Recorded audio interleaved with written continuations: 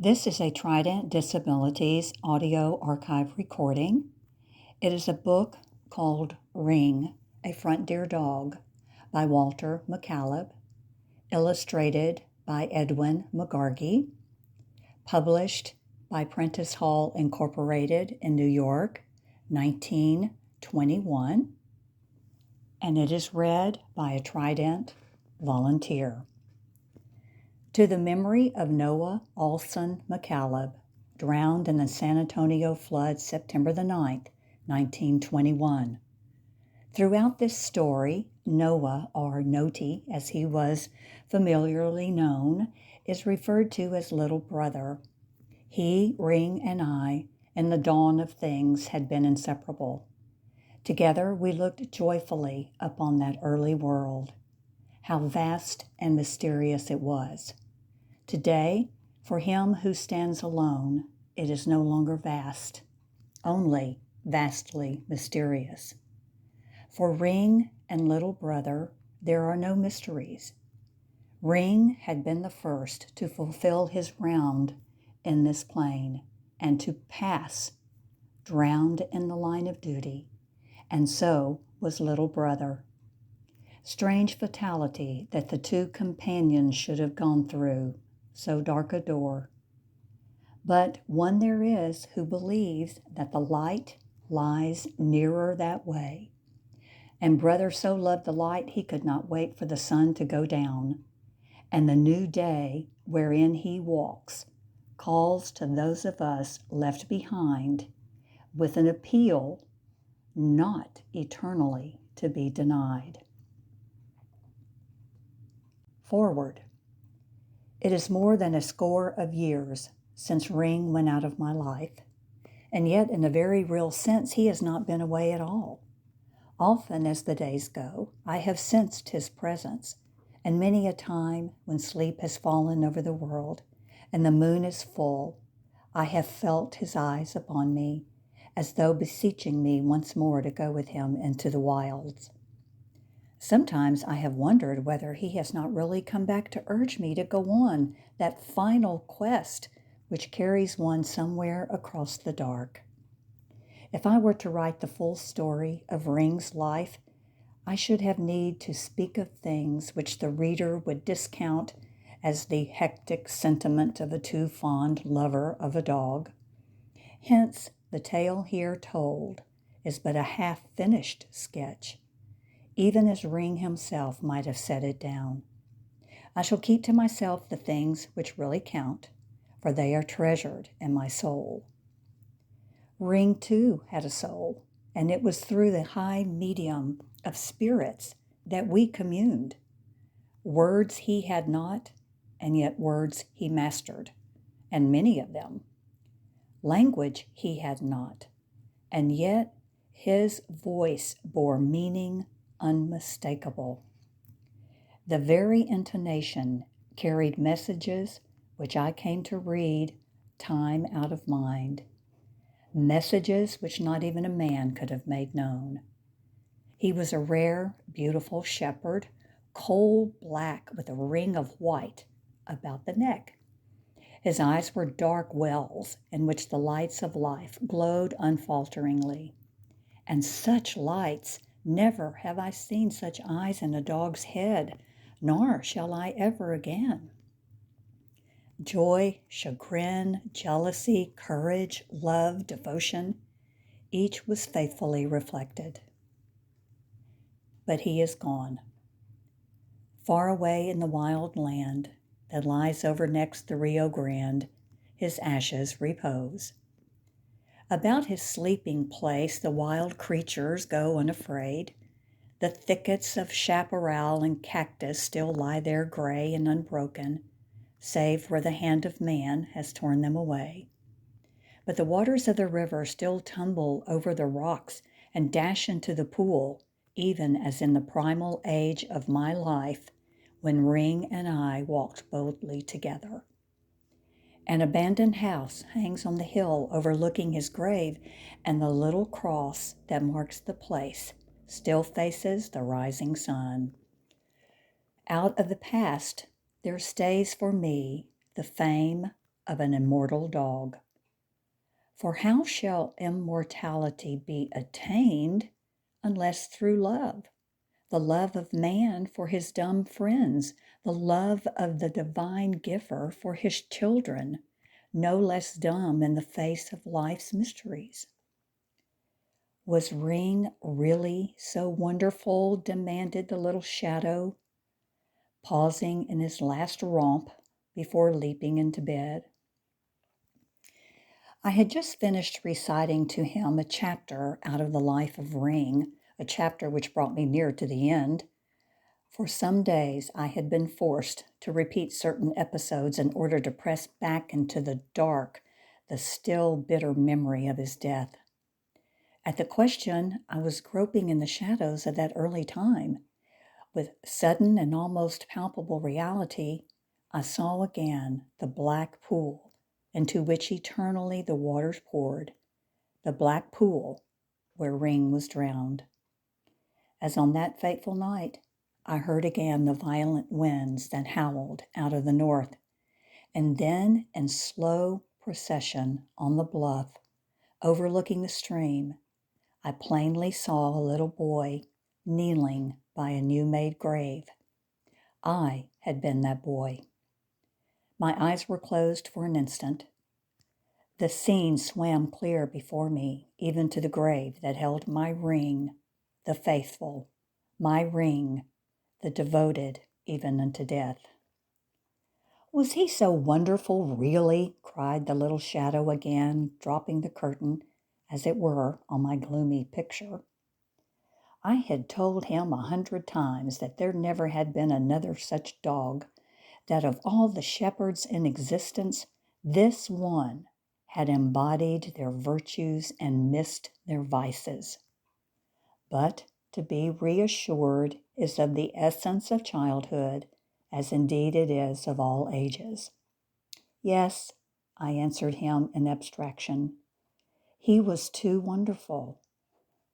Are there no dogs like him now? He demanded as he slipped into bed.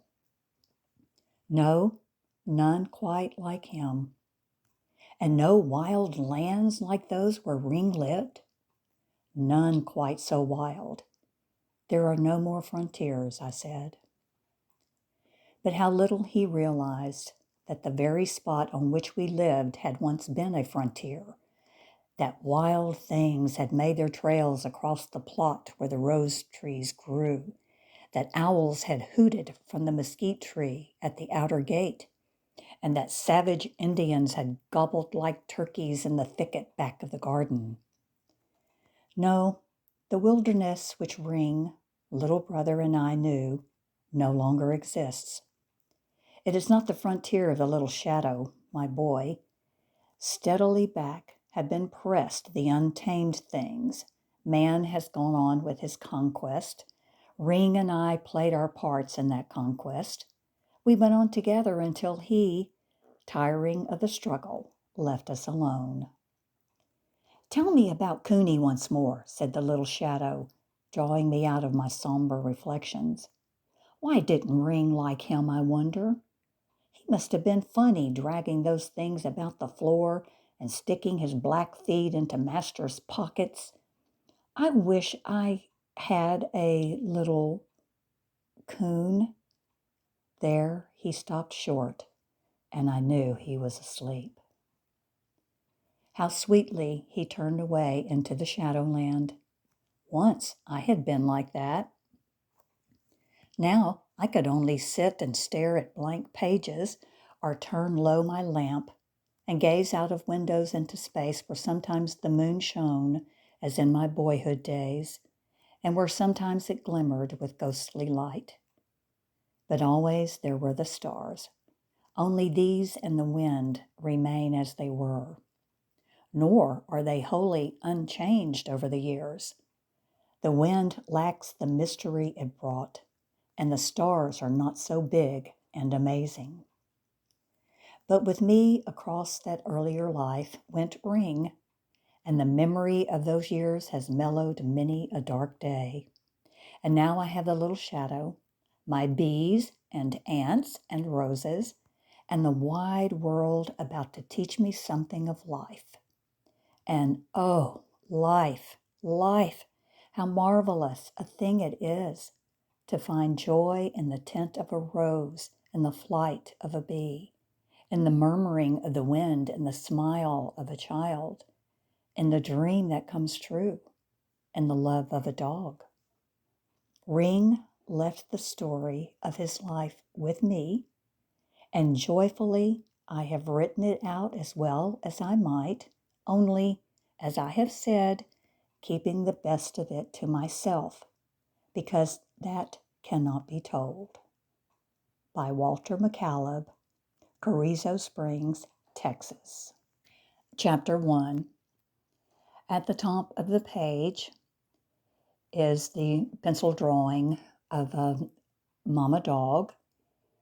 She looks like a border collie. And nestled next to her are 5 little puppies nursing and content. Mom seems to be content too. Chapter 1, A Bewildered Pup. I was a sick and lonely pup when at last the man emptied me out of the horrid hot sack in which he had brought me a prisoner. I was nearly smothered, and besides, I had cried and cried until my throat ached and my eyes were almost swollen shut. I did not want to leave my mother and my little brothers, but he had roughly seized me against my will. By the scruff of the neck, he picked me up. Really, I was so mad I would have bitten him, if only I'd been bigger. I had the mind to do it, make sure of that. But as he dragged me away, I could only set up a wail, which my mother answered. She, poor thing, had pleaded with aching eyes and whimpering voice for my return. But no, my captor was hard-hearted, and down I was dropped into that suffocating sack. Then I was taken away. So at length, there I lay, sprawling on the ground, my black suit covered with dust and my heart broken. I had scarcely got to my legs and sniffed the air when I set up a wail. Instantly I was pounced upon by hands strange and cruel. They hurt me with their pincer-like fingers. "Stop your noise, you howling pup," cried the man, shaking me, the very man who had brought me in his jolting wagon. While I had never seen him before, his voice I never forgot. I didn't stop crying, I couldn't. So he fell upon me and spanked me. I seemed to understand that and shut up, quiet as could be. But I was unhappy. I was desperate. He had taken me away into a strange place, a desolate world. I did not know, could not have known what was to be my lot, and yet he seemed to blame me for crying. I wanted my mother and my little brothers, and well, I knew they were far away. I wanted to go back to them. The man now began to call, "McAdoo, McAdoo." I couldn't imagine what he meant, and I trembled. I was crouching near a box when a little boy came rushing out of doors. "There's your dog," bawled the man. "Some yelping pup, I'd say." "Where?" shouted the boy. And then, at sight of me, "Oh, oh!" The next instant he fell upon me like a cyclone. He took me up in his arms and hugged me so hard I started to cry again, but I thought of the old man and hushed up quickly. The little boy hugged and kissed me and stuck his nose in my face, dancing with glee the while. "Hurrah, hurrah!" he shouted. Then he squeezed me again and stuck my nose into his cheek, his nice soft cheek, and somehow I loved the smell of it. My pains for all his caresses seemed to hurt less and less. And presently he carried me away and laid me in a box on some rags for a bed. Then he exclaimed, looking down on me with big round eyes. "Oh, you wonderful—" There he stopped, but only for a moment. "Oh, you wonderful ring!" he cried. "You shall be ring for the white band on your neck." With startling suddenness, he ran away, and I snuggled down in my covers and closed my eyes. I must have slept a little, for I was tired. Then presently I heard his voice and the voice of a stranger, and through half-shut eyes I saw them peering down at me. "Isn't he a stunner?" whispered my friend.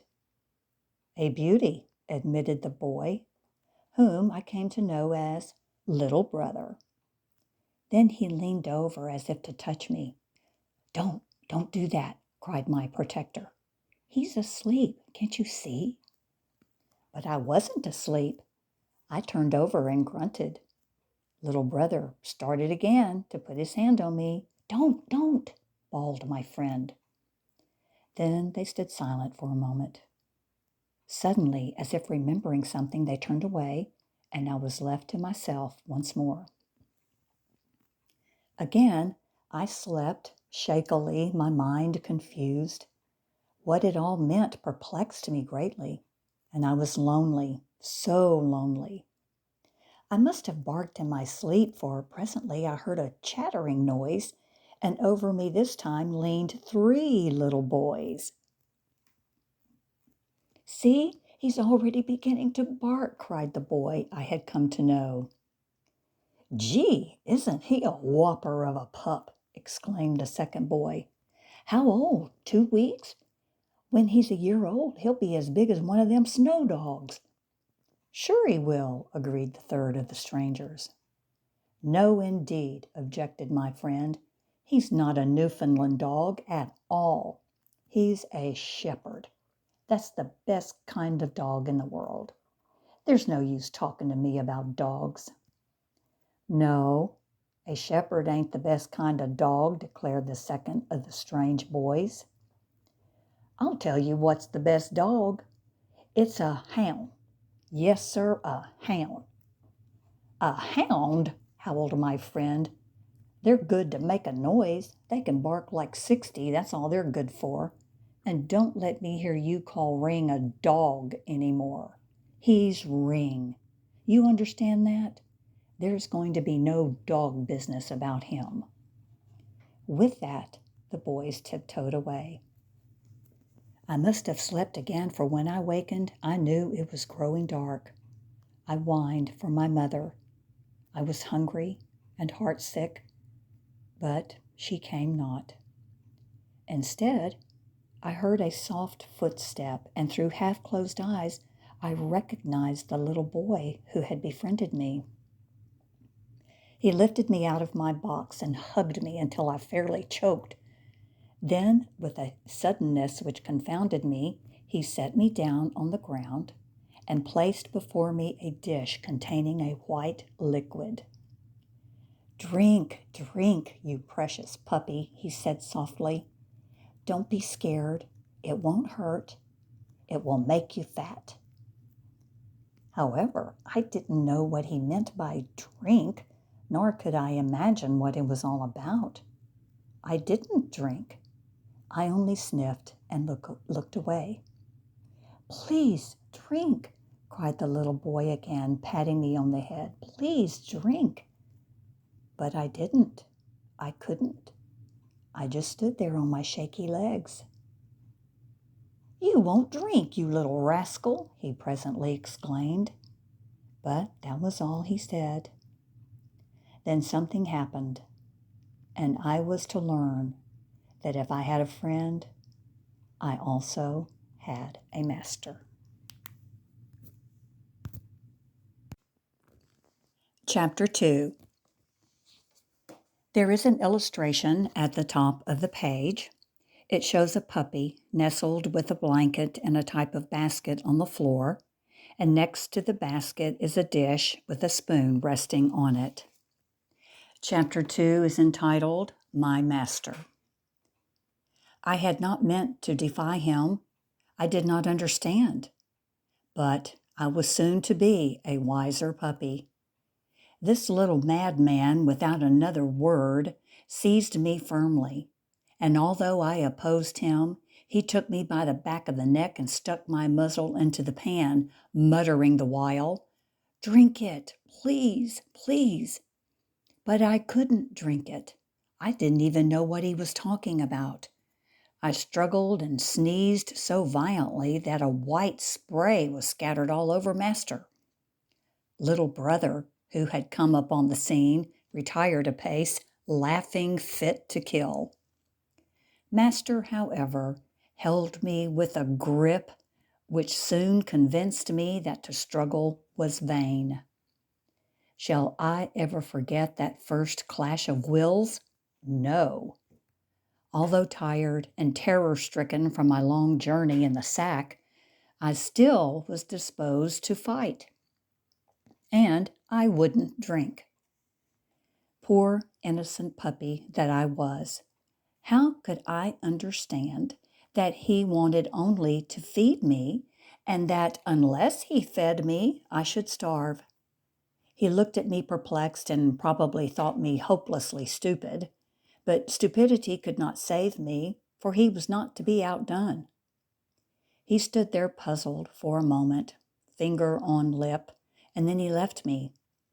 When he returned a moment later, he took me in his arms, and this time he held in his hands a shiny thing which he dipped into the pan. Then he held my head straight up and forced the shiny thing between my jaws.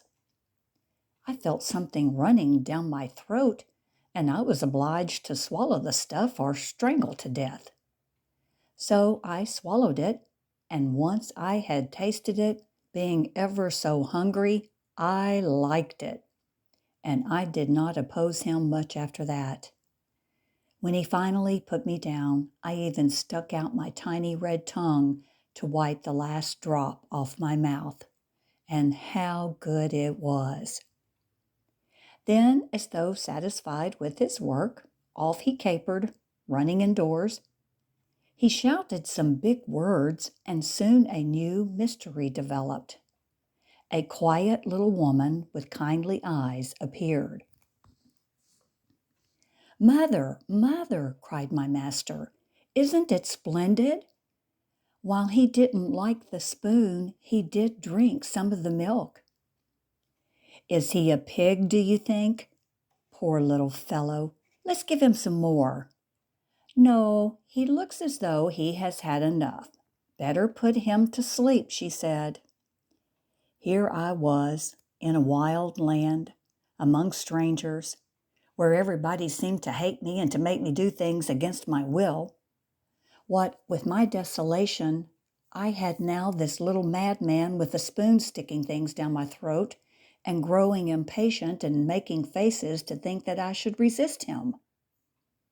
That is a far chapter now. Nevertheless, how dear it is. For when he had quite fed me to his heart's content, he patted me gently and stuck my milky wet nose in his cheek. I could only grunt, for, as a matter of fact, he had fed me until I was stuffed ready to burst.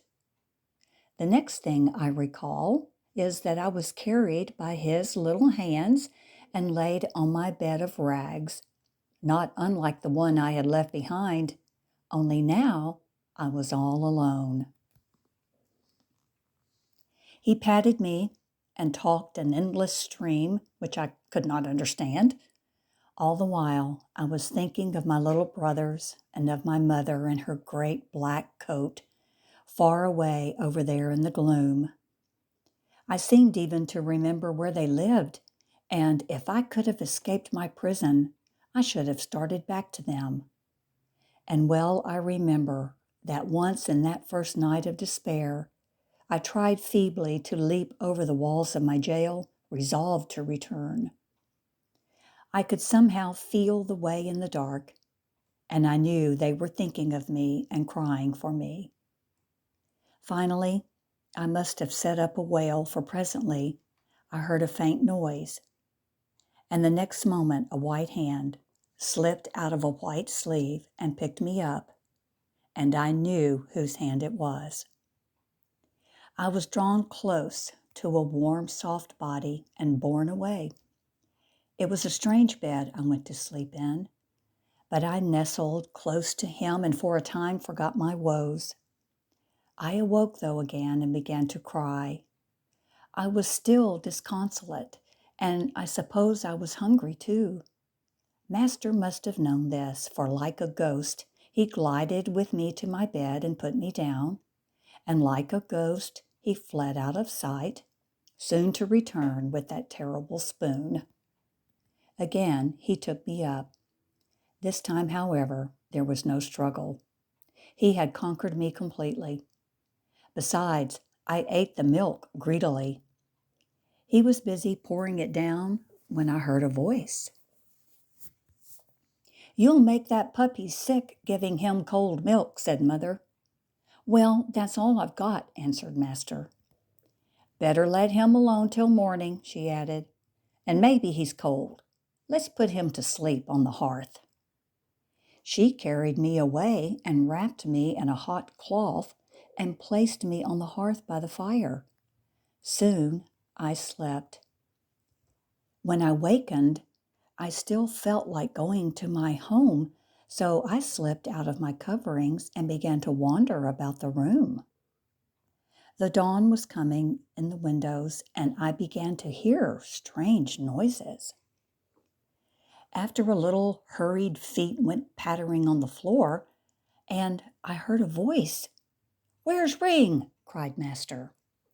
"On the hearth," Mother answered. "He's not there!" exclaimed Master excitedly. "Ring! Ring!" Then a pair of feet went flying out of doors, and I heard that cry again. "Ring! Ring!" Mother began to search the house. She looked under the bed and in the closets, but I was not to be found. It happened I had wandered under the bed and crawled into a big boot, which I was to learn belonged to Daddy. "Ring! Ring!" boomed over and over again, and presently I heard a thin voice weeping out of doors. I heard it and, without thinking, sauntered forth across the floor to the doorway, and then fell out on my head. Well, Master discovered me at the instant. He picked me up and hugged me until I howled with pain.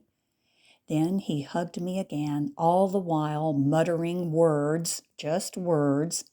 But from that moment, I seemed slowly to forget the desolation which I had felt on being torn away from my mother and my little brothers.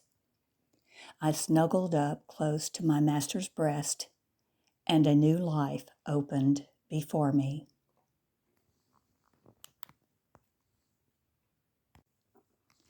Chapter 3.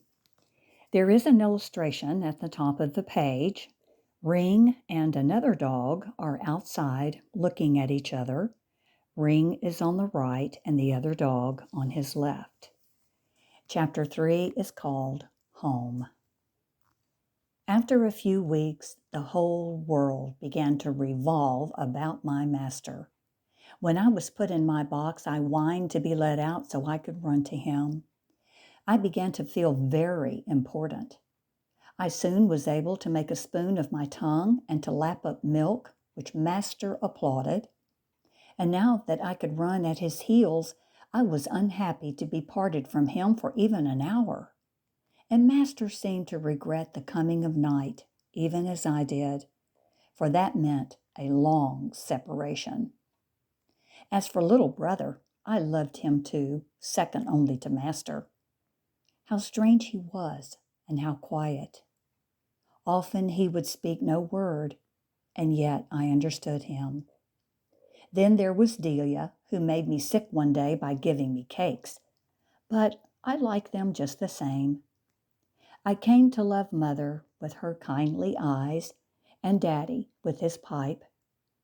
Mother was good and spoiled me, but I hated the smoke from Father's pipe, especially when it got into my nose. One day, I nearly sneezed my head off from it. Besides, there was another person on the place. That was Maria, the Mexican servant. She lived with us a long time, but I never loved her. The first time I heard her speak, I disliked her. It came about in this way. Master and I were executing a dance around the yard not long after my arrival, when suddenly we were stopped by a stern voice. "Who's been at milk?" demanded Maria. "You, I expect, Master McAdoo, feedin' yelpin' pup. Next time you mess cream, look out for dog." "Dog!" shrieked Master. "Dog, yes, dog," muttered Maria. "He keeps me wake half night howlin'. Now better you look out for him." "You touch my ring if you dare," came back Master's defiant answer, and I knew that Master was mad. "You touch a hair of his head, miss, and you look out for your Mexican skin." Maria made a wry face, but Master turned on his heel, and off we went to the barnyard. A great flock of two-legged things came running about him, making queer noises. At first I was afraid of them, and did not suspect that soon one of my tasks would be to chase them off the veranda and to keep them out of the garden.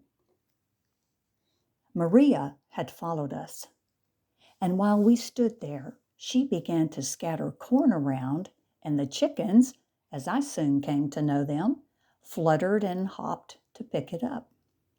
I was intent on watching these operations when suddenly my eyes fell on something that frightened me. It came toward me, and it looked like a dog, but it was hairless, save for little curls at the tip of the tail and on the forehead. I barked at the thing I thought might be a dog. "Look out!" cried Maria. "Don't let ugly pup bite sweet doggy." "Doggy?" sputtered Master. "You think Ring would put his mouth on that skinned carcass you call a doggy? Huh! Why don't you keep him in his cage?" "Pedro, sweet Pedro," hummed Maria as she stooped over and patted the hide of her pet. Then, as by inspiration, she pulled out of a pocket a red jacket, which she quickly buttoned across the pup's back. "Isn't he beautiful, Master McAdoo?" she queried with motherly pride. "He must wear coat," she added, "to keep sun off. He'd blister." "You ought to have dogs with hair on 'em," retorted Master. "But Pedro one sweet doggy. He fight mighty much, too." Master laughed aloud at this, and Maria flamed up red, crying, "I show you." And before either Master or I could think, she cried out something to Pedro in Spanish. That was a signal to battle, as I came to know, and if I'm alive, that red-skinned pup immediately seized me by the hind leg. I think I have never been so surprised and so hurt. It was my first fight. I was still but a pup, and for a moment I got the worst of it, for Pedro was active and hung onto my leg with teeth like needles. I yelped with pain for a second, and I still remember seeing Maria clapping hands with glee as I whirled about trying to get hold of my enemy. Also, I recall the stern face of Master. But my turn came. Presently, I got my teeth fixed in Pedro's jacket and at one shake tore it off. Then again I flung upon that hairless beast with his sharp teeth still planted in the soft part of my leg. I got him at last in the flank, and at the first grip of my jaws, that hideous little sneak released me and began to yell as though I had killed him. Thereupon Maria joined in the yelling and sailed into me with her big feet, and still well I remember my master flying into her like the madman that he was. It was all over in a minute, for Maria rescued her precious doggie, and the two of them, whimpering, went away to the house. While I knew little of dogs, it seemed to me that this couldn't be one, and I never changed my opinion in spite of living with that pup for years. But even so, I felt sorry for him. When one day a stranger passing along the road threw a lasso about his body and dragged him away yelping at the top of his squeaky voice. When he turned up later, he had precious little skin on his back, and Maria had no tears left. The second summer of my life came on, and I was no longer required to sleep in my box. I had a bed on the veranda, and from that post kept watch by day and night over Master's house. He taught me some things. Some I seemed to know. By day, it was the chickens that had to be chased away, and horses and cows sometimes. I shall not forget the first cow I saw. I was frightened into a fit and ran. But when she did not follow, and I found on closer trial that I could keep out of her way, I became very confident. Once, however, I came to grief. I got too close to the heels of one, and the big, old, long-horned brute let fly a swift kick that landed a dirty foot squarely in my mouth. And for a minute, I thought my teeth had all been knocked out. I yelped with pain. Since then, I have known just how close to get to the heels of cows. At night, well, I hardly knew at first why I needed to keep awake. Just what enemies lurked out there in the dark, I did not know. But I seemed to feel that I was needed, that there were enemies to my master slipping through the shadows of the night. And of course, now that many summers have gone, I have found it to be true that there are indeed enemies to be beaten, that there are duties involving life and death. That summer was long and hot. For me, it was one glorious chain of days and nights. I was growing so fast and learning so much. And oh, my master, how dear he had come to be. How wise he seemed to me. There was nothing he could not do.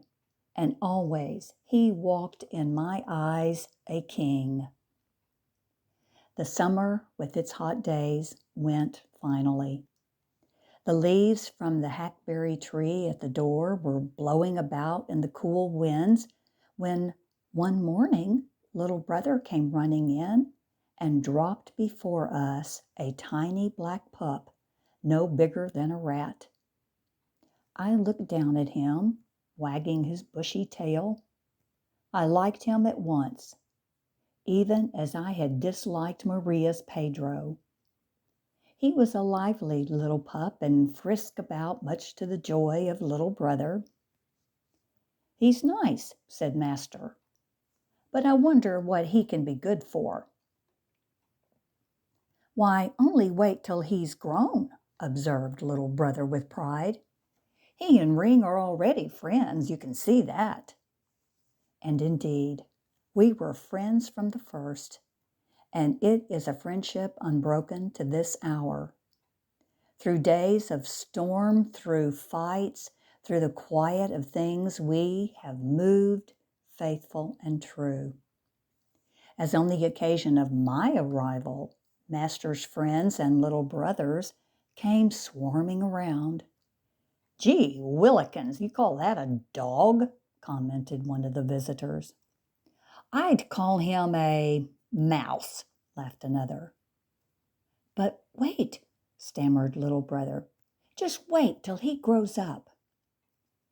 "He'd make a nice bait for a wildcat," drawled one of the boys. Or a coon, said a fourth boy. We'll take him with us on our next hunt. They all laughed, and little brother began to cry. I hate you boys, I hate you. And he picked up his little black pup and started away. What do you call that lion eater? Bawled one of the boys. And they all roared. Towser, sobbed little brother as he hurried indoors. Towser.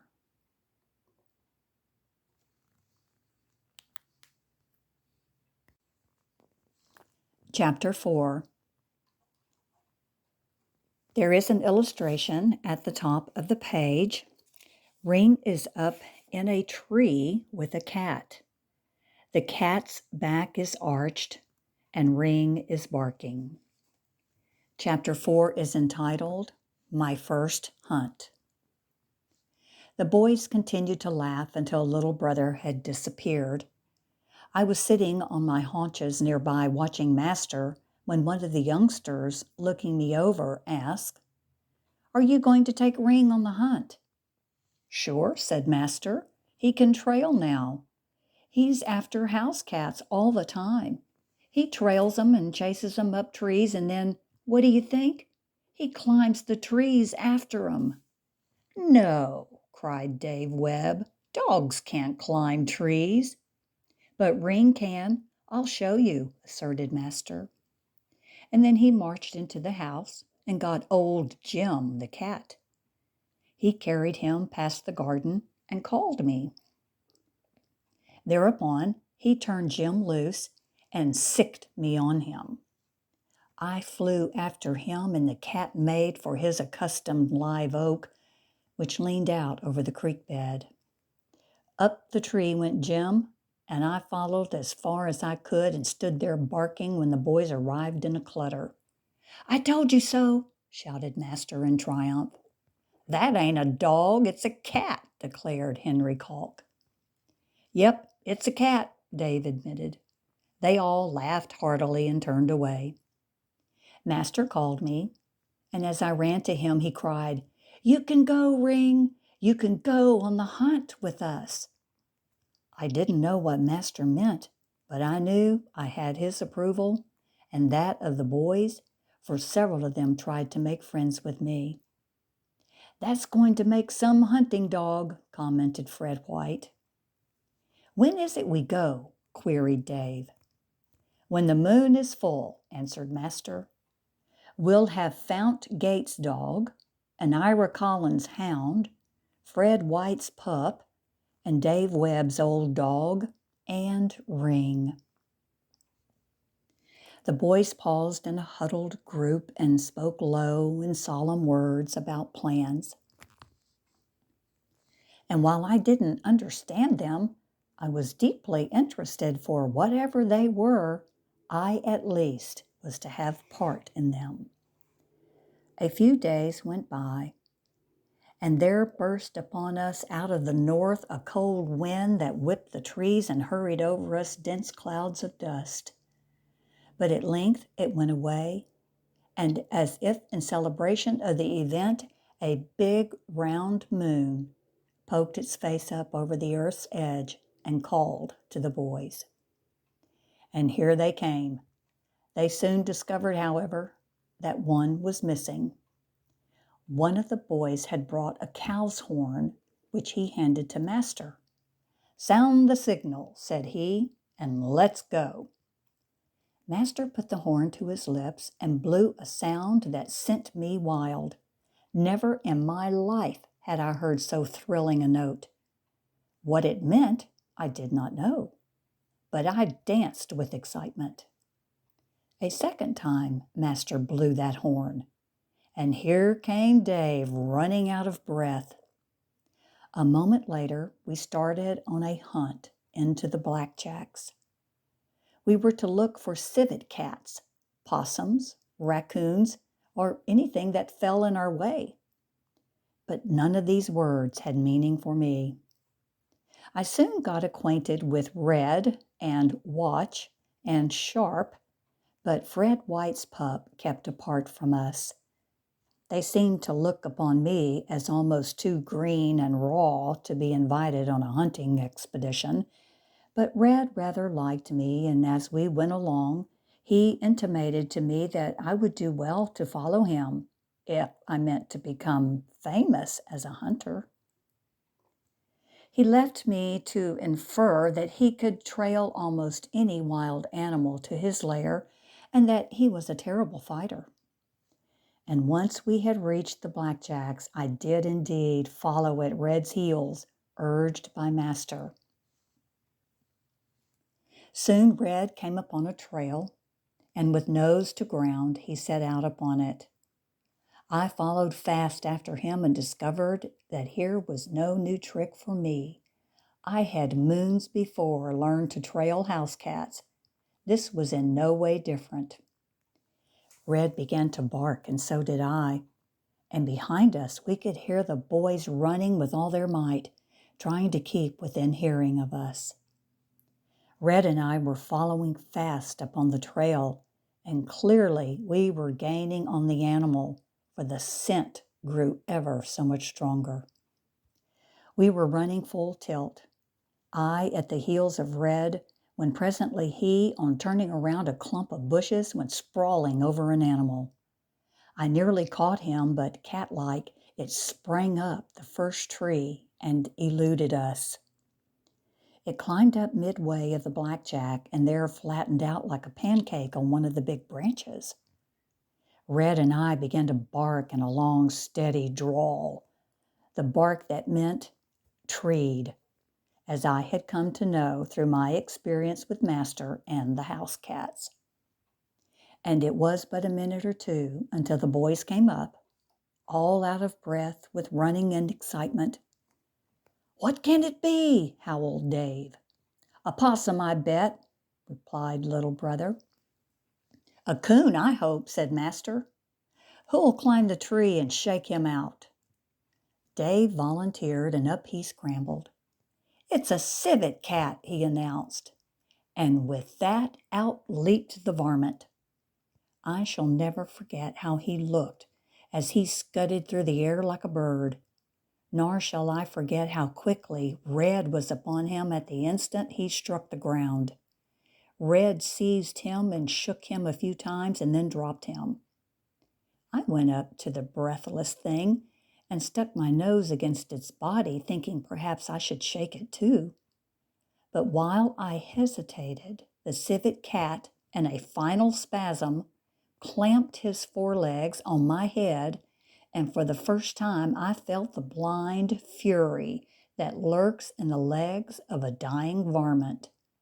I tried to free myself, but when I found I could not, I seized him too and shook him lustily, then dropped him and moved away into the dark.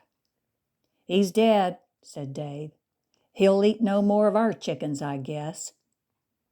Then the boys fell quiet, after they had urged us again to go into the woods, but I didn't want to go. I suddenly felt as though I had enough of it. I brought up the rear with Sharp and Watch. Only Red went out alone. On we trudged, and still the dogs, which were supposed to hunt, hung around and failed to find anything at all. Nor was Red more successful. The boys were deeply disappointed, for they wanted to see a coon fight. They stopped and talked. They wouldn't go on. They were tired. With the exception of Red, the dogs were no good. They couldn't find a varmint if their lives depended on it. After a conference, the boys decided to make a fire to warm themselves, for it had grown cloudy and a chill wind had sprung up. They were sorry they hadn't brought bread and potatoes and something to cook. The brush was thick about us, and soon the flames shot up ever so high, throwing the black woods into a deeper darkness still. Boys and dogs alike came around the fire, and the light lit up the sleepy little faces of the hunters. They were solemn and silent with disappointment. Presently Dave called to him, his dog Sharp, supposed to be the leader, and abused him. "You old rascal, you're a piker. Chase us through the woods all night and find only a civet cat? Some dog!" They all laughed at that. I didn't fully comprehend their meaning, but later I was to learn that some of the boys threatened to hang Sharp for being so worthless a hunting dog. And one little boy, Freddie White, with yellow face in the light of the fire, said nothing. His pup had disgraced him, for he had boasted to the boys that his hound was a real hunter. Now they all knew better, and they teased the poor little chap. Then they settled down and stretched out around the campfire, bandying words of taunt or jest or joy, and almost before I could think, they fell fast asleep, one after the other. The dogs hung about the flames, and presently Red pricked up ears and raised his nose in air.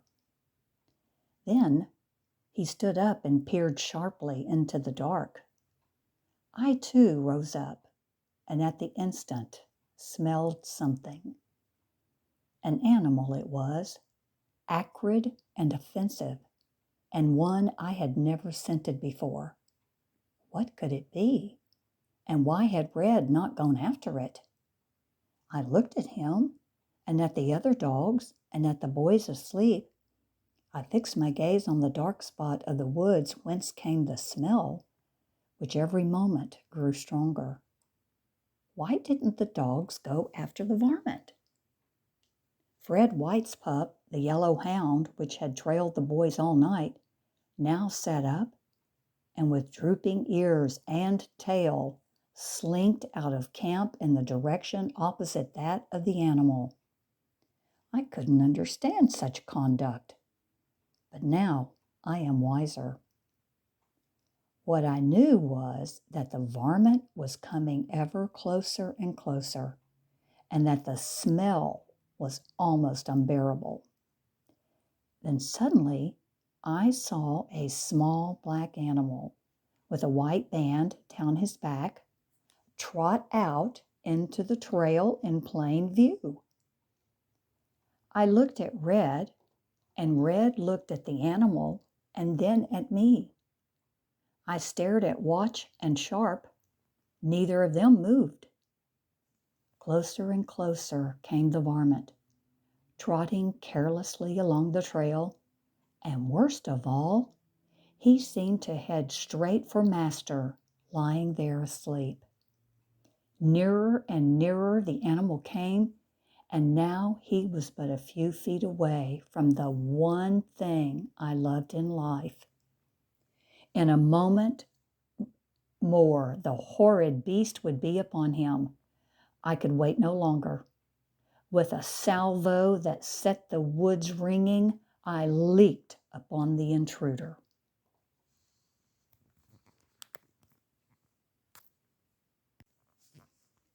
Chapter 5. There is an illustration at the top of the page.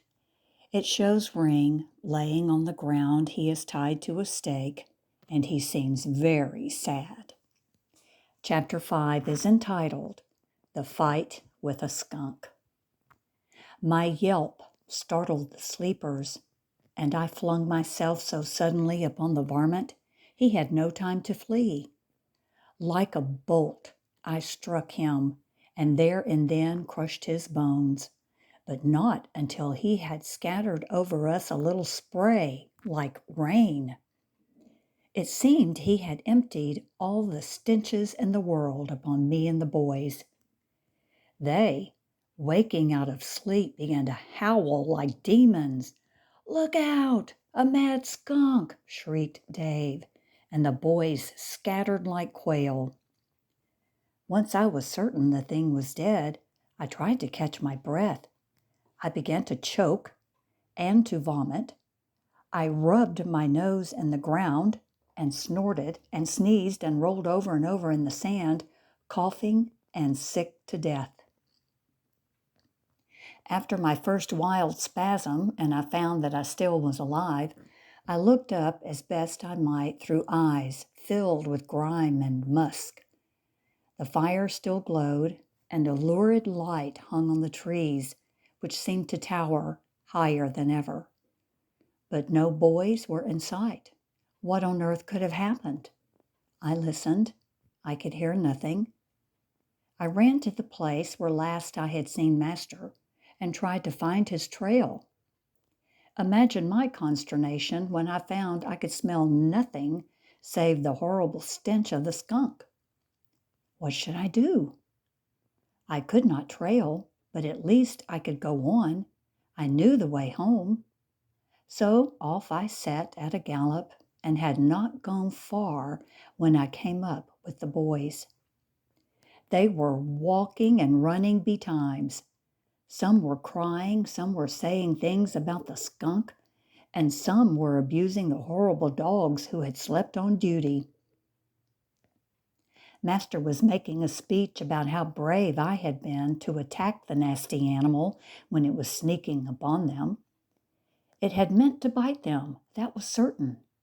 It must have been a mad skunk, he was saying, and if a mad skunk ever bit a boy, it meant the end of him. He, too, soon went mad and ran through the woods, biting and scratching anything and everybody he met. That was terrible. The boys all agreed to that, and some of them looked behind to see if possibly the skunk might be on their trail, because they weren't quite sure it had been killed. Accordingly, it might catch up with them and bite the hindmost. "Well," cried Henry Calk, "what are you going to do with Ring? He's good for a mad dog, I bet." Master stopped instantly. "I guess not," he objected. "He's not that kind of dog. Besides, that skunk never got his teeth on him. No, sir. When it comes to fighting, Ring's too smart for skunks or any kind of an animal." "Go on, kid," put in Dave Webb. "Any dog that fights a skunk ought to be shot. It's a sign that he's mad to begin with, don't you know?" "No, sir," my master bawled. "Ring isn't going mad, and he's no fool dog, neither." "But he's likely to go mad," chimed in Fred White. "He won't," cried Master, angrier still. "There he is now," cried Henry. "For heaven's sake, don't let him come near me." Ring!" called Master. I started towards him, and as I did so, the boys fled, and Master, with hand to nose, cried, "Go back! Go away!" I did drop back, sick at heart. My master had abandoned me. Everything turned black. I trailed along behind the hurrying group, still coughing occasionally. My depression deepened when presently I heard my master crying. "What's the matter?" called out Dave. "Nothing," said Master. "There will be something, though," he resumed, "when the sheriff hears about that Ring dog of yours. He'll shoot him sure. Dogs that have been bitten by polecats have to be shot. Don't you know that?" "Well, they ought to be shot for being such fools," broke in Fred White. "Well, Ring had never seen one before," answered Master. "He didn't know what sort of an animal a skunk was." "Maybe he didn't, but Lordy, he could smell, couldn't he?" put in Dave again. Master was silent, and presently he began to peer behind him in the dark. I imagined he was trying to see me, and soon he began to whimper. After a few moments he spoke. "I want you boys to promise me something." "What is it?" two of them asked. "Well, promise that you won't—" "Won't what?" shouted Henry. "Why, tell the sheriff." "Sure we won't," came the assurance from several. "But how can that dog go near town and not be smelled by somebody?" I was thankful when a few moments later the boys parted company with promises of an early reunion. The moon was far down the slope of the sky when we reached home. I had lagged behind, but when Master and little brother reached the door of the house, they halted and called me. I came as close as I dared and wagged my tail to show my joy, for, after all, I was not eternally disgraced. Early the next morning, I heard Master whistling for me, and I ran as fast as my legs could carry me from the river where I had been swimming. In fact, on reaching the water on our return from the hunting excursion, I had swum for a while and then had come out and rolled in the sand and had again gone into the water, repeating the rolling operation. Then at length I had tumbled down on my bed on the veranda. But on waking, I had returned to the pool, for still my eyes and face smarted, and I was unable to smell. But at Master's call, I forgot all my troubles. As I came up, I saw him standing outside the kitchen door with bread in hand. I ran almost up to him before I was stopped by signal. Then he tossed me the bread, which I caught. And though I ate it, I was most unhappy. And so was Master. His cheery face was shrouded in gloom. "Ring, who could have thought you would have done that?" he said. "And now maybe they'll shoot you." Then he stopped short, and I could see that he was thinking. He turned and rushed into the house and soon appeared again. He whistled and led the way to the river. He waded out into the water and called me to him. Instantly he poured water with his doubled hands upon my back and head, and then began to rub me all over with something which turned white and foamy. Then he pulled out of his pocket a bristly thing and scrubbed me and scratched me and scratched me and scrubbed me, then again water, then the other stuff, and once more the scrubbing. I thought my hair and hide would come off me before he stopped. Finally, however, he stooped over me, and I could tell he was trying to discover whether I still smelled of skunk. And I did. Although Master was dejected, together we made our way to the house. "What's the matter now?" called Mother's voice from the kitchen. "Nothing." "Why are you so wet? And Ring?" And then the odor reached her. Goodness, where did he find that skunk? I could see that Master's courage sank. His head drooped. "Last night, over there," he said. "What? Did Ring fight a skunk? Maybe we'll have to kill him. He'll go mad and bite the last one of us."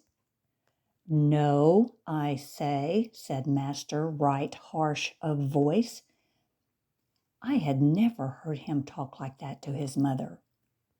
"Well, what are you going to do with him?" "Nothing. The skunk did not bite him. There isn't a scratch on him. I've looked him all over."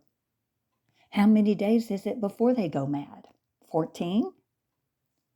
Master stopped short with that and went out to the barn. I followed him. He put in his pocket a piece of rope, and together we went into the thicket that hugged the bank of the river. I knew from his demeanor that things were not right, and all too soon my fears were confirmed. Chapter 6. There is an illustration at the top of the page that shows a possum crouched on a tree limb. Chapter 6 is entitled From Skunk to Possum. Once we were deep in the chaparral, Master called me to him. Then he pulled out his rope and tied it around my neck. To make an end of the most unhappy chapter in my life, I shall say that for 14 days and nights I lived in that thicket. Master, of course, made me a good bed and came 3 or 4 times a day to feed and to pet me, but how desolate I was nevertheless. No words can describe the length of those nights. And to add to my unhappiness, wild animals on several occasions passed under my nose, and I feared they were after mother's chickens, and I could do nothing. But at length came my release, and no dog ever indulged wilder joy. I raced and bounded hither and yon. I barked and bayed. I fairly toppled over little brother in my excitement. And think of it, I even fawned on Maria's hairless Pedro, so happy was I to be free. Towser appeared ever so grown up and whisked about very important indeed. Life was a song, one joyous song that moved me in a delirium. Slowly it dawned on me, when I heard skunk mentioned many times, that therein lay my trouble. I would attack no more skunks, but alas, my resolution did not hold. I killed several more of them in the course of the years. I just had to. My experience with the skunk opened a new vista into life. On that occasion, I had saved my master. I should continue always to guard him, come what would. And there were enemies in the world eternally seeking to injure him or his things. Only a few nights after my return from prison, something got into his chicken coop and killed several of his little chickens. It was my fault. I should have been on the lookout. I still had much to learn of the habits of varmints. A few weeks later, little brother, mother, and father, and a lot of people I scarcely knew, set out in wagons, and I was permitted to go along. I didn't know whither they were bound, nor what their purposes were, but I was happy to follow master. At last, after a half-day's journey, we reached a river. I had scented the water far back on the dusty road. The wagons followed an overgrown trail that led through the woods bordering the stream. We did not go far until we halted on a bluff overlooking a great pool of blue water. I ran at once to its edge, and after drinking my fill, plunged into it for a swim. How cool and refreshing it was, and how rested and clean I felt when I had clambered ashore and shaken the water out of my coat. I was much interested in this new river, which was far bigger than any I had seen. All the banks about were dense with trees, and somewhere in the distance I could hear water falling with a roar. All around the blue pool, great green leaves floated like a fringe on the unruffled surface. How placid and beautiful it was, with overhanging trees and gray clouds floating upon it. I had never seen water like that.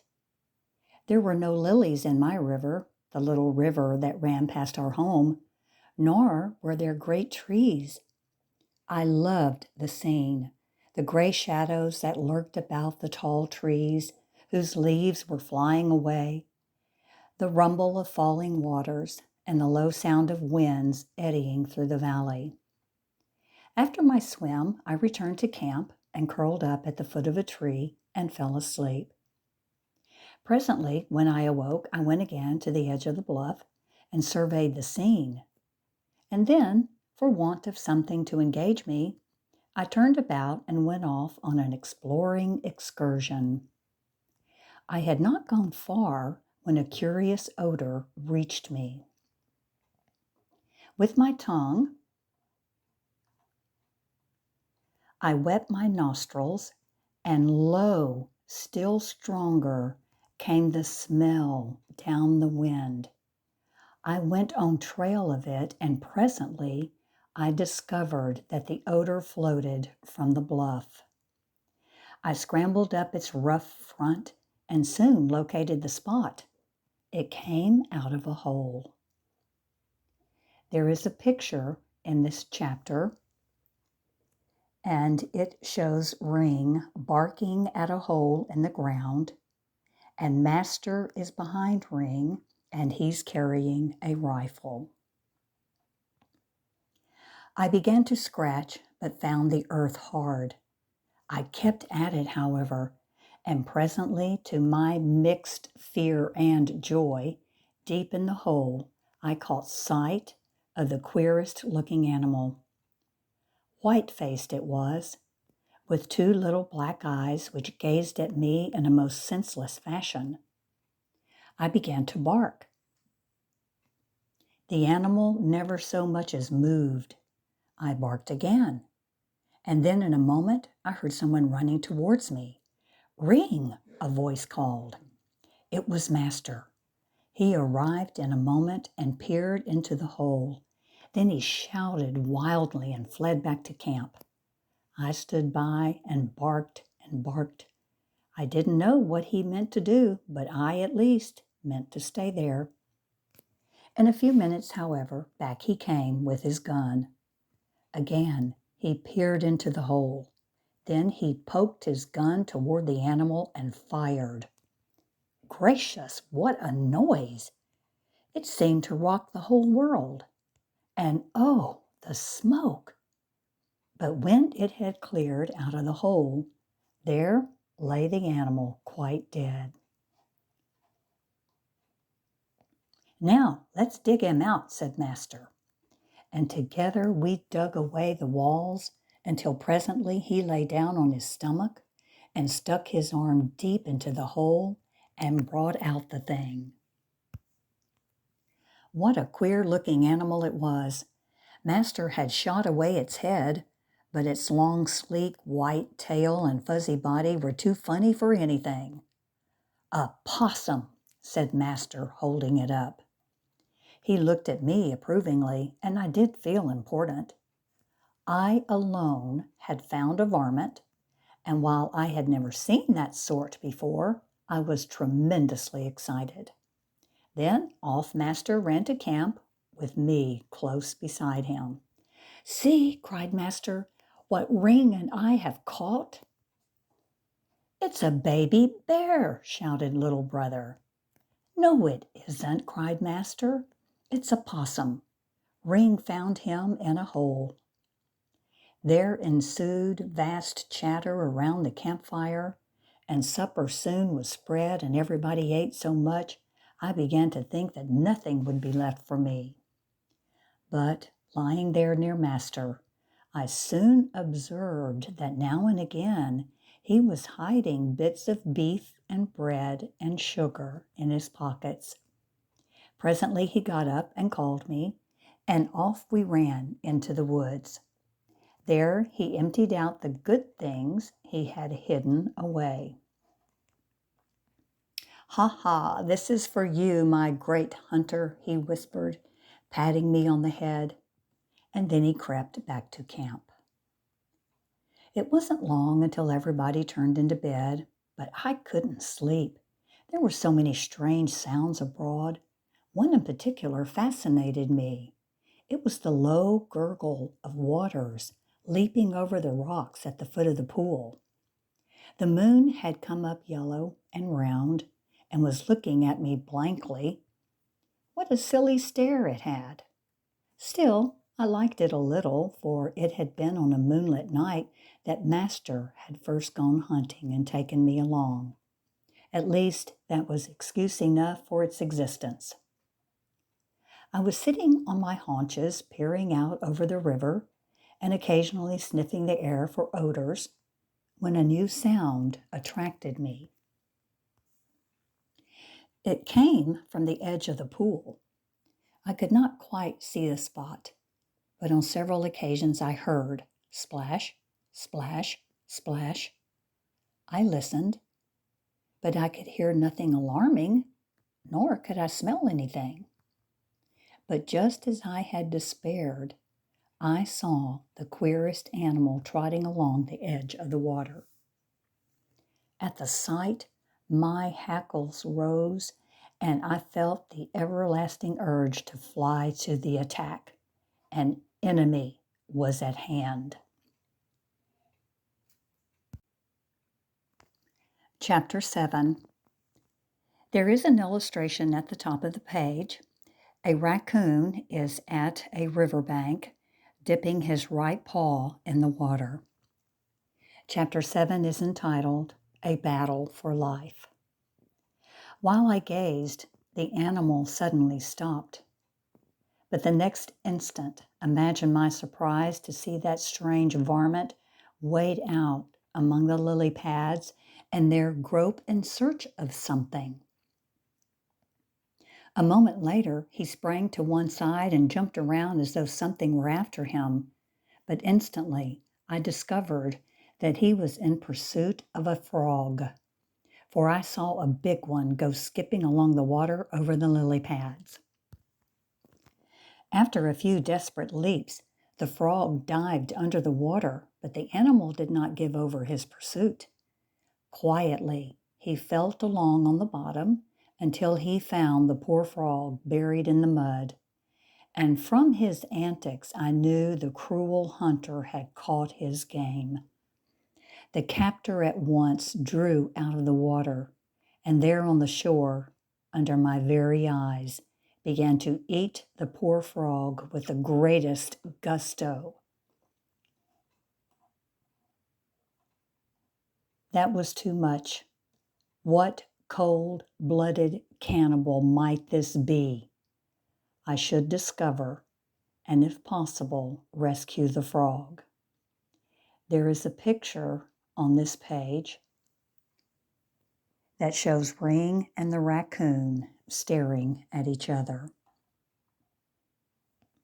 Without thinking further, in my haste, I all but rolled down the bluff onto the murderer, who from sheer surprise looked up and seemed not to recognize me as an enemy. A second glance on his part, however, convinced him that flight was now his portion. So into the water, thick with lily leaves, he leaped and began to swim away with all his might. For a moment, I stood there nonplussed, just where the animal had been eating his game, and perhaps it was the sight of the torn frog at my feet that drove me to leap into the water and to pursue the fast-swimming enemy, who had headed directly across the pool. I gave one or two loud barks of alarm as I took the water after him, and then I forgot everything. I wanted to catch up with that horrid rogue, and I meant to teach him never again to catch frogs. I swam hard to overcome his lead, but immediately I discovered that here was a real swimmer, and realized that I should have to exert myself to the utmost to overtake him. But that I should overtake him, I did not doubt, and soon I saw that I was gaining on him. We were now rapidly approaching the middle of the big pool, all pale and still under the yellow moon. Slowly, I gained on my enemy. As I drew nearer, I could see that he was trying his best to outswim me, but also I noted that he kept turning his grayish head, half hidden under the water, to see just where I was. Spurred by I know not what impulse, I swam all the harder and swiftly closed the gap between us. By this time, we had reached the middle of the pool, and I had made up my mind to fight the varmint and to destroy him quickly, for not only was he my enemy, but doubtless my master's also. Now I was almost upon him. I would seize him in a moment. Only a yard was between us. I began to feel the muscles tighten in my jaws, and my eyes began to emit flames of anger. I was about to wage a righteous battle. I was about to destroy my enemy. But just as I was making a last spurt to grip him, imagine my surprise to see that varmint turn swiftly, even before I could think, and launch himself at me like a bolt out of the sky. He was no coward, that was sure. He too meant to fight. And I Taken completely by surprise, could not maneuver myself so as to escape that first mad leap of his.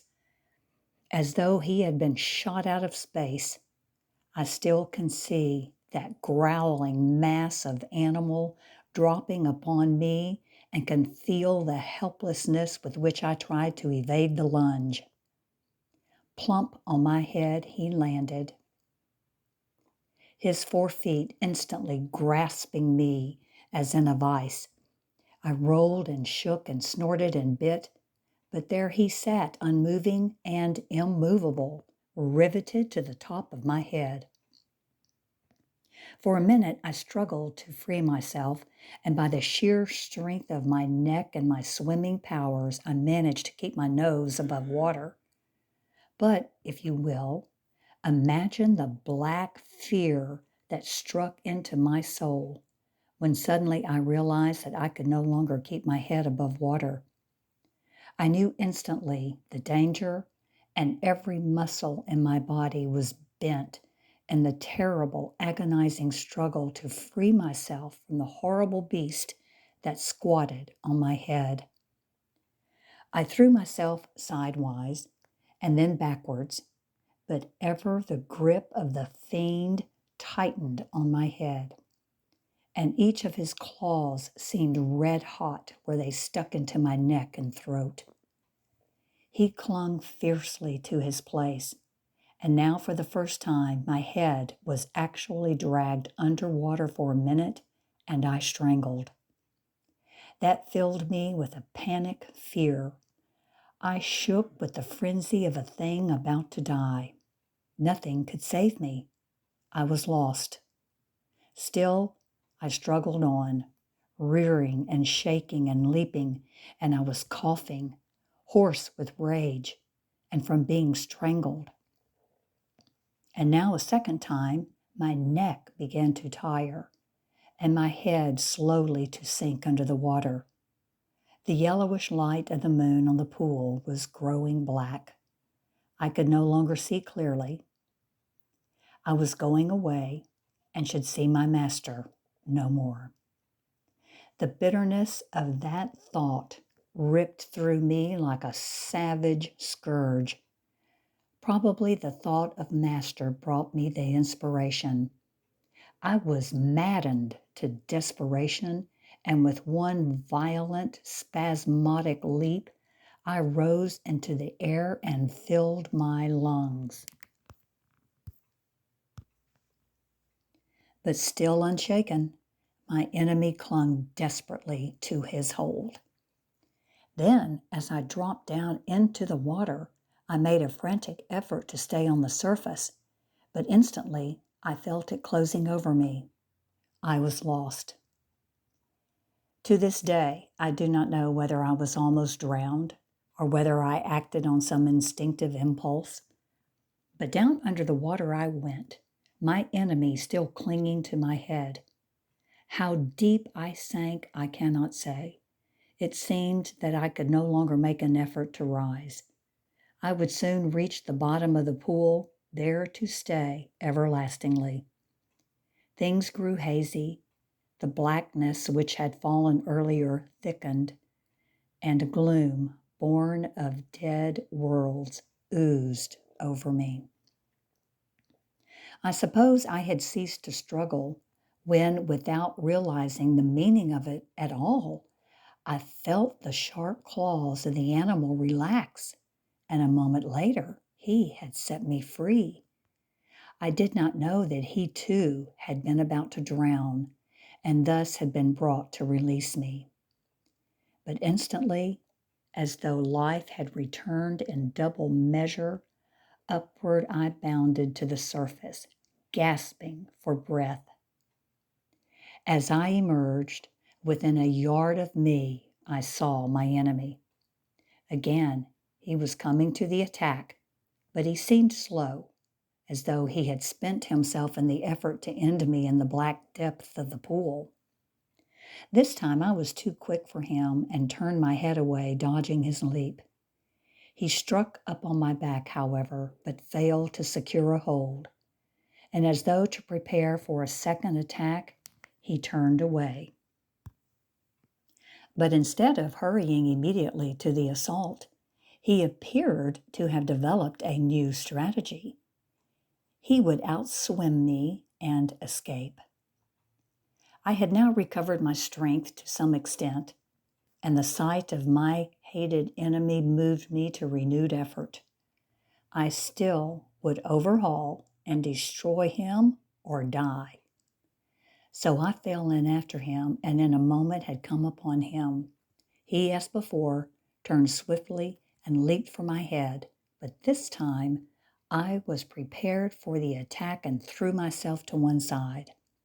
He fell in a splash of water, and instantly it was my turn. I flung myself upon him before he could prepare for another leap, and with a quick snap of my jaws, I seized him by the neck.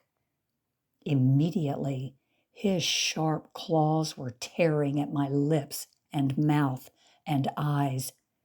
Now it was his time to struggle, and he was fighting fiercely in what he knew was a battle for his life.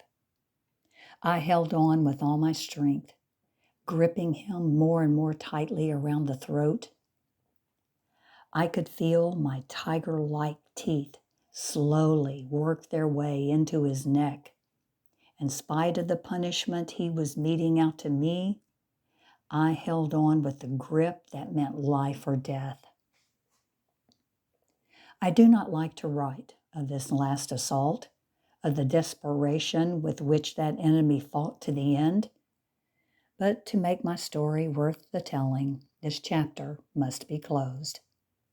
Presently then, I felt the terrible claws which had torn my face relax, and realized that I was at last to be the victor.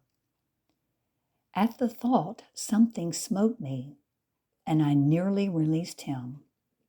But the mortal terror of those red-hot claws clasped around my head again shook me with dizzying pain, and I gripped him the harder by the throat. He replied with so violent a spasm, he almost escaped my clutch, but I managed to keep my hold, and a moment later I felt a little shiver run through his body, and then it was still. In the briefest space, a lifeless thing hung in my jaws.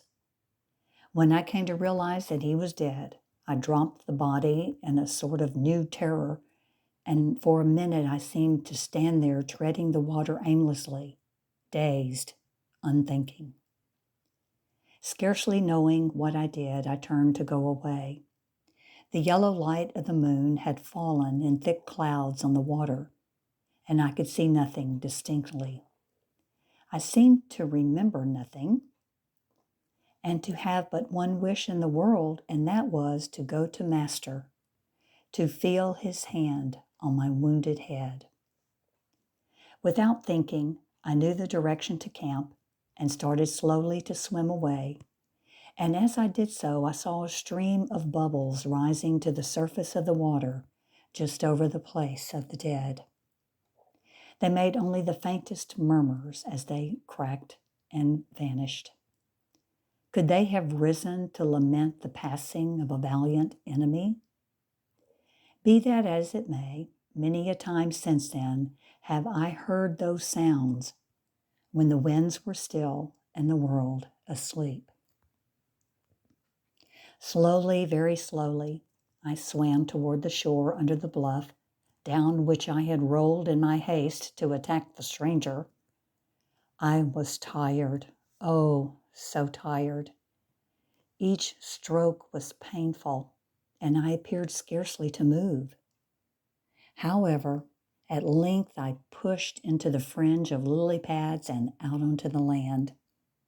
There at my feet, on his back, lay the poor frog, even as the murderer had dropped him at my approach. His two great legs were stretched out longer than I had ever imagined frogs' legs could be, and a red streak of blood crossed his white stomach. He had no head. This the cannibal had clipped off with his sharp teeth, and was enjoying when I broke into his feast. Poor frog! To see him lie there so still sent a shudder over me.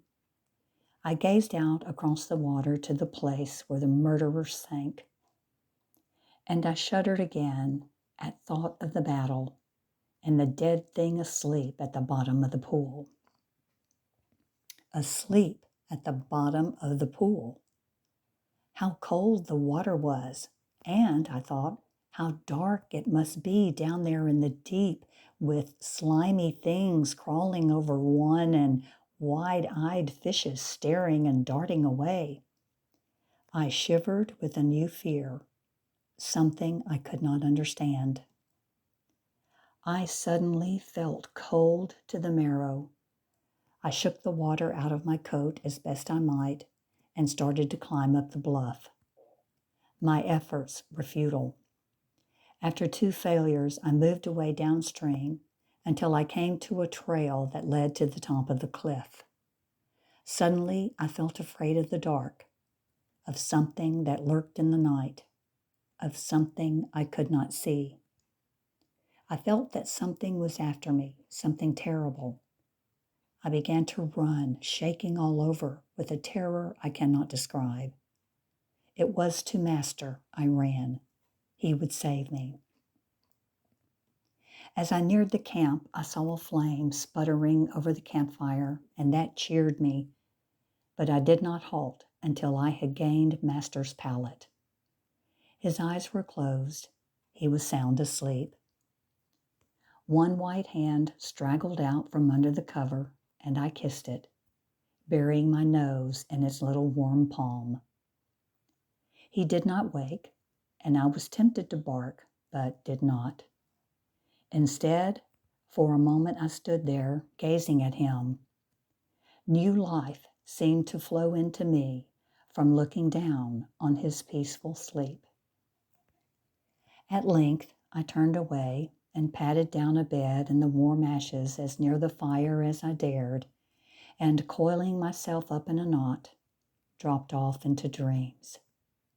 But until I slept, I seemed to hear the sad breaking of little bubbles in the pool.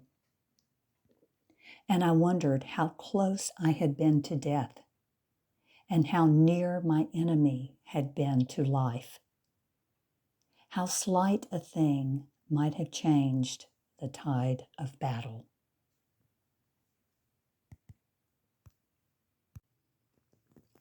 Chapter 8. There is an illustration at the top of the page. Ring is on the left, and he is staring at a dog that looks thin and frail. Chapter 8 is entitled The Panther Panic. In the early dawn, Master awoke, and I hurried to him. "Ring," he cried, "what is the matter?" I must have been a sight to behold. One eye was closed, both ears were gashed, and my nose had a cut in it. When Master discovered my condition, in alarm, he called Father to come. "It was a coon," said Father, looking me over. "He's got the marks," he added, smiling with satisfaction. "Ring must have had a real fight." "Is he much hurt, do you think?" demanded Master, almost in tears. "My poor Ring." "Strange, we didn't hear him," observed Father. "Oh, Ring, Ring, if only you had barked," sighed Master, giving me a precious hug. "Had he ever fought a coon before?" queried Father. "No?" "Then the wonder is he didn't get licked, and maybe he did. He's a spunky dog, though, make sure of that." Master hugged me, and for all his love, my wounds felt better. But another wound was about to be delivered. While Master was fondling me, I saw in the road nearby a strange dog. I raised my hackles and barked. It was a poor, starved hound, each rib sticking through his hide. Master called me off and went to the provision box and took out a big chunk of meat and approached the strange dog. He gave it to him, and he ate it ravenously. "Let's keep this hound," cried Master to Father. "We can train him with Ring. They'll make a good team." There were no objections, except from me. I didn't like Master's putting a rope about his neck. I resented his coming to our camp. But I may say that it was not long until we were getting on well, for I knew Master loved nobody but me. "We shall call him Jeep," said little brother, coming up. "That's a silly name, but all right," commented Master. And so Jeep came away with us from the river, but never another night that winter did we go hunting. So Jeep's training was left to me over the spring and summer of the next year. There were plenty of house cats up and down the creek, and eternally we were after them. Occasionally, too, a stray possum or coon came over our way, and soon I found that Jeep had a good nose, and although he was not a fast runner, still he was reliable. Then another fall came on. The grass faded, and the leaves on my hackberry tree fell off, and the wind blew them away. Soon I hoped we should go to the blackjacks. I ached to be off into the woods. And so one day I was overjoyed to see Master and Dave and little brother with heads together. I knew it meant a hunt when I heard blackjacks and Towser and Jeep, names I knew full well. The sun had hardly gone a day when the moon came boldly up, and soon my joy was unleashed, for Master emerged from the house, horn in hand, a twisted old horn which once had belonged to a cow. He had blown it before, and I loved it. He lifted it to his lips and blew upon it hard and long. The sound rolled away over the hills, and soon echoes were flowing in from nowhere in particular, but they brought news to us. We knew Master's friends had heard the signal and were answering back, and that soon they would be coming on a run. We were going a long way. I knew that because of the early start. We should hunt far and wide for civet cat, possum, coon, and wild cat. And I meant this time to show how well I had learned the lessons old Red had taught me. Besides, I felt brave and wise, since I had fought and killed single-handed that coon in the river. Another blast of Master's horn, and here came Red and Jeep and Sharp, and presently one by one the boys from the farms up and down the creek came pouring in. There was chatter and banter and talk of this and that, of the good places to find civet cats and of the places for coons. Dave Webb wanted to go out by the Gates Ranch. Henry Kalk argued for the Chapman district. And then presently Master announced that he thought that the Crawford Ranch was the best way. And with that, everybody came to agree, and off we went, Master in the lead, the boys following in single file.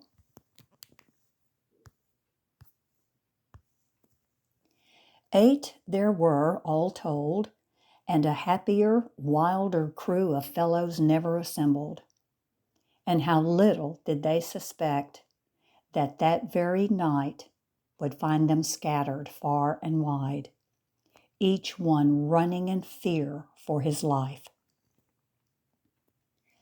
I hardly know how to approach this story.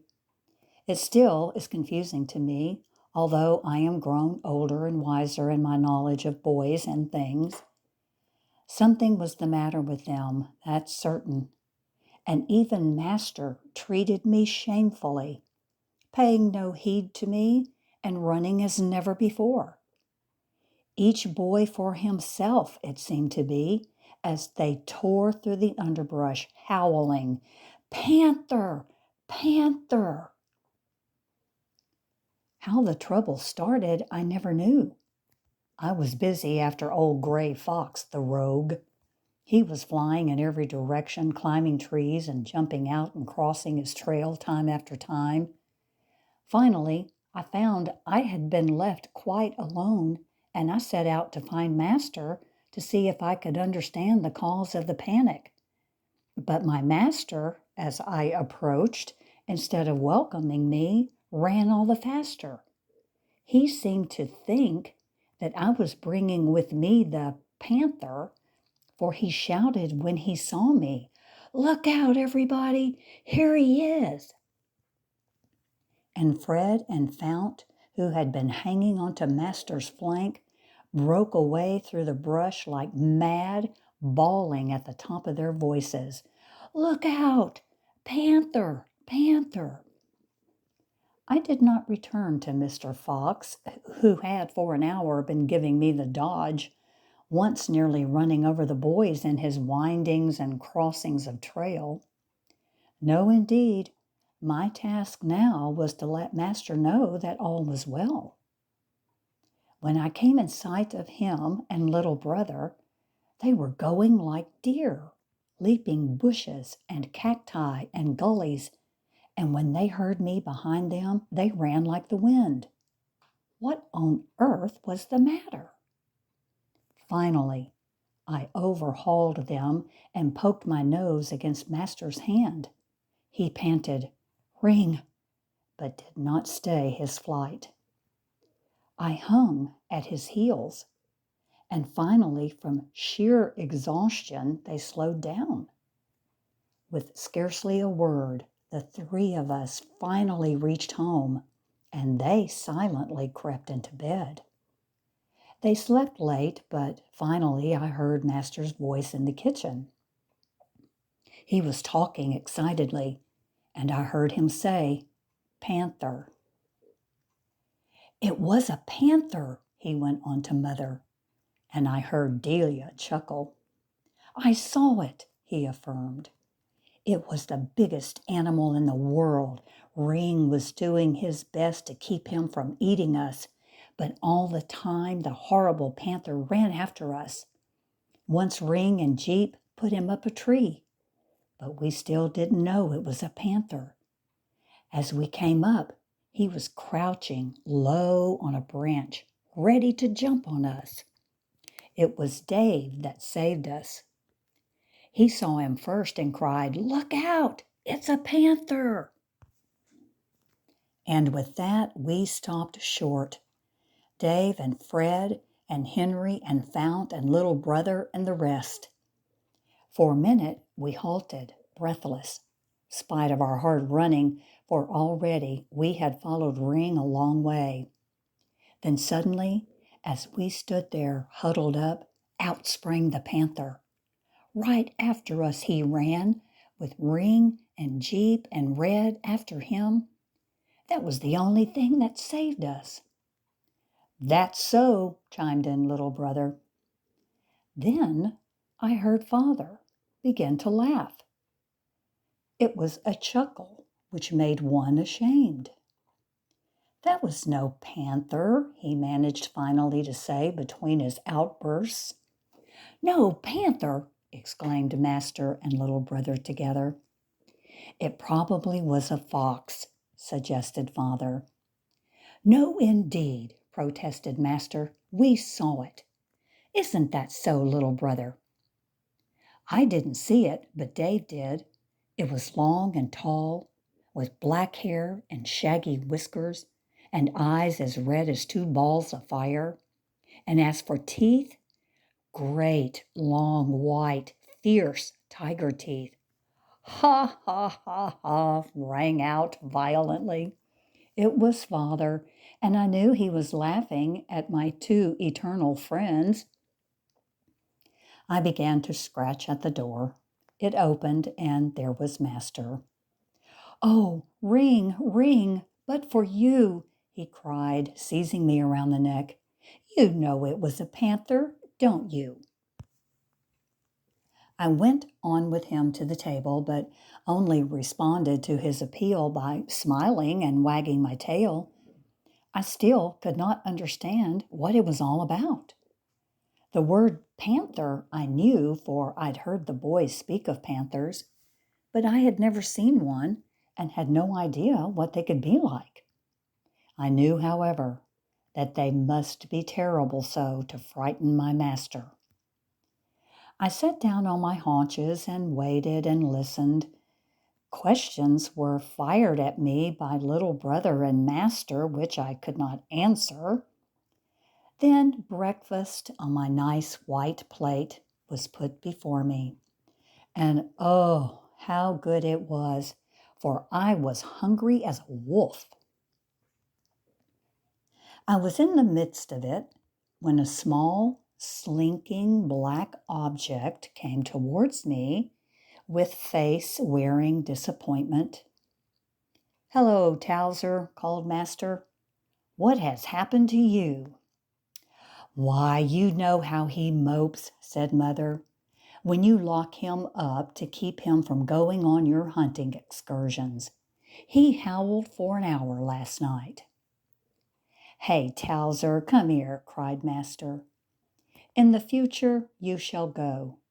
If you cannot keep up with us, you shall stay behind and be the first to spy the panther. Ha ha! How would you like that?" Towser appeared to understand that peace had been declared and began suddenly to dance about, and the sad look gave way to a radiant grimace as he leaped into the lap of Master. I didn't want to be excluded, so I stuck my muzzle across his legs. I loved Towser, but I never fully approved his absorbing too much of Master's affections. "Take him along next time, by all means," said Father, snickering. "By the time the panther has eaten him, he won't be so hungry. After that, maybe he couldn't eat more than one boy, depending on the size."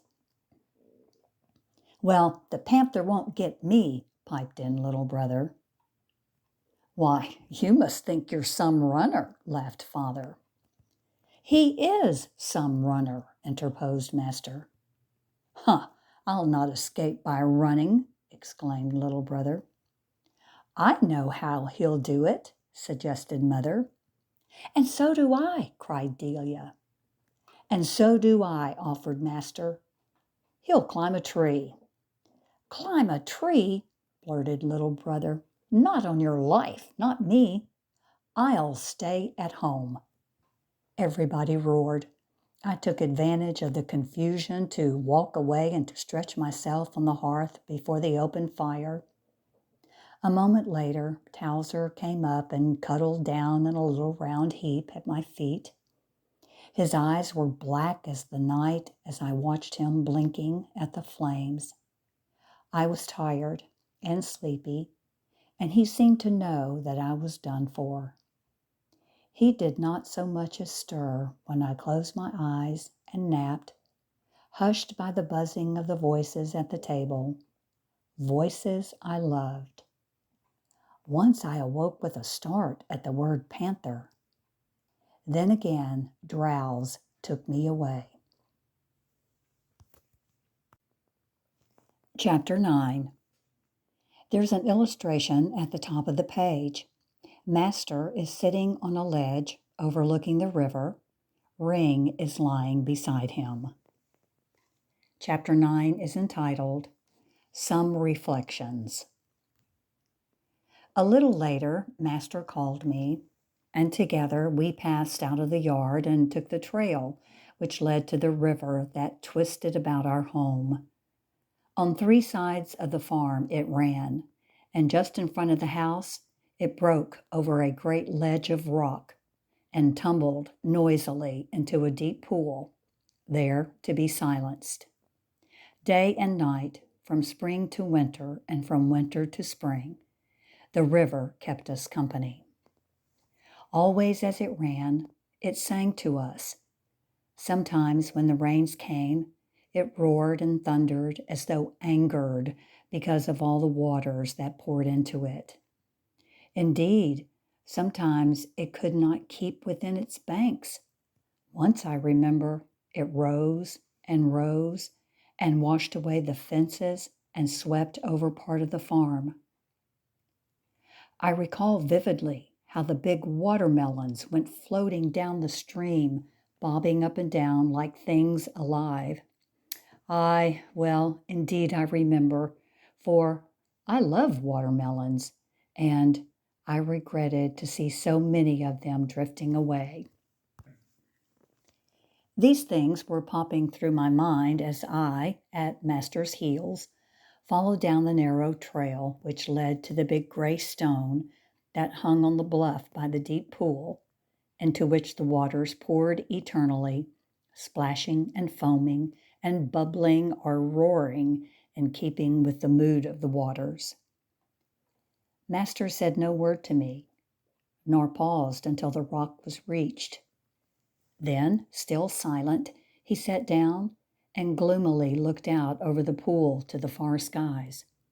Just sat, as though he and the stone were one. He was thinking hard about something, that I knew. So I lay down near him, nor dared to interpose.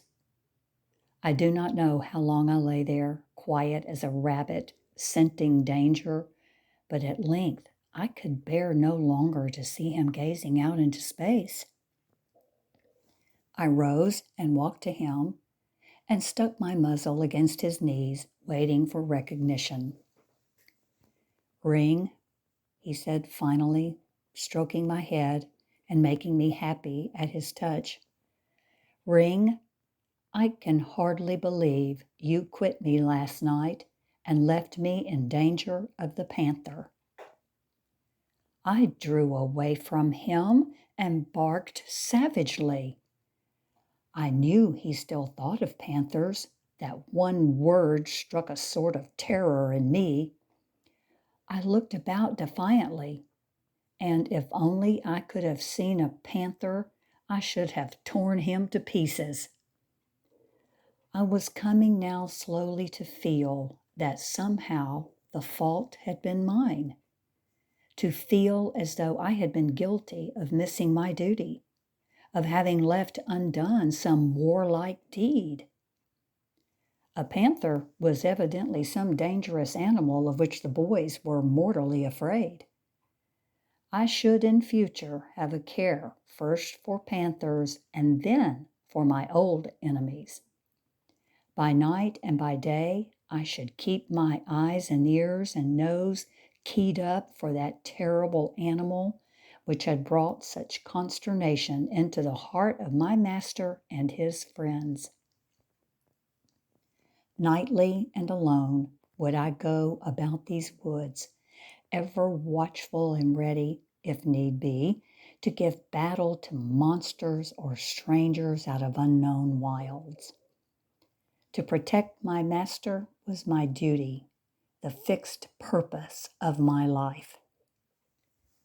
While resolving these things, I had sat down on my haunches, and there I remained in contemplation of the serene face before me.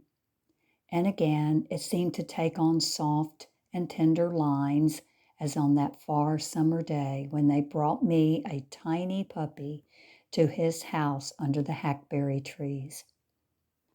I still can see him as he ran toward me. Bitterly had I howled through that long journey. Savagely had I bitten at the walls of my prison, and desperately had I wailed at having been torn away from my mother and my dear little brothers. I was all alone in the world and was whining when, lo, Master appeared with shining face and took me in his arms.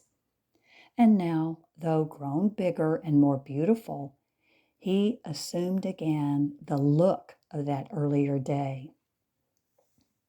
I moved my body against him, and he, as on that earlier time, took me in his arms. Only now I had grown so heavy he could not hold me in his lap. But his head was next to mine, and I felt a glow of happiness go over me.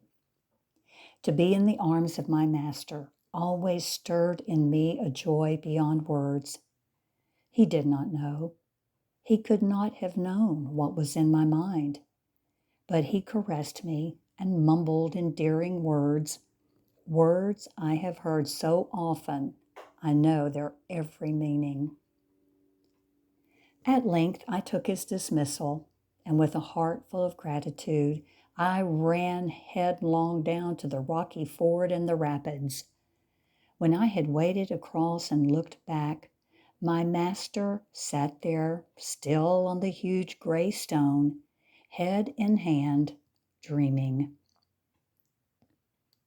I ran into the brush that grew up to the very brink of the river, and then scouted far and wide. Panthers were in my mind, but no trace of anything was found, save that of a rabbit frightened from its cactus hiding place. But I was not out after rabbits, and well he might have saved himself a lot of trouble had he known that I meant him no harm. In fact, it has been many a day since I have raced after rabbits. They ought to have known it. But rabbits are dull things after all, and every time one sees me, he shakes and flees for his life. Stupid things they are indeed. Oh, yes, I ought to say that I have chased a few of them, but only when they insisted on getting into the garden and eating the nice green things that grew there. This has been particularly the case during the past winter, when the frost had slain the grass and weeds in the outer world. I suppose rabbits aren't to be blamed if they search for food which is to their liking. But still, my master could ill afford to have his green plants eaten down to the very roots. Well, I should give no special concern to rabbits at all events, until such time as my master commanded me.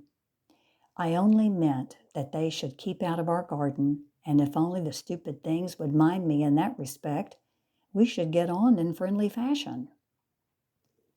Truly, I should like always to defend them when I hear the coyotes chasing them through the woods. Indeed, on an occasion, I rescued one from a big, ugly coyote. This particular rabbit had taken refuge in a hole in the ground, and the coyote had gone on scratching after him until he was just about to clap his jaws on him. The rabbit had begun to cry, and I heard him and knew that he was in distress. I turned suddenly and came upon the coyote just as he was snipping at the rabbit's tail. Nor would he relinquish his pursuit until I had flung myself upon him. The fight was brief. The coyote was beaten and fled away. When I turned about and looked down in the hole, there was the rabbit, eyeing me, frightened almost to death. He had turned himself about, but had been afraid to leap from his hole. He thought I too was his enemy, for he still cowered at the bottom of the pit. I wanted him to come out, for I was afraid to leave him there, lest the coyote should return. I stood aside and waited. Still, he did not emerge. But as the coyote did not come back, I finally took one more wide fling through the thickets and then hurried back to the house. As I approached the great pool with the rapids pouring over the rocks, the great gray stone stood out clearly in the sun. But Master had gone away, and I, tired from my run, waded across the tumbling rapids and made my way to my berth under the mesquite tree. There I lay down content, for I heard my master whistling over among the bees. He seemed eternally to have things to do and got his happiness in doing them. But as for bees, I'd like it better if he liked them less. I wonder why they hate me so. I have never done anything to them, so far as I know, and yet they fly after me and sting me on all occasions. Their great joy seems to be to get tangled in my long hair, where they set up a furious buzzing, which is really worse than being stung.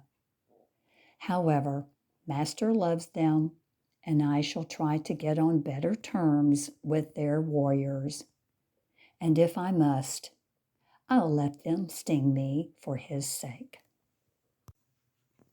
Chapter 10. There's an illustration at the top of the page. Ring and Towser are lying in front of a bush. Ring is on the right and Towser is on the left.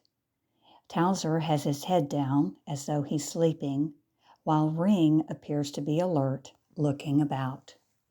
Chapter 10 is entitled The Matter of Fighting. The spring came and then faded like a flower. Mother's rose garden was my haunt during the hot summer days that followed. I loved to lie in the shadow of the bushes, there to watch the butterflies and bees and birds that flew in and out of them. Towser kept me company through the long days. Occasionally, we found distraction in chasing cats that strayed into our yard or in beating off intruding dogs. And always we had to keep watch for strangers by day and by night, and for varmints too. And so the summer waned. It had been a happy summer. Forever and always, Master and little brother were ready to play with us when the hot sun had gone and the lingering twilight had opened its heart to us. But I was soon to suffer a deep wound, for Master, with the coming of the fall, again started to school in the stone schoolhouse across the ravine from our home. That meant that I should not see him for ever so many hours a day. How closely I followed him as he went and came, and how eagerly I watched for his midday visit and his coming when school was out. How wonderful he looked to me with his books under his arm and his little hat pulled down over his ears. How much taller he seemed to have grown. "Would you like to go to school?" he used to say to me as I trotted alongside of him. And I remember always to have wagged my tail and smiled yes. Of course, I couldn't go to school. The bad boys always threw stones at me when I approached, and while I might have defended myself by biting and flying at them, I chose to run away.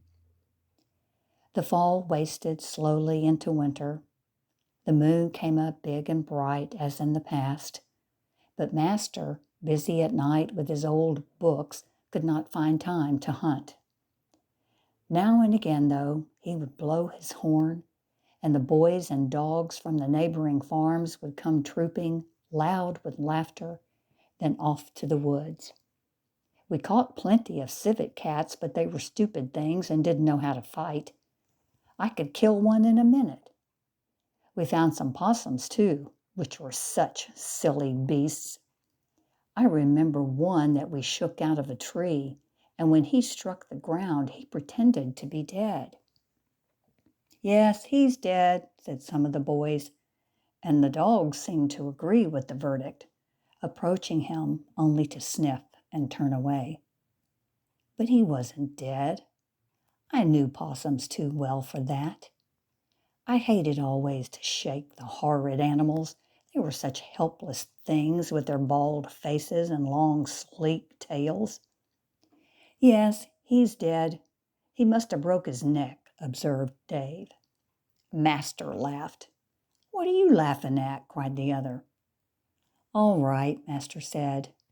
"Wait, lead that possum there. Maybe we'll come back this way and you'll see how dead he is."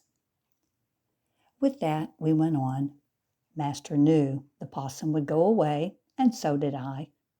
I had let them escape many times before, because I hadn't in my soul to crush the poor helpless things. And yet sometimes they weren't harmless because, well, I remember a night when one managed to get into Master's chicken coop, and the next day he found only the feathers of a dozen of his little chickens.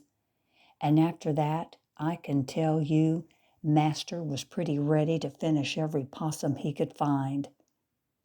But as for me, I should never have tackled one of them if it hadn't been for him. They were disgusting when it came to fighting. They were such cowards. I have always liked a real fight, and I get that when I find a big coon. But even coons have come to be easy prey for me. At first, however, they gave me a hard scrap because I didn't know how to beat them. In time, though, I learned the trick. When attacking, it was merely a matter of maneuvering for a moment and catching them off guard. Invariably, in fighting, they fall upon their backs, head thrown down hard on chest, mouth wide open, their four legs hanging in air, ready for the onslaught. If they are caught by the leg or body, the attacker gets the worst of it, you may well believe. They are very quick in their movements and seize the dog by the head and give him a frightful scratching and biting. Sometimes I have imagined, after my early encounters, that a coon had 20 legs on account of the rapidity with which he could move them. But to attack a coon at all, even in approved form, I learned that one must count on being punished. There was no escaping the terrible claws and teeth. Just how I learned to beat them, I cannot say. At all events, I learned, after having been almost vanquished on several occasions. There is but one deadly hold, that by the throat.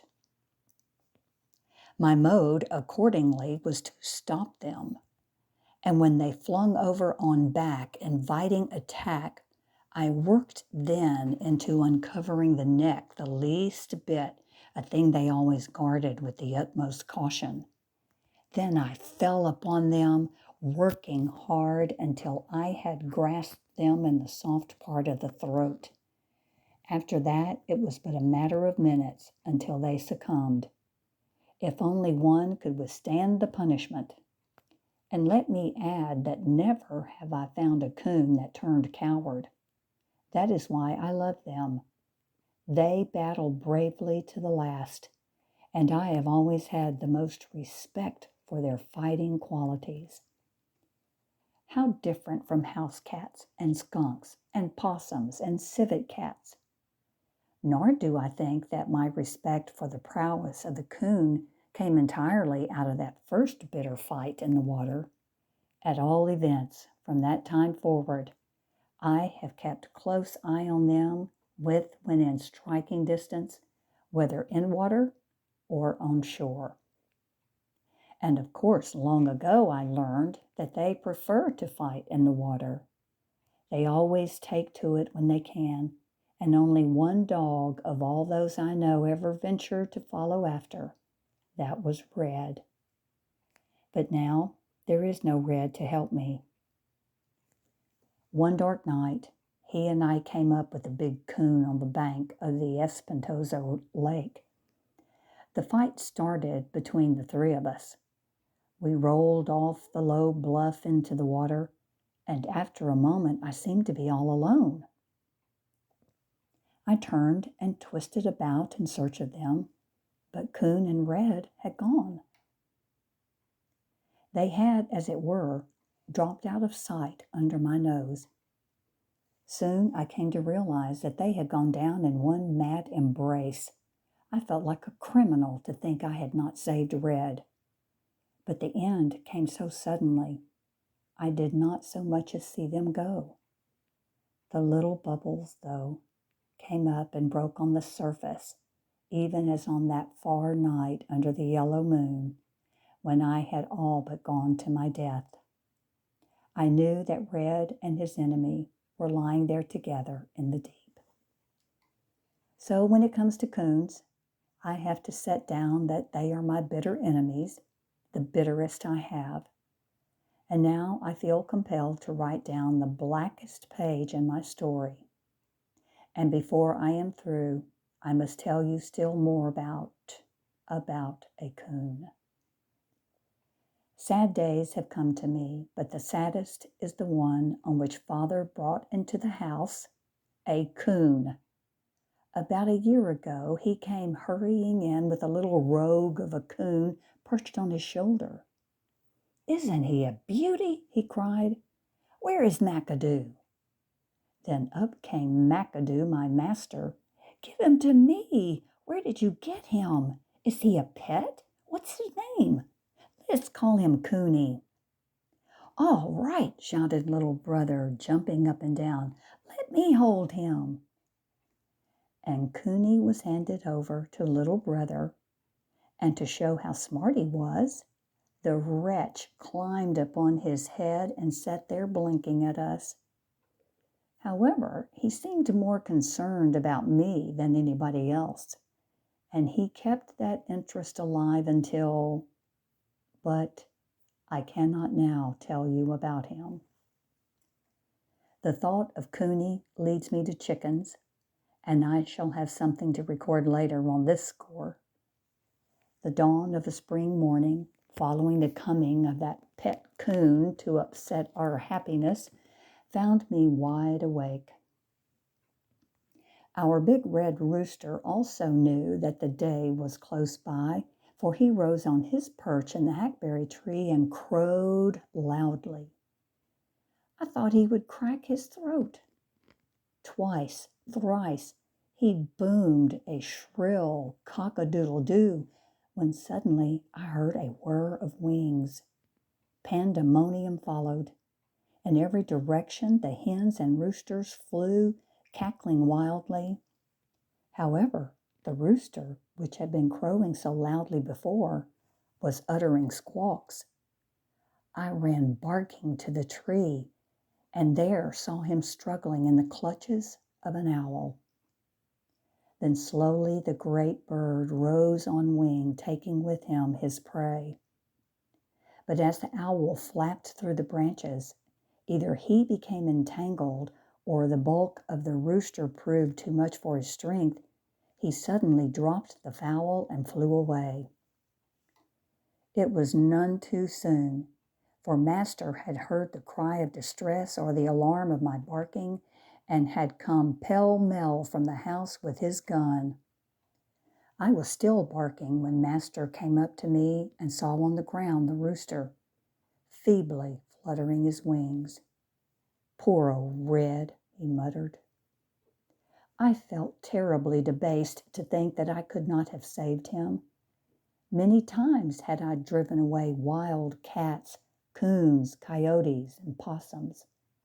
But here the witch of a bird had come swooping out of space and had killed before my eyes. And the worst of it, I thought, was that he now knew the way to our hen roost and would return and carry them away one by one. "Poor old Red," Master repeated, when the fluttering had ceased and the fowl lay dead. "Too much noise, maybe," he said, watching the warm blood flow from his neck. "If you had been silent, as no rooster ever is, you might still be alive. Hey, Ring?" I wagged my tail and rubbed my head against Master's hand. How white like a ghost he seemed in his night clothes, and how I felt my heart beat to be spoken to in his ever affectionate voice. "Hey, Ring, if only you could have gotten at him. You'd have fixed that owl promptly, no?" "Of course I would. Master knew it, and so did the owl. That's the reason, I suppose, owls stay up in trees and hide in dark places in the day." Master and I were standing by the dead cock. Here and there, blundering about, hens were running for their lives. Occasionally, foolish things, one would squawk as though in the clutches of death, little thinking that their very cries might bring other and deadlier enemies. I knew only too well that cats and coyotes were not deaf, and so pricked up my ears and began to bark again. I was on the point of starting to scurry about the place on scout duty when I heard again a dull whir of wings. It was the owl. Master had heard it at the same instant. It was evident that the bird of prey meant not to retire without his kill. He settled close by on the vane of the windmill, as if there to debate his problem. He loomed dark against the glow of the late moon, a royal bird and huge. How I ached to get at him, but this time I stood ever so still, for I seemed to know that Master commanded the situation. He did indeed, and wasted no time. Almost before I had had time to think, he raised his gun and fired. I ran toward the windmill and reached it just as the crumpled owl crashed in a heap to the ground. I seized him and shook him out of sheer joy at his death. But while I was about this, one of his talons caught me by the lip, and to this day I bear a scar, which I probably deserve for having attacked a dying thing. But how could I be sure he was mortally wounded? Many times I have seen birds and things get up and fly away after my master has shot them. At all events, I finished the owl. I would take no chances. "Is he dead?" asked Master, coming up. I sniffed once or twice, which was answer enough. "Hungry old owl," said Master. "He should have been satisfied with birds and rabbits and rats." Then Master went into the house. The dawn, which had been threatening, now faintly silvered the east. The morning star, like a sudden flower, blossomed in all its glory. The south wind, breathing of early spring, trailed among the bushes and stirred ever so lightly the leaves of my hackberry tree. Far away, I heard a defiant coyote marking the approach of day. Soon he and all of his kind must fly to their hiding places, while I still reigned in my kingdom, Master's little world. Chapter 11. There's an illustration at the top of the page. Ring and 4 other dogs have their heads raised, and they appear to be barking at once. Chapter 11 is entitled, Coward, Coward. I have almost forgotten to write about a matter which at the time hurt me deeply. It happened a long time before the owl raid. Master and his friends were together on this memorable hunting excursion. Dave, Henry, Fred, Willie, Fount, Joe, and little brother, all were present. Also Scoot, Sharp, Jeep, and Towser. The moon had not come up when we started, but we knew it would shine for us before long. It was a jolly crew that beat along the trail that led to the Blackjacks. But as we neared the hunting wilds, the boys sobered. Then Jeep, Towser, and I went in one pack, Scoot and Sharp in another. Towser and Jeep permitted me to take the lead, so I took a wide swing, and finally, just where he had come out of the Crawford farm, I picked up the trail of a coon. It was in the late fall, and so well I knew their habits, I suspected he had been stealing watermelons. This suspicion was immediately confirmed. I knew from the lazy way he traveled that he was stuffed, and besides, I smelled the scent of watermelons on the trail. His feet were still smeared with the juice, and I could almost see the nice round hole he had cut in a melon to get out the sweet meat. So on I ran, realizing that soon I should overtake this robber. Immediately, the trail became hotter, and I began to bark, and so did Jeep and Towser. Presently, Master's horn answered back. He heard our alarm, and soon I could hear the boys hurrying, wildly excited. We had not followed the trail far when I discovered that the enemy had already heard us and had broken into a run. I knew then just about how far he was ahead and how long it would take to overhaul him. Almost at once, I heard the rattle of grass and weeds, and a moment later I caught sight of the big fellow leaping over the undergrowth, and thereupon I gave the signal of treed and flew at top speed upon him. But of course he eluded me and took to the tallest tree in sight. Up it he scrambled and climbed out onto one of the big branches and dropped down upon it in order to screen himself. It was marvelous to see how he flattened himself out so as not to be seen. The tree was too straight for me to climb, so there I sat down and barked, "Treed." Master and the boys knew that signal well enough. It was a totally different bark from the one I uttered when on trail.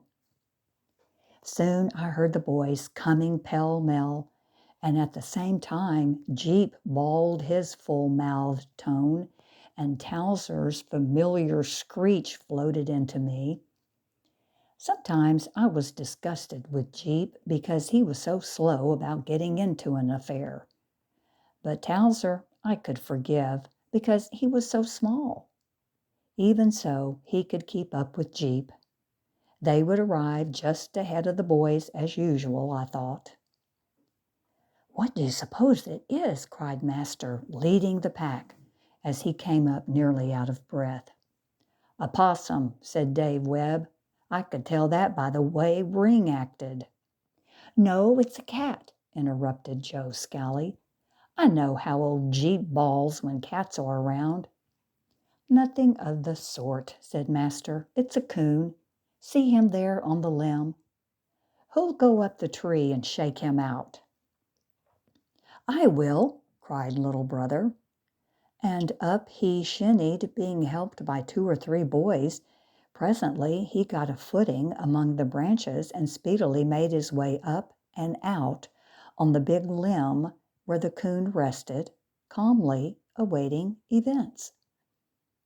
Instead of acting as coons usually do and retreating down the limb to its farthest end, this animal squatted on the branch and seemed to grow flatter as little brother approached. 2 pair of eyes now looked sharply into each other, and evidently little brother was taken aback at the quiet manner of this saucy coon. He had taken no stick up with him, for he had felt assured the coon would move ahead of him to the jumping-off place, as coons had a habit of doing. Little brother, however, for all the coons facing him, did not hesitate to advance. He slid along the limb, sitting astride of it, for it grew almost straight out from the trunk. He was moving by inches toward the coon. Nearer and nearer he approached. Only a few feet now separated them, and momentarily we expected to see the animal turn tail and leap to the earth. I was standing there ready for the leap, and I never let a coon escape me under such conditions. I was always upon him by the instant he landed. But this time I looked on with ever wider eyes. What could this coon be about? He did not move. Little brother, for all his bravery, now paused, looking cautiously around. Evidently, he didn't like the way the coon was glaring at him. The boys below, noting this hesitation, began to jeer and to laugh. "What's the matter?" called Fount Gates. Little brother made no reply. "Hey there, don't push him off," laughed Henry Calk. "He's afraid of the watermelon thief," cried Joe Scally, and I hated him for it. The boys seemed suddenly convulsed with laughter. They roared, go on, he won't bite you. He'll only eat off your leg, ha, ha, ha." "He's scared," shrieked Henry. "Coward, coward," cried Willie Young. "Come down and let me get at him. I'll eat him hair and hide." Then the boys roared again, and I was growing all the more enraged at them and at the coon. "Go on, girly, girly," shouted Fount, who knew the weak spot in little brother's armor, for once he had worn long yellow curls. That last taunt of girly was too much. Little brother advanced a few inches more and was now within a couple of feet of the coon. In fact, he could almost have reached out his hand and plucked him by the ear. The coon knew this too, and he had stood the advance as long as he could. Instead of turning round, though, inch by inch, the coon rose up and towered a monster.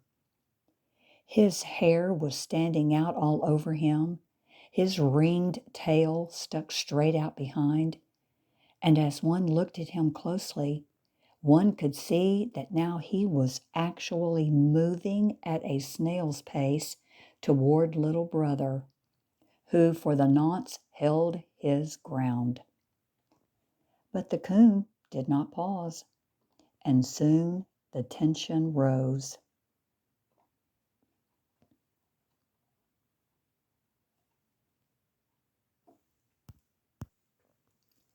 The tension rose too high for that hero of many hunting excursions. There's a picture on this page. It shows little brother sitting on the tree limb, facing an angry coon that appears to be snarling and has its back arched. I, from my place, could see the bristles on the back of the coon, and I knew he meant, if need be, to fight. So did little brother know it, and he began to give way, at first by inches. Then the boys on the ground set up a roar which could have been heard for miles, it seemed to me. They didn't understand the situation, but little brother did. And from sliding cautiously back along the branch, he mended his pace until he literally scraped the bark off in his retreat. And as fast as he yielded a foot, the gap was closed by the coon. Nearer and nearer now, the intended victim came upon little brother, and I began to bark with all my might and to leap into the air, furious with rage. I wanted, as I never had wanted, to get hold of this animal. But it was all to no avail, and my fury was heightened by the riotous shouting of the boys, who seemed to have lost their reason in their delirious dancing about. But the race between little brother and the coon was soon over, and it came to an end amid the wildest demonstration I have ever seen or shall ever see. Down the big branch little brother scooted as though it had been glass, and down the trunk of the tree he fairly dropped like lead, while all around him swarmed the boys howling like madmen. They howled and laughed and howled and laughed, and some of them pointed to the coon that stood there on the branch looking down on us in contempt. I continued to bark, and Jeep and Red and Sharp and Towser chimed in occasionally.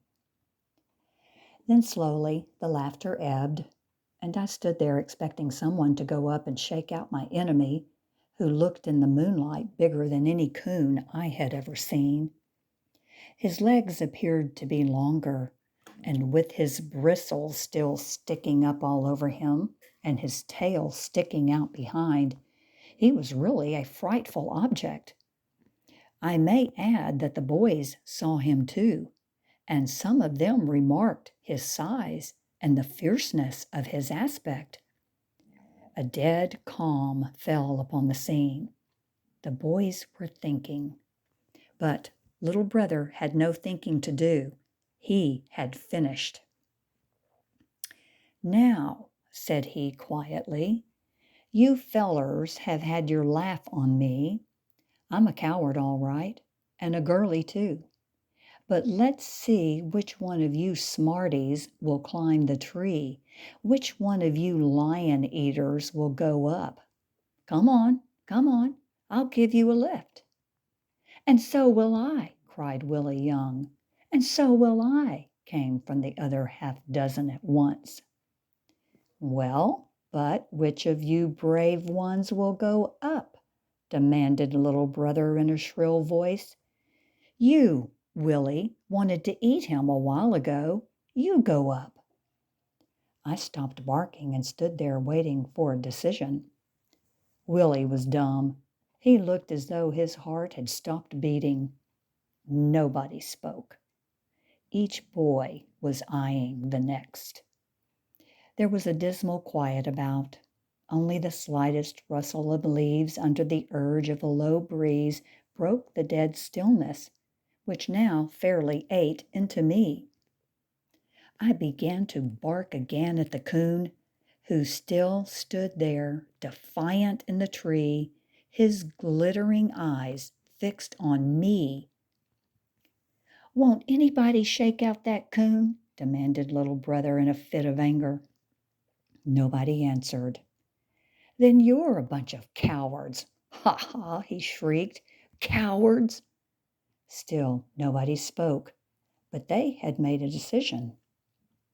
I was expecting momentarily to see somebody mount the tree, and kept up my barking, Jeep and Towser joining me. But imagine my surprise. Instead of climbing the tree, the boys with one accord began to search for chunks and sticks. Then they pelted the coon, who at the first shot fled up the tree to the topmost branch, from which post he looked down at us with disdain. Now they might throw till their arms fell off, but there he was secure. Round after round they hurled at my enemy in vain. After the futile bombardment, they came together for consultation. I had stopped barking, but kept close watch on the coon, still thinking that somebody would drive him out. Never had I seen this thing before in all my years of hunting experience. I looked at little brother and then at master. Surely master would go up. Alas, who can imagine my astonishment and chagrin when from their conference they turned away, beaten, and I saw from the direction they took that they were homeward bound. They called me, even master called me, but I would not go. My master had deserted me. I sat down under the blackjack tree, Towser beside me. Jeep and the other dogs followed the hunters away. And there we waited until the dawn came up, thinking that perhaps after all someone would come to drive that coon from his place of refuge. Occasionally through the night I uttered that long, ringing cadence which meant that an animal was treed. On other times, even strange people had come to me and slain the animals I had driven to bay. But now nobody came. Defiant but sleepy, the coon now and again would peer down at us from his secure lodging. I could almost make out a cunning smile on his gray striped face, but my fury had slowly ebbed away. At length, gray light crept through the woods. Cows were lowing far away by the Crawford farm, and I knew that day was at hand. I looked at Towser, and he looked at me. Both were tired, drowsy, and sore at heart. The case was lost. We too should go home. But before starting, once more I turned and sent a challenge to the coon, daring him to come down. The coon, I think, only made a grimace in reply, as much as to say we had been unkind to keep him up in a tree all night. Then Towser and I slowly moved away. That last glance behind me I shall remember always. Sitting quietly in the topmost branch of the black shack, I saw my enemy following closely our movements, and I knew that soon he would be down and away to his hollow tree, there to sleep through the day and to dream of the watermelons on the Crawford farm. Chapter 12. There's an illustration at the top of the page. Ring and Towser are standing next to each other watching Maria's hairless dog running away from them. Chapter 12 is entitled The Journey to the Sea. The sun was up when Towser and I, with sad faces, slipped through the gate into the yard of our home. And it was just our luck to have that hairless dog of Maria's come fawning upon us. We disliked him enough ordinarily, so to my relief, when he approached licking his chops, Towser growled at him and sent him flying indoors. We went to the kitchen door and waited for recognition by Mother, for we were hungry. And while we stood there, up sauntered Cooney. He now thought himself the most important thing on the ranch. While he had never quite confessed it, he was beginning to think he could whip Towser and me, if he only would. And unfortunately, this particular morning, we were not in a mood to take anything from him. So, when he sidled up to Towser with make-believe fight in him, Towser sailed into that poor coon, and for a minute there was a fine scattering of fur. When Cooney got loose, he fled precipitately through the kitchen into the dining room and thence into Master's room. He was squalling like a whipped child. Instantly, Master burst into the kitchen where Maria was busy with breakfast. "What have you been doing to Cooney?" he cried. "Me? Nothing," objected Maria. "He done it." She pointed toward the door. Towser's nose was exposed through the crack. Master pushed the door open. "Towser," said he, somewhat displeased. Towser looked him in the eye for a minute, as much as to say, "I'm sorry." Then Master, with a pleased curl of the lips, dropped on his knees and gave him a hug, and then it came my turn, and all the gloom vanished. But we went hunting no more that winter, much as I wanted to. The cold wind seemed to fill me with enthusiasm. I came to be the terror of all the house cats in the village, and more than once I got into trouble chasing neighbors' pets. There were 2 or 3 trees which stooped enough for me to get up them, and once up, I could walk along the branches and drive out the cats. Night and day I kept busy. There seemed so much to do. And then that Pedro with the little brush of hair on the tip of his tail. How wretched Tower and I made his life. He came finally to stay eternally within doors, for if he ventured out, it meant a rough time for him. nor shall I forget that loathed Cooney. While Towser and Jeep and I were of the same mind about him, we dared not touch him, although on a few occasions we let him know distinctly that we were his masters. The spring came again. Mother's rose garden was beautiful with bloom and fragrant as honey. The bees filled the air with buzzing wings, and at length Master and little brother went no more to school. That was joyous. To have them at home all day or helping around the place made me too happy. I was ever at Master's heels. One day I knew something unusual was about to take place. The wagon and carriage were ready, blankets and boxes were piled in them, and finally it was evident that everybody was going away except Maria and Pedro and Cooney. Was I, too, to be left behind with these pests? I looked at Towser. He, too, was thinking. We put our noses together.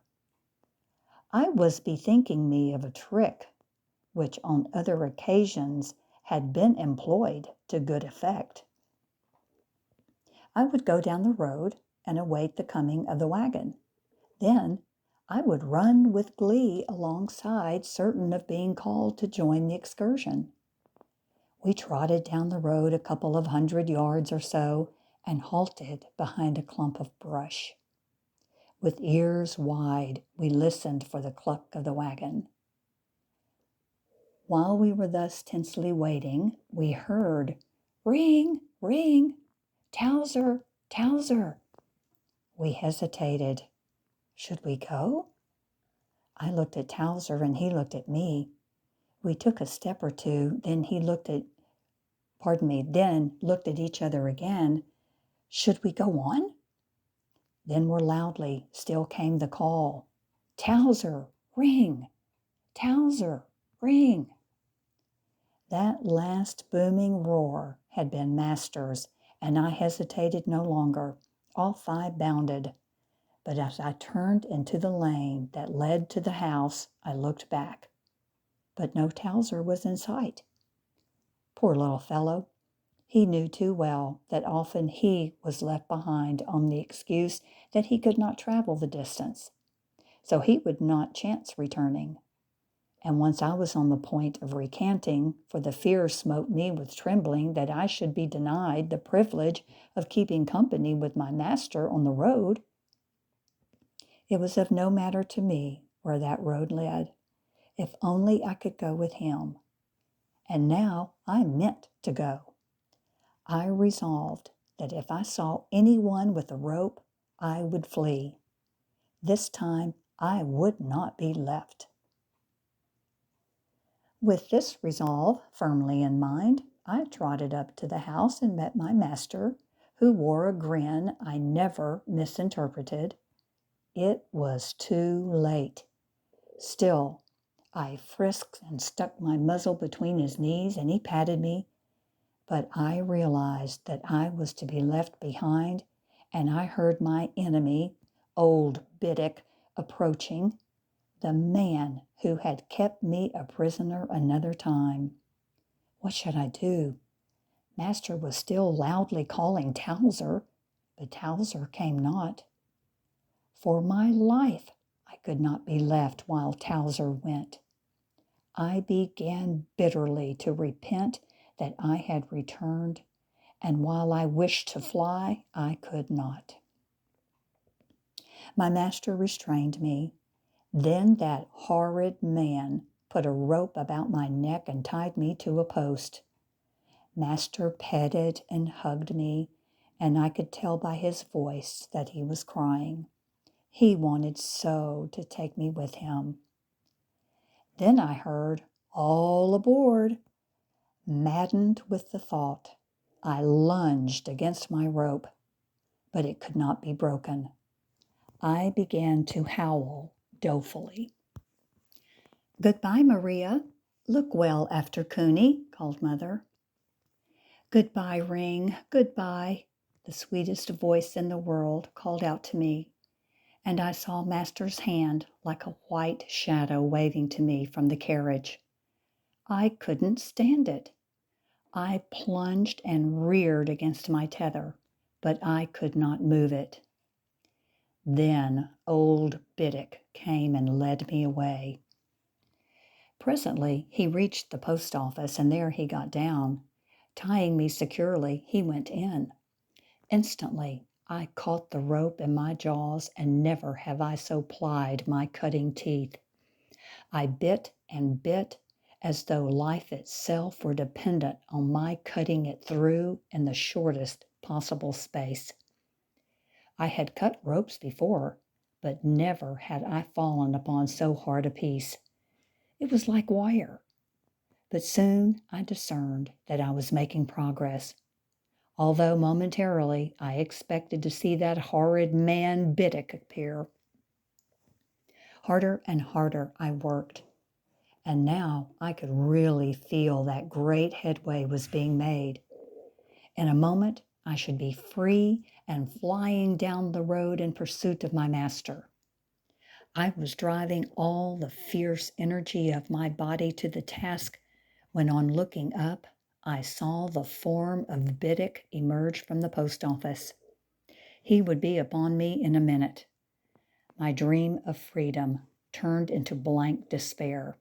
It was all over now, I felt. Why should he not have lingered for yet a minute or two? I was desperate.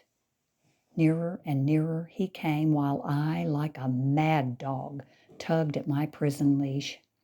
He caught sight of me and discovered on the instant my enterprise. He mended his gait. He was within a few feet of me when, with one wild yelp of despair, I flung myself into the air and all the weight of my body against the rope, and it parted. "Whelp!" Biddick shouted at me as I ran. "Come here! Ring! Ring!" But that was all he uttered, so far as I know. I was off like a hurricane, and soon clear out of hearing. I swept back over the road to the house, and there took up the trail. I knew well the scent of our horses, and the way was so fresh I followed it with ease while running at full speed. Coming to the top of a hill, I looked down the road into a valley, and there I saw the wagon and the carriage.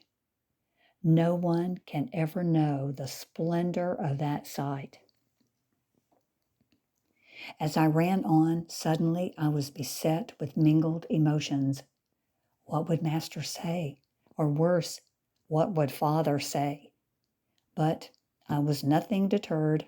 On I ran. As I came up with the wagon, I had expected to find Towser trotting along underneath it, but he was not to be seen. A moment later, however, I saw his little black head sticking out from under the wagon seat, and there was a grin on his face. For several miles I trotted along behind the wagon, fearful to show myself. But it was all to no purpose. Presently, Master got out to open a gate and discovered me. "Ring! Ring!" he howled with glee. "How did you manage it? Come here, quick." I obeyed, and I think I have never been so tightly hugged in all the years. I tried to bark, but could not. I shook all over from sheer joy. I knew that I should not now be punished, and I also knew that I should not be sent back home. By the afternoon, we were farther away from home than ever I had been. I felt a little uncomfortable. Still, I was happy to be following Master. About sunset, we approached a village, and as we passed the first house, I heard the big voice of a wolfhound. It was an ugly, surly challenge, for I well knew the habits of these dogs and how thoroughly they hated intruders. The wolfhound had, of course, first voiced his challenge of the strange vehicles, but a moment later he caught sight of me, dust covered and half blind from trotting under the wagon. Instantly, he leaped into the air and ran toward me, hackles stiff and barking like a mad thing. His brown bulk and fierce onset filled me with fear. He was monstrous in size, and I felt as if now I should be badly bitten if indeed something worse did not befall me. Still, I could do nothing but go on. I felt my hackles rising and braced myself for the attack. Nor had I long to wait, for he was on me like a shot, having rushed between the moving wheels in order to lose no time and to prove that in his village no strange dog could enter without acknowledging him as king. Well, I was tired to begin with, but I fought back, returning bite for bite and trying to do even more than that. Indeed, I think I succeeded in reaching him more often, for I was smaller and more active. I seized him almost at once by the throat, only to be shaken off. I caught him by one ear savagely, only to be loosed and to be seized myself by an ear, which presently was split by one of his tiger teeth. The blood spouted from this wound, and in the next onset he managed to leap upon my back and buried his tusks in my neck. In the meantime, whilst we were fighting, the wagon and buggy had gone a little way, unmindful of me, if indeed the occupants knew aught of the struggle. I was still fighting for all I was worth, when, as through a haze, I saw a black speck leap out of the wagon and turn over 2 or 3 times before it reached the ground. It was Towser. He had struck on his head, and his eyes and mouth were full of sand, but I knew that now I should not fight alone. Instantly, indeed, Towser ran up and fixed his jaws on the shank of my enemy, nailing him so viciously that I felt the hound relax his hold to turn upon this new and unexpected foe. But it was one thing to discover this new enemy, and quite another to catch him. As the mad beast twisted about him, trying to seize Towser, who clung like a leech to his hind leg, there began a circus of performance, one I had witnessed on other occasions. Fast and faster the hound whirled with gleaming eyes and snapping teeth, trying ever to reach the tiny dog clinging to his shank. Round and round they went, until literally Towser was swinging clear of the ground, but still holding on for life to the tortured leg of our enemy. I suppose I paused for a moment to catch my breath after having been freed from the awful clutch of the wolfhound, but I could have rested only a moment when again I flung myself into the thick of it, this time lighting upon the back of the brute and taking him by the neck just where he had had me but a minute before. I felt my tusks puncture his skin, and well I knew from the wince and the groan that I had hurt him. And in the midst of it, I heard Towser for the first time give that peculiar growl of his which marked victory. It took but a moment now to finish it. One more fierce grip I put on his bleeding neck. A howl of defeat went up, and he tore violently away, first shaking me off and then Towser, and without so much as looking back, he fled precipitately, tail between legs. Towser and I stopped still where we stood and looked at one another a second, and there, without words, knew and understood that again our pact of life and death had been sealed. He had been unhurt, although he was nearly breathless. I was bleeding freely and my neck hurt, but most of all my ear pained me dreadfully. Besides, I was tired. So tired I wanted to fall to the ground. I did wallow for a moment in the dust, trying to stanch the flow of blood, and then the two of us trotted fast to overtake the wagon. Chapter 13. There's an illustration at the top of the page. Ring is running with a crab dangling from his mouth. Chapter 13 is entitled The Tale of a Crab. We traveled on, and at nightfall of the second day, we reached the edge of a great water. "Look," cried Master, "the Gulf of Mexico." I looked, but saw only endless, tossing waters. Far out in the gray space, a white speck appeared to be plastered against the horizon. "A sail!" shouted little brother. I understood nothing of it at all, and truly I was unhappy. It cheered me, though, when Father called a halt at the edge of a village. Everybody, Father, Mother, Delia, Master, and little brother, fell out of wagon and carriage, and a camp was made. Soon a fire was crackling and supper prepared, and after that beds were spread for the night. On this first night by the sea, I was more restless than usual. I didn't understand things. The long journey had brought us to this pass. We could go no farther unless we crossed the deep water. Nor was there land in sight on the other side, so what should I do? I could not swim across water which had no banks, but Master would know. I should follow him. I had made up my mind not to lose him out of sight. I should keep at his side, come what would. It was well towards dawn when I was roused by scenting a cat. I sat up, and sure enough, I saw plainly a big cat sticking his nose into the provision box. Dearly as I loved to chase cats, I hesitated to move against this one, for fear of waking everybody. So I got quietly to my feet and glared at the rogue. That did the work. The cat jumped over a board fence and disappeared. I was now wide awake, nor could I sleep again. Towser, too, awoke and stretched wide his mouth with a frightful yawn, and I glanced at the white rows of teeth which the day before in the fight had done such good work.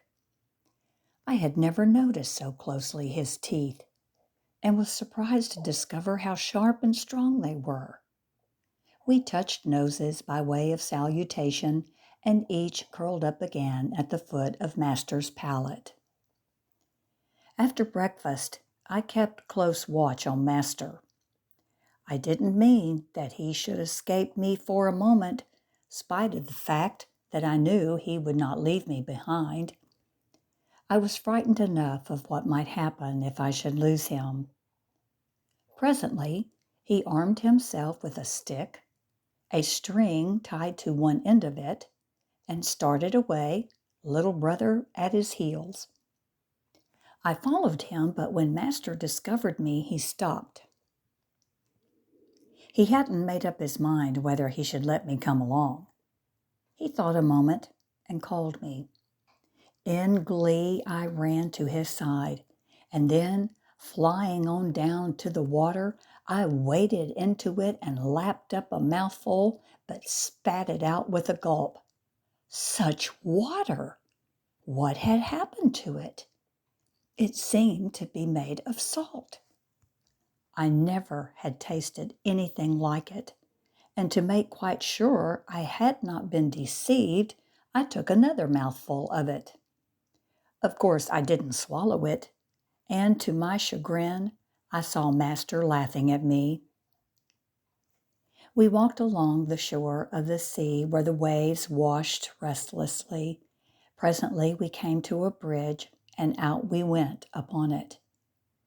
We reached the end of it shortly, and just where it fell into the sea, Master stopped, unwound the string on his long pole, stuck a bit of meat on the end of the string, and threw it into the water. I was perplexed, but little brother sat there, expectant and wise. What could Master be up to?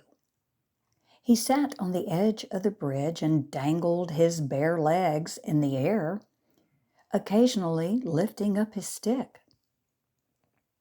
Each time I saw the string with the meat at its end. Funny business, I thought. I was really disgusted with it and began to walk around on an exploring expedition. Several other boys now came upon the scene and set about unwinding strings, and I thought this indeed a curious performance. Soon, however, I was to understand more of it, for Master hollered, "I've got him!" And I saw him struggling with his long stick while little brother danced about. I wondered what Master had got that so excited him. Feeling it my duty to help him on all occasions, I trotted to him just as he flung overhead something long and wiggling.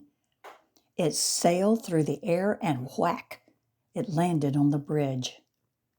The thing immediately began to flop and to jump, and I ran up to fight it, thinking maybe it meant to harm us. Master divined my purpose and shouted, "Come back!" I obeyed, standing by, while he and several boys who had abandoned their sticks closely inspected the animal. "Golly whoppers, what a cat!" cried a brown-faced urchin. Cat, thought I. No cat about that.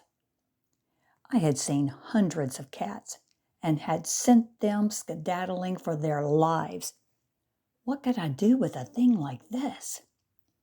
"Gee willikins, I should say it is a cat," bawled another boy, running up, eyes big and round. "A whale," boomed a third, bending over the flopping animal. "But they ain't good to eat," piped a fourth. "They ain't? Sure they are," answered Master. "No, sir, you must be green," bawled the fourth boy in irritation. "We don't eat catfish. Rotten fish." What could the thing be? A cat, a whale, now a catfish? Whatever it was, while all this talk was going on, it kept bouncing up and down for what reason I could not imagine. It was a queer creature, to be sure, with the funniest habits. I set myself to studying it more closely as soon as the boys went back to their sticks. I also found another interest in Master, who busied himself fixing meat on his string. The cat or whale must have eaten the other bit. Cat? Thought I. No, it couldn't be a cat. A whale? Well, maybe it was a whale. That was a word I didn't know. I was intently studying the whale from every side. Its wiggly end, which kept on moving, intensely concerned me, for it reminded me of a snake. But my train of thought was broken when I discovered the big staring eyes of this cat, which never so much as closed. They rather fascinated me. And then wonderingly, I stood back when it opened and closed what I knew must be its mouth. Gracious, what a mouth it had!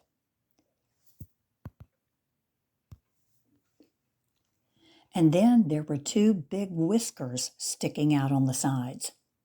Well, yes, I thought it might be a cat, for cats had whiskers, except, of course, they had many more than this one.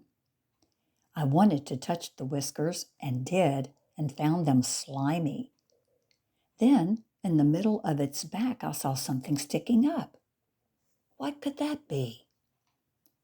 I reached over to investigate when the beast suddenly gave a flop, striking me in the face and something sharp as a thorn stuck me squarely in the nose. It hurt like blazes, and immediately I felt the blood trickling down. Nasty cat! After all, it was a cat, but such funny ways of scratching. And how had it scratched me? I wasn't certain, but I drew back to make sure it didn't get at me a second time. I was still inspecting the thing when Master, with a cry and a mighty heave, sat back on his pole, and I saw flying through the air another animal fastened to the end of his string. It narrowly missed little brother and came whizzing over toward me and banged onto the floor, and all too near to be comfortable.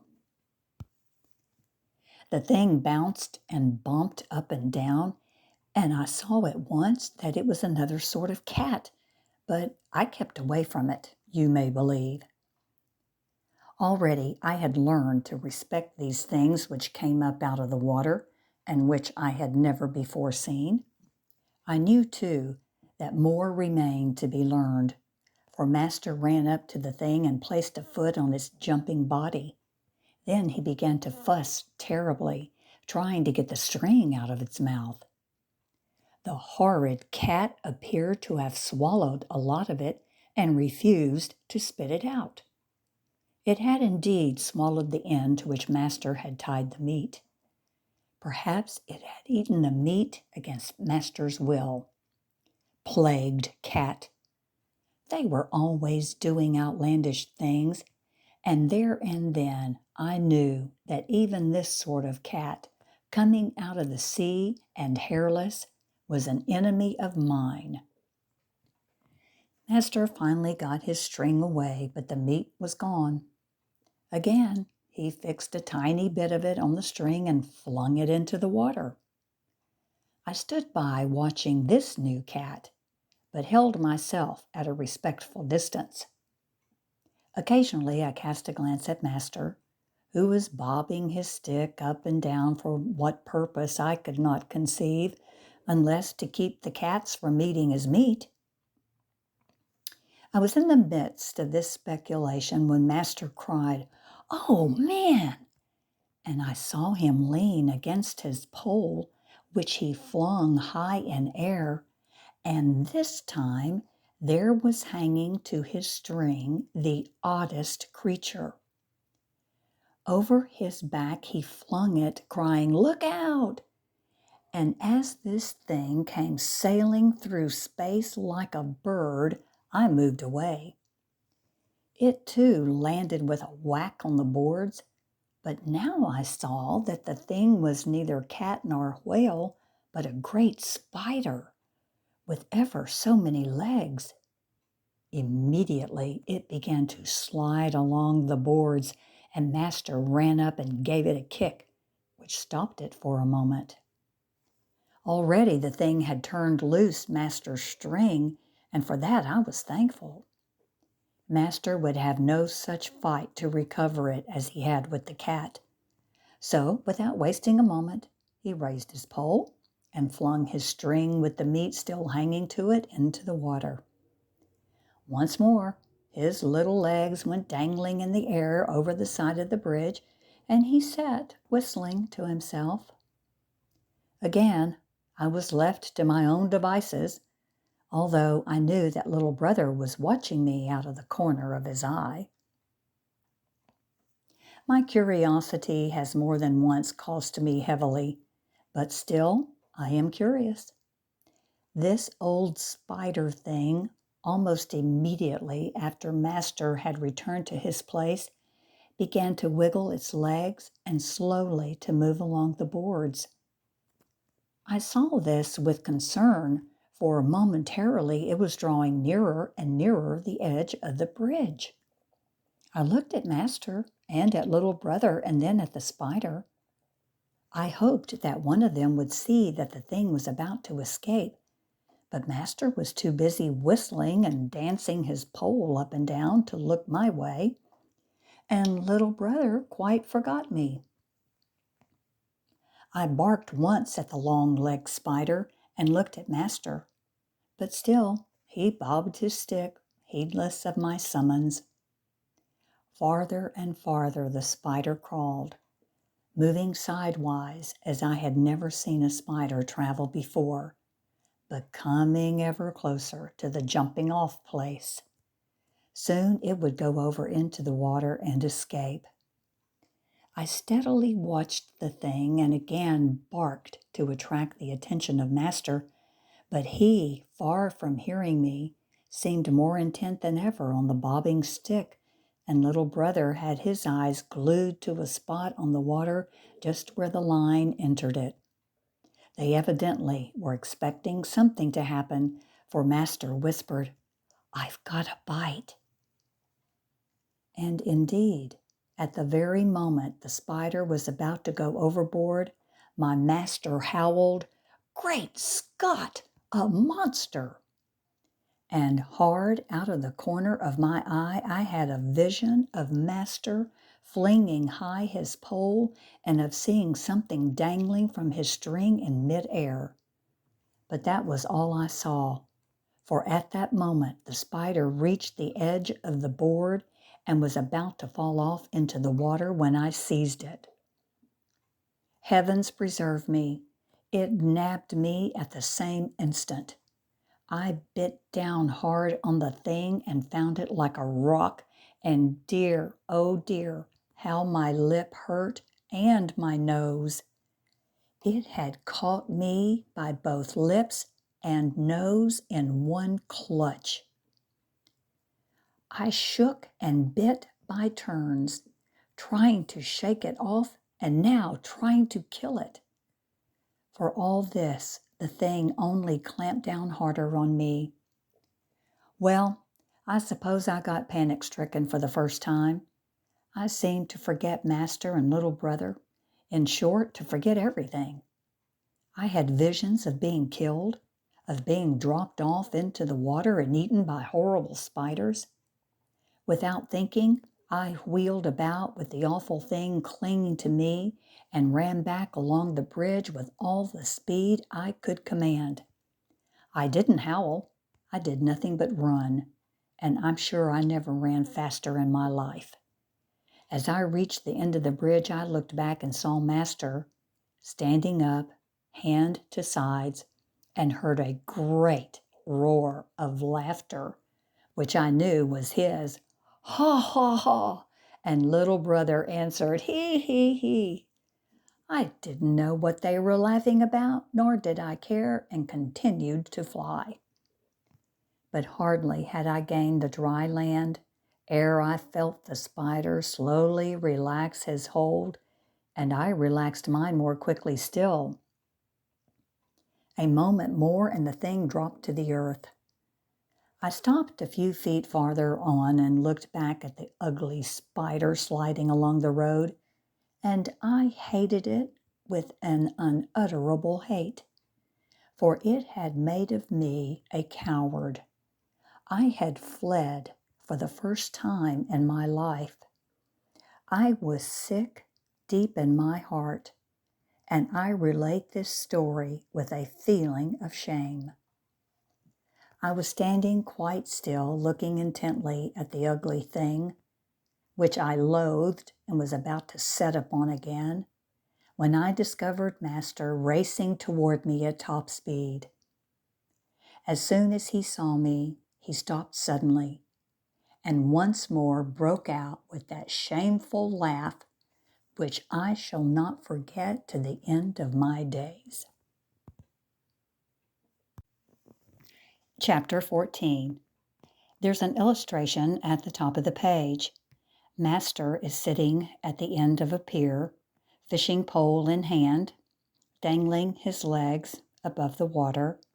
Ring is sitting close behind Master. Chapter 14 is entitled, On the Old Fishing Wharf. I did not wait for Master, but trotted on alone to camp. Towser saw me coming and ran out to greet me. I only turned a sorry face to him. I didn't want anybody or anything to see me. I felt eternally disgraced. Master would love me no more. I was an outcast. I was a clown. I was a coward. This last hurt more than anything else. To be a coward, to be afraid of a stupid thing like a spider. Why, I had fought cats and coyotes and badgers and possums and coons and foxes and skunks with no show of fear. I had fought dogs, and once I had fought a robber. And yet I, Ring, Master's pride, had turned tail and run away from a mere spider of the sea. I would go away into the woods, and if I starved, well, it would be the riddance of a poor wretched dog. With that resolve, I got up and started off down the road that skirted the town. I had gone but a short way, however, when I heard a voice that stopped me. Ring! Ring! It was Master's call. All my resolutions melted away instantly, and I turned back, but when I caught sight of the camp, I paused. What should I do? No, I couldn't go back. I just couldn't. Again, the call. Ring! Ring! At that summons, I turned back and came up behind a board wall over against an ugly house, and soon I could look through a crack and see everything that went on in the camp and could hear all that was said. It was too funny, Master roared. If you had seen Ring, you would have died of laughter. Of course, he'd never seen a fish, and as for that crab, my, it was so big. And he got a good grip on Ring. He wasn't expecting anything like that. It was the surprise and the strange place that caused him to run away. You know, he isn't afraid of anything in the world. You haven't seen him? No? Ring! Ring! Still, I would not budge from my place behind the board wall. I saw Master turn his head in all directions, and well I knew he was looking for me. And then he chanced to discover me, peering through my crack in the wall. There he is, cried Master. Ring, come here, said he with an air of sternness which I knew was insincere. Towser stood by, wagging his tail. Nobody was laughing. I went up to Master. Without a word, he put his hand on my head, and then his arms around my neck, and hugged me. I shall never forget that hug. It brought back the world to me. Then he looked at my nose and saw the scratch the cat had given me. Next, my lip, which had a tiny cut in it from the pincer of the crab. As I heard them call the spider. See, cried Master, what poor Ring has had done to him. Then he hugged me again, and all my wounds and pains completely disappeared. The day went, and the night too, following my experience with the crab, and still another night came boiling up out of the great stretch of water.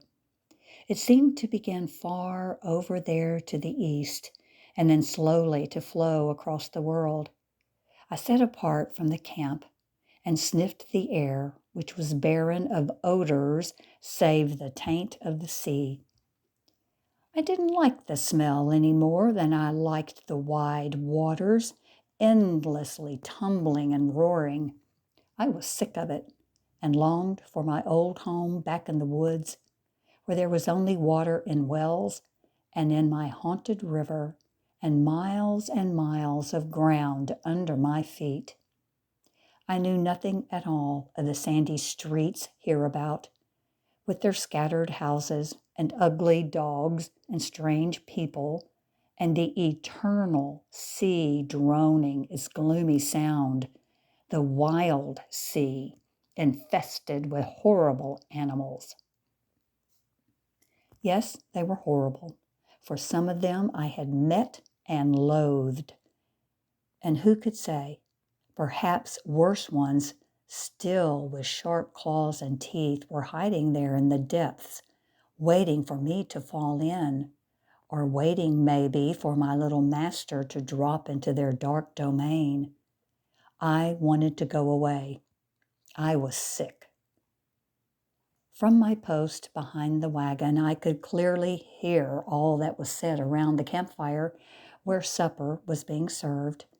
Now and again, I caught a word which indicated the subject about which they talked, and once or twice I heard home, which at the moment summed up my whole interest in life.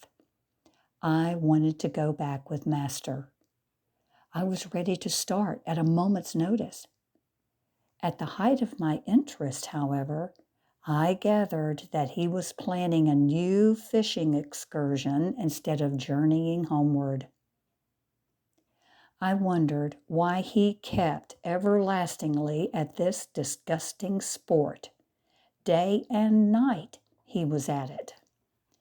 Well, that was his business, not mine. And I? Of course, I was there with him. Hour after hour I sat by and watched him bob his pole up and down and occasionally yank those nasty things out of the water. And curiously enough, he always had to fight them to get a string out of their mouths. They weren't content with eating the meat which he fixed on his line. I wondered where they came from and how Master could know where their holes were and whether he would soon yank the last out of his hiding place. I hoped he would, for I was beginning to think we never should go home until the last one was caught. And what outlandish things he drew up on the dock. Some had long tails, and some yellow eyes, and some made the queerest noises. But only one inspired me with respect. Every time I saw one of those hideous, crawling animals called crabs, I felt creepy and ashamed and turned away so that Master couldn't see my face. I wonder if ever I shall outlive that disgraceful flight. I was in the midst of these reflections and had been watching the great golden moon come right out of the gulf when Master got up and came over for his pole by the wagon. Then he was off.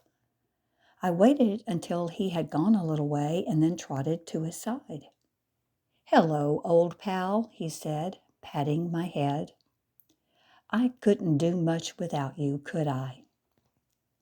I wagged my tail, lifted my ears, and smiled at him. He read my answer, and together we went on down onto his favorite board near the end of the dock, just by a great post which stuck upright out of the water. When we arrived on the scene, already several boys were planted around with poles and lines and were chuckling about something. Of course they had to chuckle. Sometimes I wonder what boys find to laugh about. They grew quiet on our approach. "Hello, Mac. I see you've still got that brave dog," cried a boy perched on a post at the opposite side of the dock. Then he laughed scornfully. Master said nothing, but there was a frown on his face. Just then he gave a low cry, and I saw by the way he was struggling that he had something on his string. The round moon which had come out of the sea was now lighting up everything, and well I remember that Master was just between me and that great yellow ball. I recall his antics, the waving of arms and the jumping around, with his final exclamation as the big floundering thing flopped on the boards. It was a whopper indeed, and instantly all the boys flocked around to see it. "It's a stingray! Look out!" cried a boy. Master had nothing to say but set about getting his string free from the animal that flopped and jumped. He succeeded presently and once more threw his line into the water. A number of the boys now moved over near Master on either side, and with laughter and chatter, they too dropped their strings into the sea. They continued to exclaim and to laugh, and occasionally I knew they were talking of Master, who seemed to be catching all the fish. Betimes they roared and bubbled with mirth. Then, suddenly, one of the boys began to yell, "Help! Help! A whale!" I sprang to my feet. I remembered the word whale, and I didn't want one landed on me. Still, I was not sure what they were like, although for several days I had heard these boys talking of whales. Even while I was thinking, the boy's whale came flying through the air. As a matter of fact, I was disappointed, because it proved to be a very small thing indeed. "A whale, eh?" groaned a boy. "Some minnow, I'd say. A lot of noise about nothing." And then there was silence for a while. The boys were intent on their fishing. The moon had climbed up the sky, and now all the world was full of yellowish mist. The little waves that rippled in carried on their crest golden fringes, which momentarily appeared and disappeared, and there were broken noises, half music and half regrets. The village gave back no sound, save that of a wagon which moved slowly along the street. Now and again the creatures which had been caught flopped and gasped as their lives went out. The boys, still fishing, sat like things of stone, save now and again a pole would bob up and down. Outlined in the moon against the sea, it was a picture I shall not forget. After a little, one by one, the boys picked up their fish and with rods on shoulder, wended homeward. Master and I were among the last to go, but we had no fish, for he gave his away to a poor little boy who had not one to his name. Chapter 15. There's an illustration at the top of the page. Cooney is perched on a gate post, watching the family's wagon approaching the house. Chapter 15 is entitled Tray. 2 days later, to my unbounded joy, we broke camp and started on our homeward journey. I had had enough of the sea. While I was fond of the water and liked to swim, that endless seething gulf got the better of me. It is true I could swim in it, but while one was about it, to be everlastingly beaten in the face with heaps of water was more than I could bear. I longed for the quiet pools and the murmurous flow of my own river lost in the deep wilderness. And I longed for the wild lands that flanked Lake Espantoso and trailed away to the Rio Grande. For in the dark places there dwelt the enemies I was brought into the world to subdue. I was eager to go back. So much remained to be done. And somehow I felt that my day of battle was drawing on to its close. I had no time to lose. Perhaps during my absence, Maria had left open the door to the chicken house, and a coyote or a bobcat had destroyed Mother's hens. How slowly we seemed to go. My eagerness only tended to exaggerate the pace of the horses. But at length, at sunset on a day, we sighted our home. I was overjoyed. As we drew up, however, imagine my disgust at seeing that gray-faced Cooney squatted on the gate-post as though in anticipation of our return. I glared at him, but he held his ground and began to whine with joy at sight of Master and little brother. "Cooney!" cried the latter, leaping out of the hack and drawing him down from the post. He gave him a hug and then passed the varmint on to Master, who also hugged him and marched across the rose garden to the house, that black-footed beast perched on his shoulder. As though there was no end of obnoxious animals, here came Pedro, still hairless as the bottom of Cooney's foot, and then Maria, her face screwed up like the leaf of a withered cactus, but she was happy. In spite of all these ills, I began to feel a degree of comfort in finding myself again at home. I had hardly fallen into this mood when I saw a huge pup come bounding through the rose garden toward us. Who on earth was this? At first, I growled and raised hackles and prepared to fight. But imagine my surprise at the pup's prompt recognition of my authority. And as promptly, we made friends. On the instant, too, up came Master. "Where did you come from?" he cried, his eyes wide at sight of the newcomer. "A man brought him one day," answered Maria. "He say pup just like Ring. And he is. See all black with white on neck?" "So he is," shouted Master. "We shall keep him. He shall be Tray. Oh, oh." Little brother came up then and uttered cries of admiration. "Let's keep him." "Sure we will," emphasized Master. "Come here, Tray. Come, you hear?" And strange to say, the pup obeyed, and there and then a pact was made. For Master gave him a hug, then little brother followed, and even I felt my heart going out to this new friend. A moment later, Jeep turned the corner of the house and barked loudly with surprise and joy. Towser, too, came up, and the four of us exchanged greetings, which meant peace. And soon we were settled into a happy family. Before the summer was over, I had made Tray a good trailer of house cats. He was as expert as I, only he could not or would not climb trees. Day and night we slipped around quietly, ever on the lookout for cats.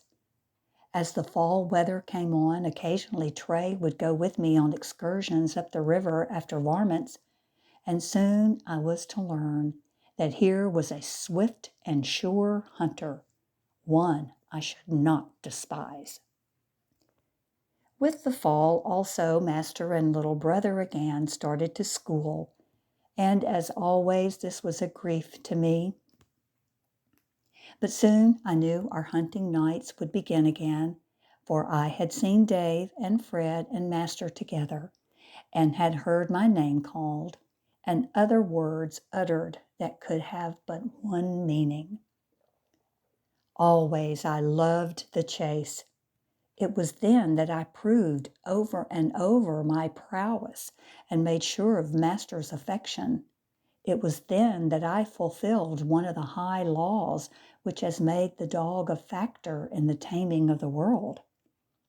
But for me, how could Master live here? Why, the varmints would eat his chickens, the wolves destroy his calves, and the birds pull up his corn. Then he would have to go away.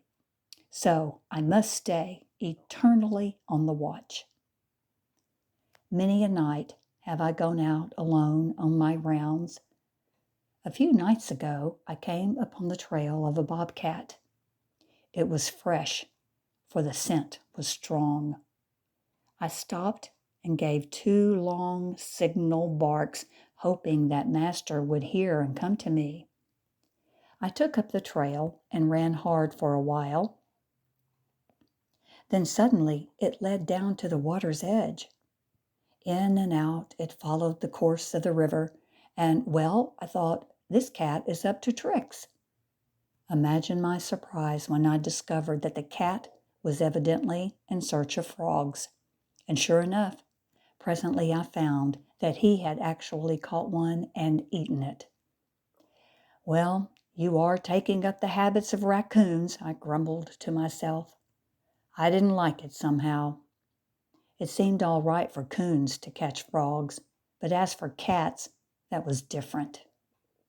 Perhaps I was mistaken, but no, I was on the trail of a cat, and shortly I came to the spot where he had discovered me on his tracks. There were the prints of his claws in the ground as he jumped on hearing my bark, and now he was off at full tilt, up the bank of the river and into the brush at top speed. It was not easy to trail him at this stage, for his leaps were long, and sometimes they carried him over gullies, over brush and cactus. He certainly was moving as though he felt my teeth snipping at his tail. But the race was soon over. After a rush of 100 yards, he scampered up a mesquite tree. Then, as always, down I sat and barked with all my might, waiting for Master to come. And even in the dead of night, nearly always he has come, although sometimes I have watched in vain the night through. On such occasions, I am sure he has not heard me. This time, though, he did hear me, and presently there was crackling of brush as he made his way through it on the run, and then his clear call to me. The cat, too, sat up and contemplated a leap to the ground and another flight. But I had long ago learned how to intercept them. This one, though, made bold to leap and eluded me, for which I felt ashamed.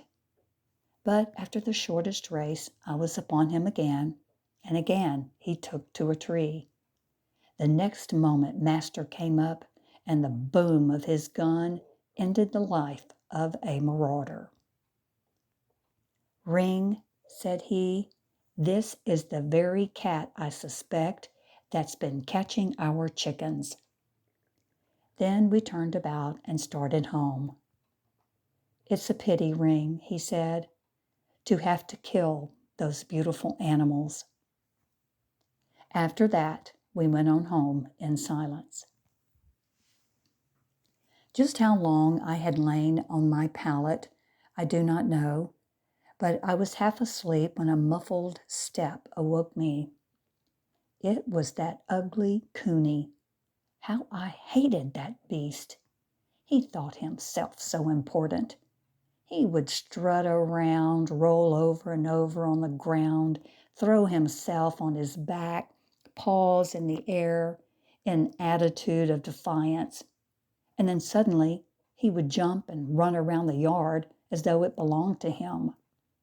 And the next thing I knew, he would fly up my hackberry tree, seat himself complacently on one of its branches, turn and make a wry face as much as to say, "Stupid dog, you can't climb trees.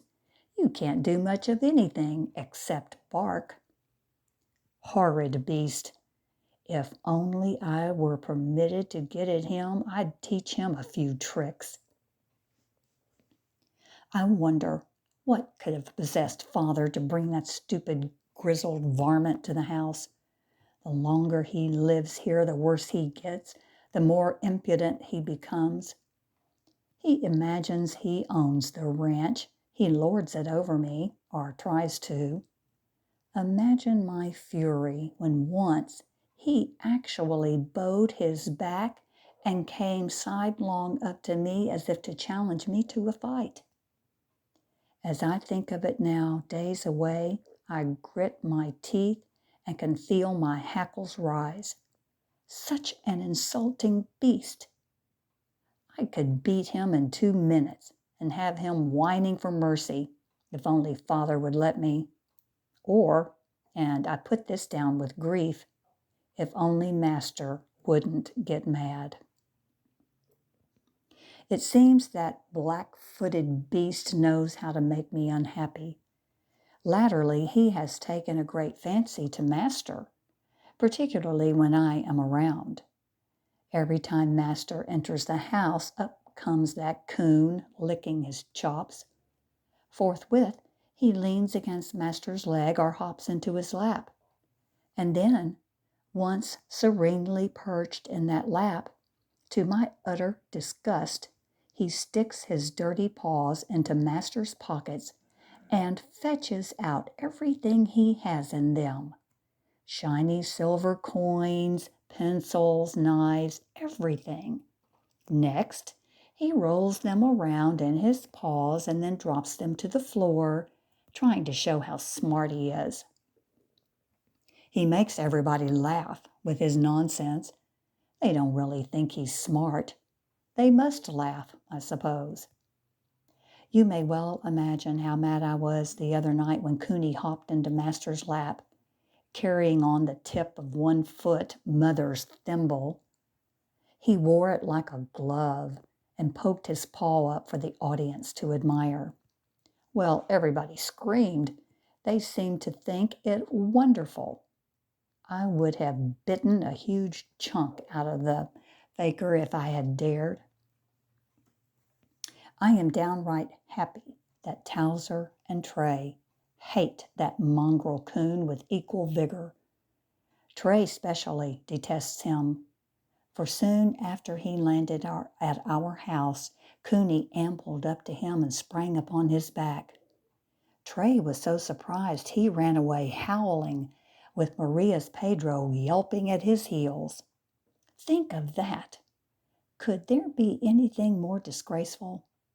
Hairless Pedro, a partner to a coon with a ringed tail and a striped face.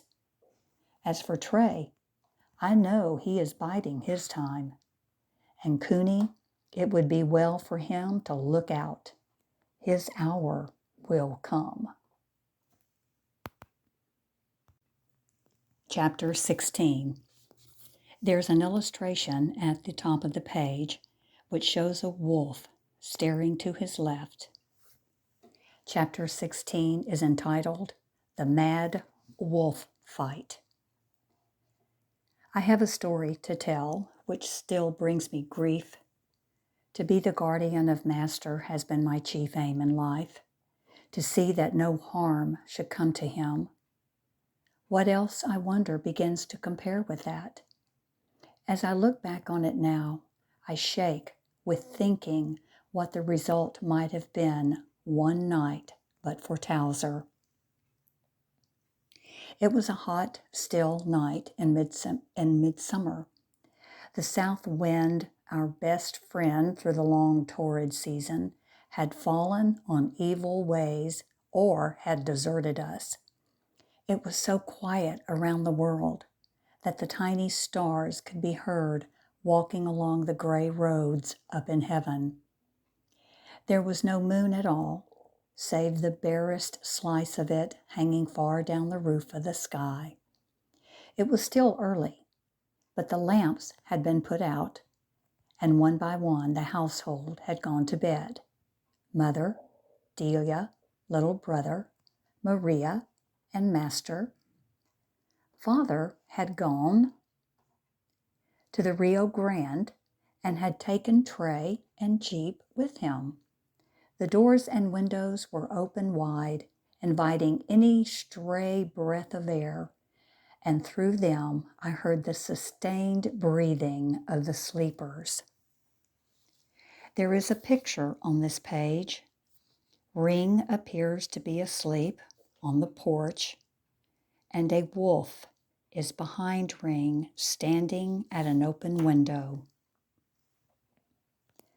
From my post on the veranda, I could survey the rose garden that opened out toward the river, and occasionally the low, dull murmur of the waters breaking over the rocks oozed up out of the dark.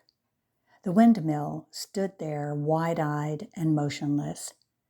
I sniffed the air, and it seemed that all was well, and I slept. It must have been a short nap, though, half asleep, half awake. Then I was aroused by a strong animal scent, which well I knew. I sprang to my feet just in time to see a wolf hurry through an open window into the house. For an instant, I was paralyzed. What could the intruder be about? And who ever heard of a wolf entering a house? Perhaps I had been mistaken, but no, I remembered the scent. My duty called loudly. I lost no time and headed for the open door which led to Mother's room, nor did I arrive too soon. I do not believe the wolf had more than entered the place ere Towser was upon him. Towser had been sleeping inside and probably was lying awake, moodily staring out of the window when the animal sneaked through it. As I entered the room, the fight had begun, with poor little Towser getting the worst of it. At the instant I flung into the fray, I saw Mother standing up in bed in her long white gown.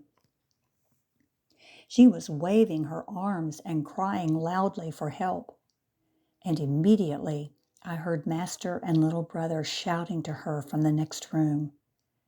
I couldn't make out what they were saying. For the moment I had but one concern, and that was to kill the wolf which had caught Towser in his jaws and was trying to end him. I noted, too, as I sprang at the wolf's throat, that his mouth was white with foam. He was a big animal, and released Towser in time to bare his breast to me. I missed the hold I had tried for, and was forced to jump away to avoid a counterattack. As I came back at the wolf, to my great joy, I saw Towser fix his teeth on one of the enemy's hind legs, just above the hock joint. I knew well what that meant, and so did the wolf a moment later.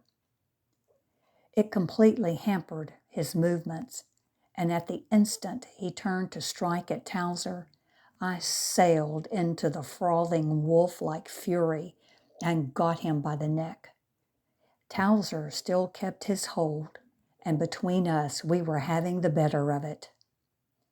But the powerful wolf, indeed more powerful than any I had ever encountered, wrenched himself out of my jaws and away from Towser, and leaped upon the bed where Mother was standing, arms shaking and screaming in terror. Towser and I followed the wolf onto the bed and seized him there. But again, he twisted so violently he escaped, and leaping over the footboard, he fled into Master's room with Towser and me snapping at his haunches.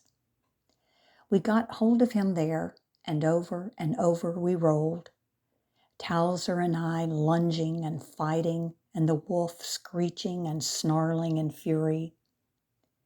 We didn't seem to be able to hurt that dastard animal, and already both of us had been bitten and blood was flying about. As we rolled on the floor and fought, I remember having caught sight of Master and little brother in their white nighties flying into Mother's room.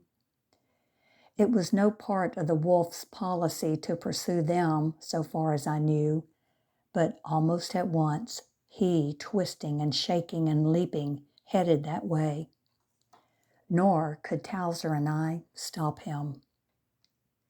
We followed him, of course, snapping and biting him, and before he got to the door of Mother's room, the three of us were again rolled into a ball of animal flesh that whirled and sputtered around the floor amid yelps and growls and the frightened cries of Master, little brother, Mother, and Delia, who had come upon the scene. The four were standing or dancing in the middle of Mother's bed. And then there came Maria, bawling furiously, clasping Pedro to her breast. When I caught sight of her, she was jumping up and down in the middle of the room, and our whizzing ball by chance made straight for her. She didn't move, didn't seem to have power to move as we drove toward her, and in a moment we crashed into her and bowled her over. With a scream that nearly deafened us, she struck the floor. But Pedro she held high in one hand out of harm's way. And then almost before one could think, with an Indian yell that shook the house, her hairless pet in arms, she leaped with one mighty bound into the bed where stood already 4 quaking ghosts. There the 5, clinging to one another, were executing a delirious dance, and each was crying in his own peculiar way when, with a sudden twist, the wolf wrenched himself from Towser and me and leaped upon the bed. He instantly caught Maria by the leg, and she, with one shriek of despair, dropped like a log, and on top of Pedro, who now added his squeaks to the pandemonium. Towser and I followed the coyote onto the bed, and there grappled him without a moment's delay. But from the instant of his attack on Maria, nobody was left in that place of refuge, for Mother, Delia, Master, and little brother had flown away like white birds, uttering frenzied cries as they disappeared through the doors. Only Maria remained, and she could no longer be seen, having covered herself over with sheets. Yes, she could be seen, that is, her legs could, for they were beating the air at random, keeping wild time to her wailings. The fight on the bed raged for a minute, and poor Maria and Pedro were well trampled upon. Towser and I were getting the better of the intruder when once more, with a violent lurch, he wiggled loose, leaped over the foot of the bed, and out of the door with us at his heels. He crossed the yard and took the fence at a bound, racing away as though nothing had happened, as though he had but paid us a visit and gone on his way. Towser and I stopped at the yard fence, and after watching the flying wolf until lost to sight, headed down the river toward the Webb place. We returned to the house, where screams had now given place to sobs. Maria, who had uncovered her head, screamed again when she caught sight of us. As though dazed, Mother, Delia, Master, and little brother, with eyes popping from their heads, stood in the middle of the room. They hadn't even thought to close the doors and windows against the possible return of the wolf. Mother and Master and little brother quieted on the instant of our entry. "He's gone," stammered Mother, pale as a ghost. "Let's hope so," sobbed Delia, hanging on to Mother with a death grip. "Wasn't that coyote a whale?" exclaimed Master, perking up. "Ay de me," sobbed Maria, now sitting on the edge of the bed. "I'm nearly dead. And poor little Pedro." "I hope Pedro is dead," declared Master. "And I wish Cooney had got his too. Where can that varmint be?" "There he is," exclaimed Delia, pointing to the rascal perched on top of the bookcase. "Coward! Brute!" cried Master. "You're sure the wolf's gone?" queried little brother, voice aquiver. "Wasn't it a lion?" Maria inquired, still sniffling softly. "Coyote!" howled Master in a brave voice. "A coyote. He must have been mad," observed Mother. "Mad?" bawled Maria. "I'm dead. He bit me." "Mad!" howled Master. "Mad! A mad wolf!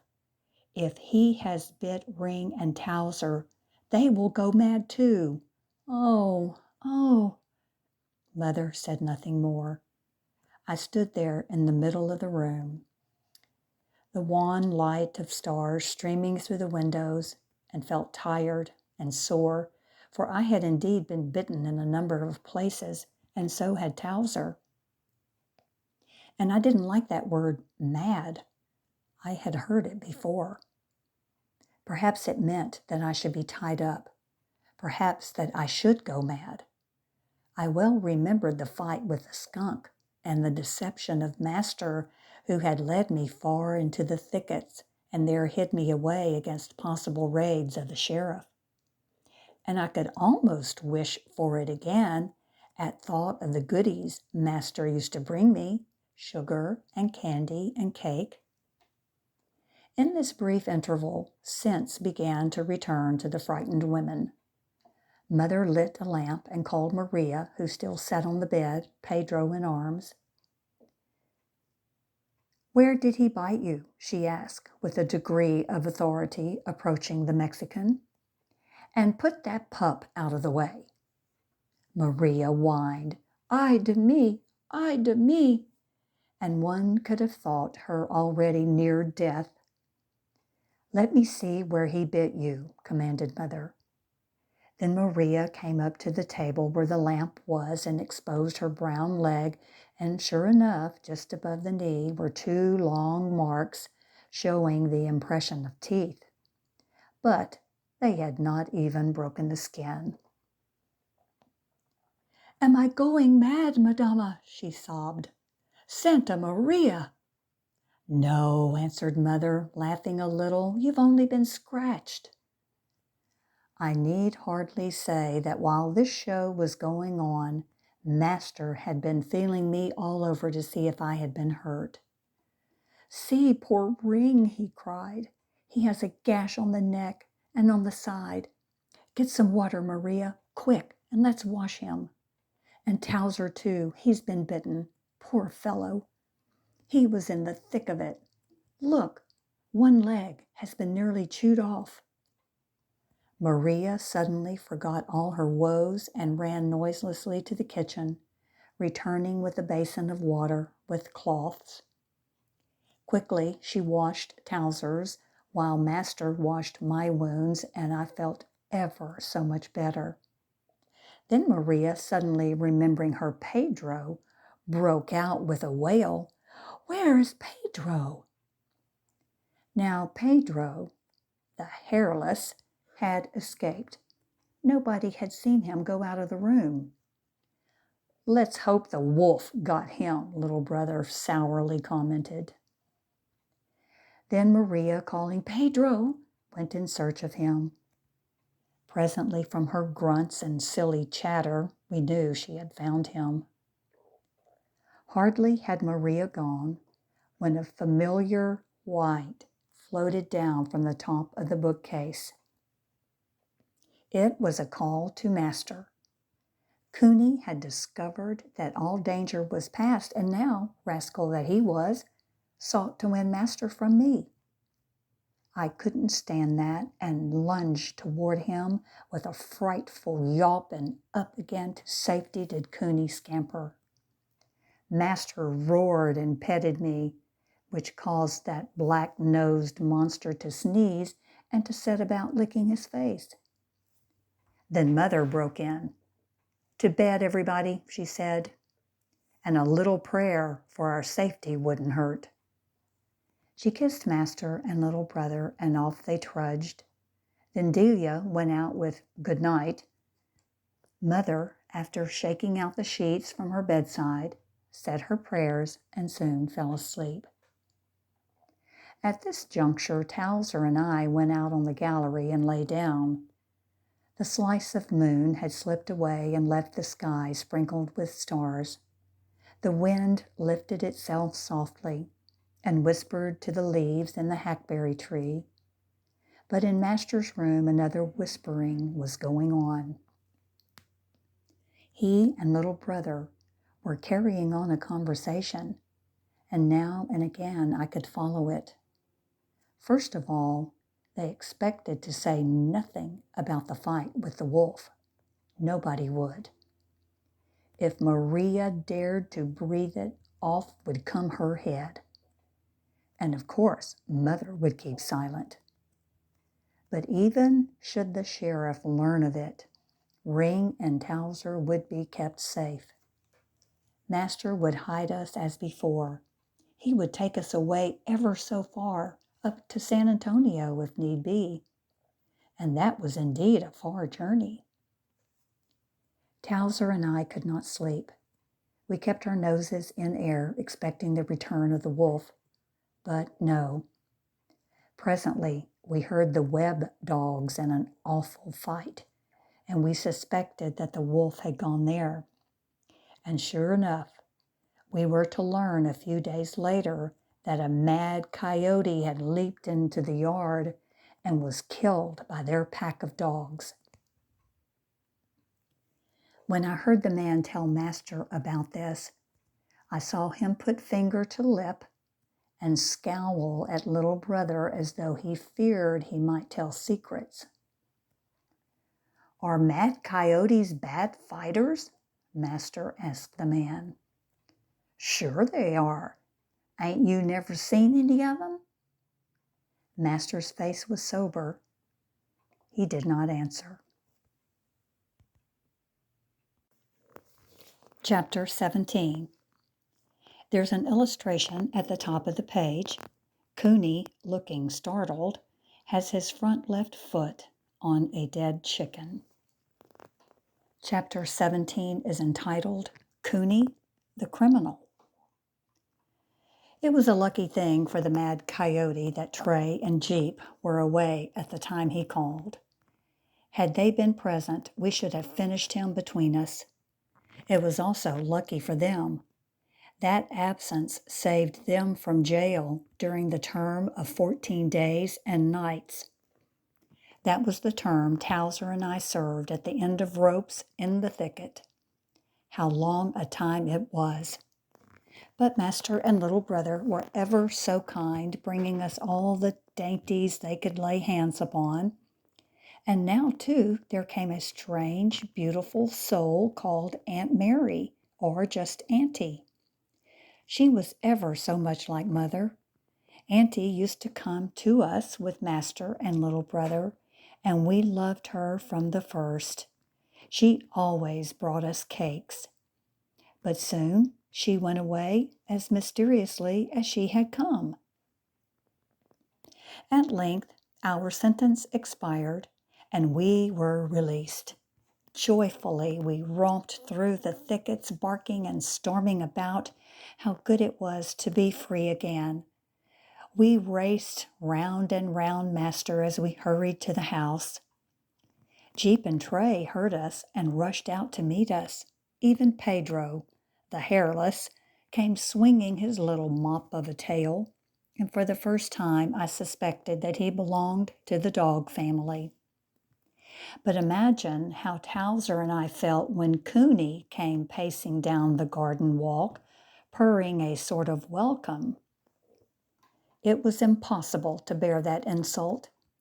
Towser felt the disgrace of it even before I did and lunged at him. Cooney quickly ran up the gatepost and sat there licking his jaws as we passed through. That coon has brought me the acme of degradation. I have been forced to humble myself beyond words, humoring his whims. I have even had to go under the house to recover things which he has dropped through a knothole in the floor. Nowadays, if anything is lost, everybody cries, "Cooney's got it! Look under the floor!" For instance, if a thimble or spoon is missing, a necktie out of place, or a spool of thread has disappeared, "Cooney's the guilty party. Look under the floor." I have been forced to go along with Master to recover these things. We know now just the spot where nearly every object lies. So lately, Master says to me, "Ring, you do that. You go under the floor and fetch 'em out." And under I go. I'd oblige Master if it meant my eternal degradation. Only yesterday I made 2 trips to bring out things which that muddle head had poked through the hole. I wonder if he does this to give me trouble. He is such a fool, he will drop a spoon through and sit there for an hour, sticking his paws in the hole, making out he is playing with it when, as a matter of fact, he is merely stretching his ugly toes trying to fish up the object.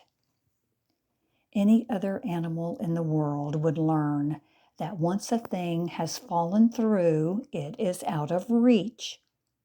Cooney hasn't sense enough to do that. Not he, never.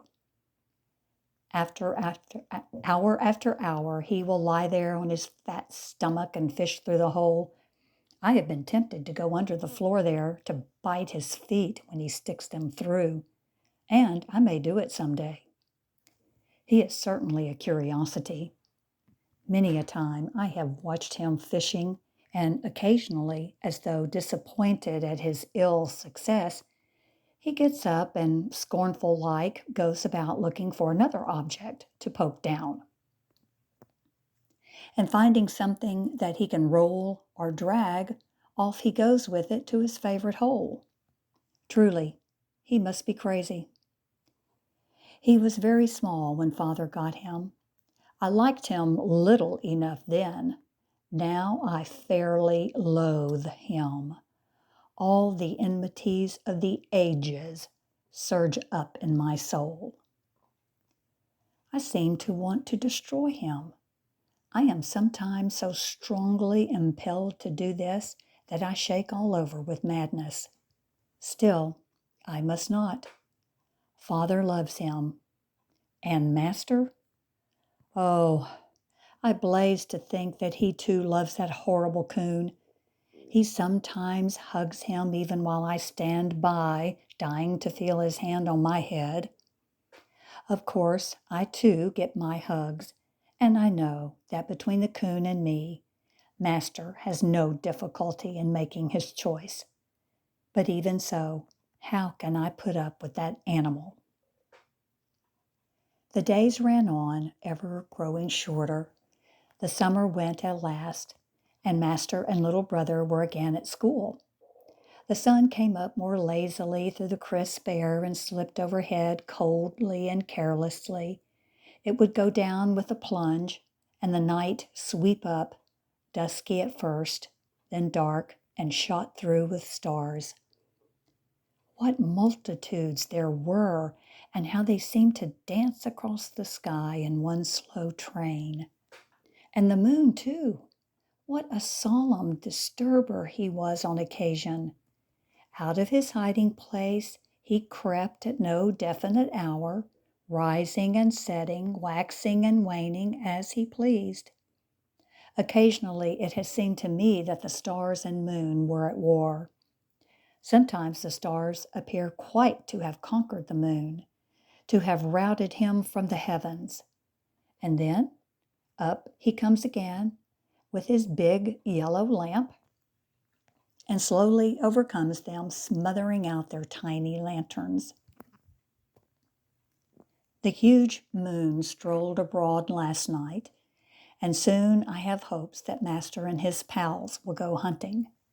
So much indeed the moon means to me, and that is why I sometimes love it more than the stars. The moon means knights of the chase. A few days ago, I was lying on my bed with Towser at my feet, watching the sun slide through the paling fence of the garden. Drowsily, I saw that disgusting coon trotting through the rose garden. Towser and I both scented him, and, as always, it was difficult to restrain ourselves from attacking him.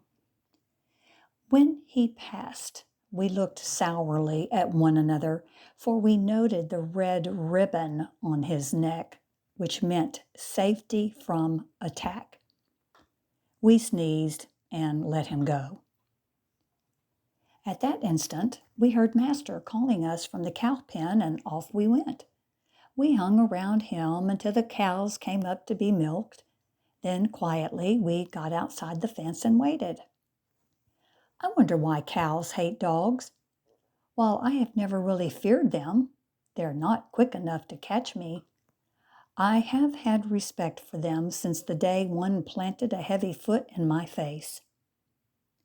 Well, Towser and I were quietly waiting for Master to get through with his milking when the squawk of a chicken reached us. I knew that throttled squawk meant trouble for a chicken. I had heard many such in my time. So Towser and I ran in the direction of the cry. I suspected that an early owl had fallen onto one of the chickens. It was scarcely a varmint, for it had been weeks since an alarm of any kind. The last attack had been delivered by a possum that crawled into the chicken coop and ate the baby chickens. Still, while thinking of the owl as we ran, the noise stopped suddenly. I knew that was not the way a chicken acted in the talons of an owl. We ran the faster and presently turned the corner of the hen house and smashed into a coon. It held in his mouth one of Mother's white pullets. Well, imagine what happened to the coon. We were moving so fast we ran over him before we could stop, and before we could turn about, he had climbed the fence and leaped to the roof of the chicken house. Instantly, Towser and I set up a furious barking. "Treed," we said, and in a moment here came Mother, Father, and little brother. And my joy was unbridled. They stopped alongside of us, and Mother picked up the dead pullet. But I was not content with that and began to bark furiously and to point with my nose at the coon sitting comfortably up there on the roof of the hen house. There is a picture on this page. Cooney is on top of the hen house. Ring and Towser are on the ground barking up at him. Thereupon they looked and saw the varmint. "Cooney!" they exclaimed together in astonishment. "Cooney!" cried Mother scornfully, holding the dead chicken in her hand. "Did you do this?" "Of course he didn't," interposed Father. Mother said nothing. "Of course he didn't," echoed little brother. Cooney sat stoically on the roof's ridge, the bow of his red ribbon silhouetted against the dull glow in the west. I was barking lustily, trying to make them understand that he was guilty, but no one believed it. Father said, "Ring is on a cold trail. Cooney just happened to be passing when an owl caught the chicken. Ring, running up at the instant, thought naturally that Cooney did—" Father broke off short, for Cooney suddenly turned the other side of his face to us, and sticking on his jaw were two white feathers. "Dear, oh dear, what a pity," commented Mother. "I don't believe it," cried little brother. But Cooney was a murderer caught red-handed. They called and called him, but Cooney would not come down. There he sat and lazily turned his feathered jaws about as though nothing had happened. What had he done? He seemed to say. And then he looked down right glumly at me, as though to blame me for the whole unseemly business. Why should I be there? He appeared to inquire. If only he had come down, I should shortly have shown him what it was all about. "Cooney, Cooney," called Mother tenderly. "Pardon me," called Master tenderly, a tone which heretofore had brought that nasty animal capering. But this time it failed to move him. He did look, though, at Master as much as to say, "Send that dog away and I'll come down." That coon knew instinctively that I would have finished him, so not an inch would he budge, and make sure I was happy at last to have trapped my hated enemy. Henceforth he would dance quietly before me, I had him where I wanted him. Or perhaps they would send him away and I should be rid of him altogether. At all events, I felt that my detested rival had been dethroned. Between looks of disgust and distress, one by one, Mother and the rest went into the house, leaving Towser and me behind, with Cooney serenely perched upon the roof. There we stayed and barked until far in the night. At last, we withdrew to the veranda. Half asleep, we waited for the outlaw to come down. An hour later, Towser discovered him sneaking into the house like a culprit. It was a tense little sneeze that escaped Towser, and Cooney jumped higher than ever he had, even on his flight to the roof. He evidently expected to be attacked. He couldn't help being a criminal, could Cooney? Chapter 18.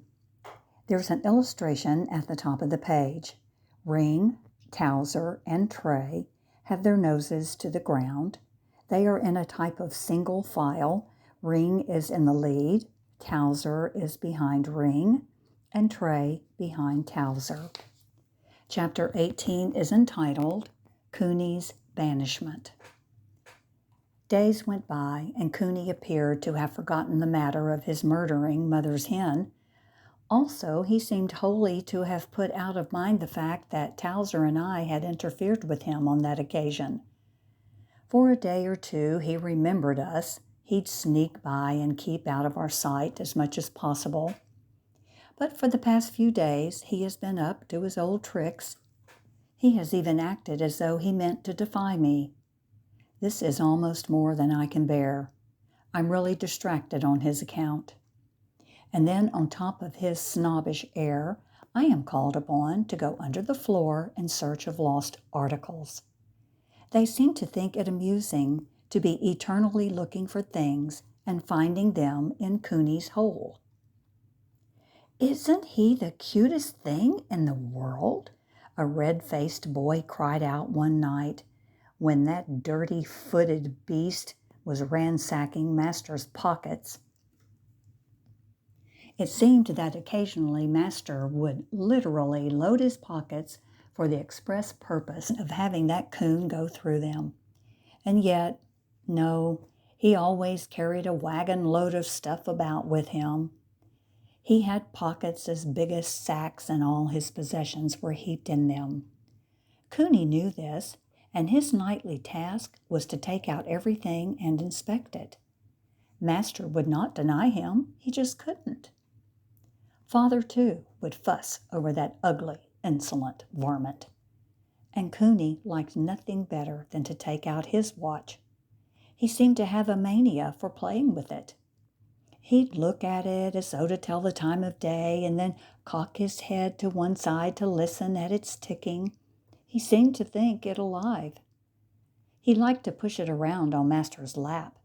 Sometimes he objected to the chain which kept it safe. If only he could have got it loose, I suppose he'd have dropped it in his hole. Oh, what a detestable animal he is. Ugh, I'd like to get him by the throat. Well, and sure enough, my chance came again. But cursed luck, I missed him as on another occasion. On a day the sun had gone down and the dark was thick over things. Master and little brother were busy with their cows, while Towser, Tray, and I patiently waited for them to finish. We liked to follow them to the house, for always out of the big, brimming buckets of milk they would give us a drink. Just as on that earlier occasion, while we were waiting, we heard a chicken squawk, and instantly we suspected that Cooney had started on another rampage, and off we went, full tilt. This time there was but one well-defined squawk, and we weren't sure of the direction, but we suspected the hen house, of course, and ran there. No sign of Cooney or chicken. Instantly, we took a swing around the yard, trying to pick up trail or scent. And at the back side of the garden, we came upon Cooney's trail. He was headed toward the river, and from the scent, we knew he was taking the chicken with him. Hastily, we followed the trail and had gone but a little way past the garden when we saw Cooney spring up a live oak tree that leaned out over the bed of the stream. But he had no chicken with him. We had pressed him too closely, and he had been compelled to drop it. At the foot of the tree we found it, another of Mother's white hens. Well, you can imagine how fiercely and loudly I barked, and Towser seemed just as intent on alarming the household, and as for Trey, his roar could have been heard a mile. And almost before one could think, here came Master and little brother. Before they arrived, however, I had leaped up the leaning oak tree and made my way out on one of the large branches and had been able almost to reach the despised varmint. But he took refuge at the tip of the branch. I dared go only so far. There, however, I stood and was barking when they arrived. "Look!" cried little brother. "There he is!" "Well," said Master, "he's been at it again. Poor Cooney! Who could have believed it?" "He certainly has," answered little brother, taking up the chicken, which still was fluttering. "Ring, come down," commanded Master. I obeyed, although I panted to get at the enemy who had come to make my life a burden. Just as I gained the ground, up strode Mother, puffing and blowing. "Has he caught another?" she demanded. "Yes," grimly answered Master. "Then that's enough for him," said Mother. "I'll not put up with him any longer. He'll have to be killed." "Oh, no," cried Master, "not that. That would be terrible." "It would be terrible," repeated little brother. "He won't do it any more." "Well, we'll send him away," declared Mother. At the time, I didn't understand what was up, but the next day, Father took Cooney in his arms, put a new piece of red ribbon about his neck. Then he was tied securely and handed over to a man in a wagon. "Take him far off and turn him loose in the woods," commanded Father as the man drove away. I can't forget the scene. I was happy beyond words to see that Cooney go, but it grieved me to see Master and little brother and Mother crying at sight of that pest, rearing and squealing to be free, to come back to them. "Cooney, Cooney," sobbed Master. "Goodbye, Cooney," little brother murmured huskily. Then the wagon rattled off, and the last we saw of it, Cooney was rearing and tugging at the rope that held him fast. He didn't want to go, nor did they want to send him off. But he was too bad by all odds, and this last time had been Mother's finest hen. Even so, they nearly relented and called him back. I could gather this, as crying they took counsel over the matter. But then he had gone too far down the road, so they went into the house, still wailing, Master, it seemed to me, more than he had any reason to. Towser and Trey and I stood there waiting for recognition, but none did we get. In fact, I seemed to be blamed in the matter. A little later, they went in to supper, and from my bed on the veranda, I could hear all they said. I was distressed. It was Cooney this, and Cooney that, and Cooney the other, and Cooney was the smartest thing in the world. How clever, how perfectly dear, and how were they going to get on without him? I didn't like it a bit, and yet Even I was beginning to miss the dull patter of his feet as he raced in and out of the dining room and about the house. But he was gone. He was gone forever. Now Master could have no excuse for dividing his affections. I should be all in all, and I should not have to run under the house to fetch the things that atrocious trickster ever and eternally dropped through his hole. Ah, but things are sad as they fall out. Master did not pet me more, or at least I imagined he did not, after that coon had been put away, and life was not much altered. Master and little brother were now going to school every day and seemed to be away a great deal of the time. The days were very monotonous.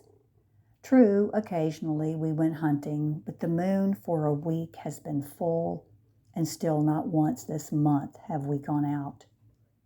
For almost 2 weeks, there has been quiet about the house since we've been rid of that noisy animal that eternally went rummaging about the place.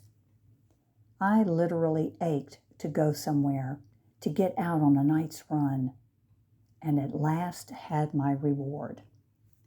"We're going tonight," cried Master one day as he came from school. I knew what that meant. Then he got his old horn and sounded a blast upon it.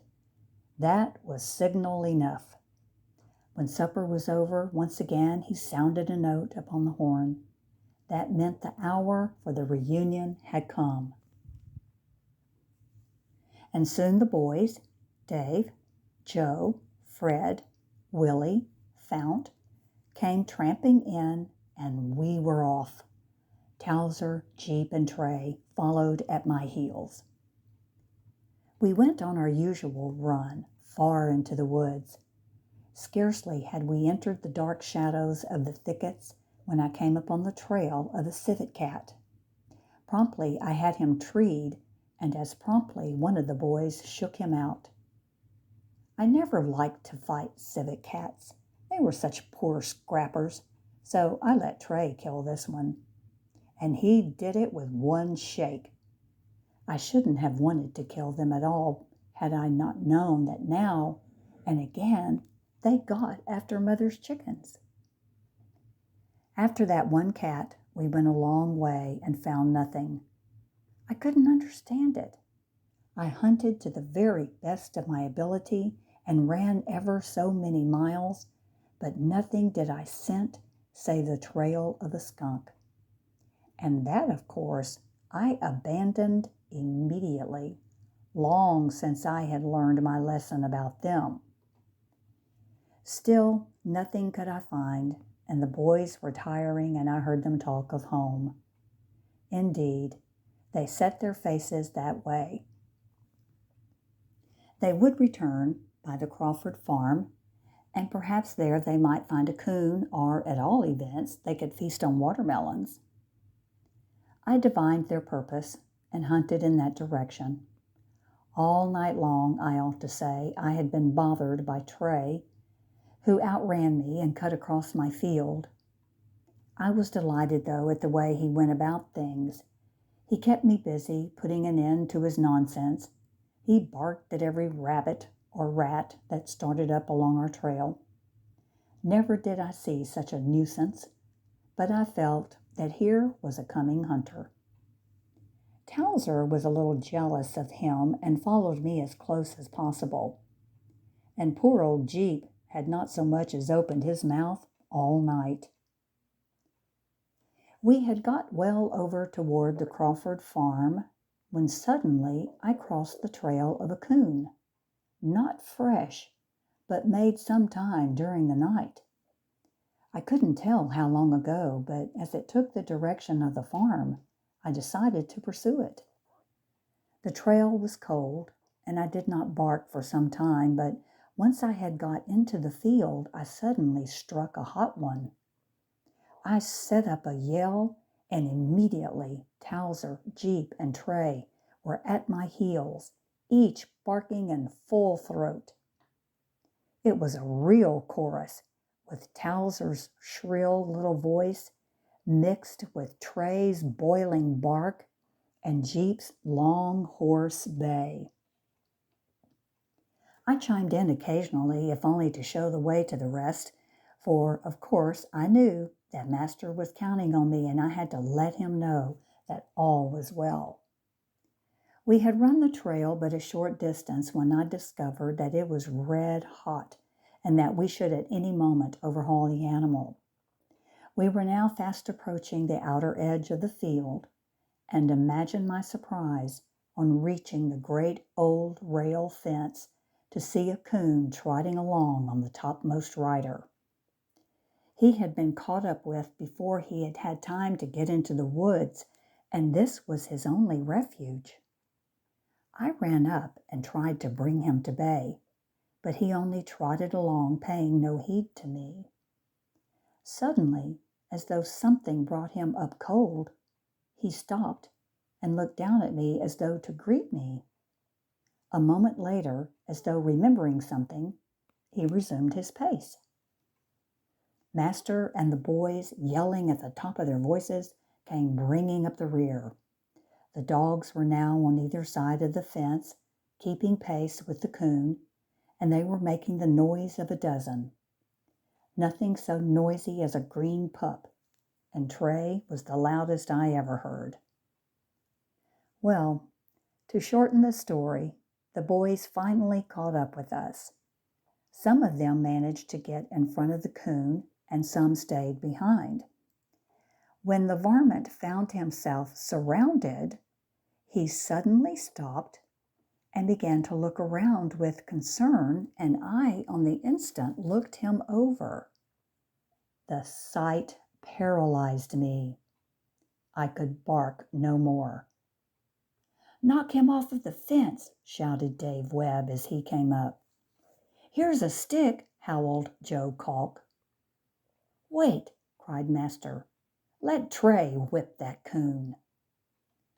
"All right," all screamed together, thinking to see a real fight. They knew better than to let me get at him. But just then something developed which took my breath away. "Look!" bawled Joe suddenly, and I have never forgiven him. "See, a string on his neck." "Where?" Fred White demanded. "On his neck, I said, you idiot," answered Joe. "Hold up, fellers," screamed Master. "That's my coon. Oh, dear, Cooney, Cooney." And Master ran up close to the fence right in front of that mottled beast, still crying, "Cooney, Cooney." And if I'm alive, that hideous varmint sprang at a bound to Master's shoulder. At the sight of that coon perched there, glaring at me, my eyes turned green, my lips curled, my jaws set. I seemed about to fall in a fit. Without knowing what I was about, I leaped furiously for his throat.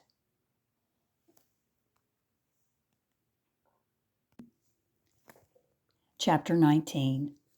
There's an illustration at the top of the page. Ring and Towser are standing near each other with looks of disgust and anger on their faces. Chapter 19 is entitled Cooney's Return. Master saw me spring for Cooney's throat and turned just in time to thwart me. Then he called, "Ring, down." That was enough. Beaten, sick at heart, I walked away into the dark where I could not be seen. There I stood thinking and could have died with scarcely a regret. My enemy, whom I had celebrated as deposed, as gone forever, had come back and triumphantly sat there on Master's shoulder like a king. He had even followed me with his blinking eyes as I retired. I could feel his gaze upon me. He did not gloat over me, but contempt was in his attitude.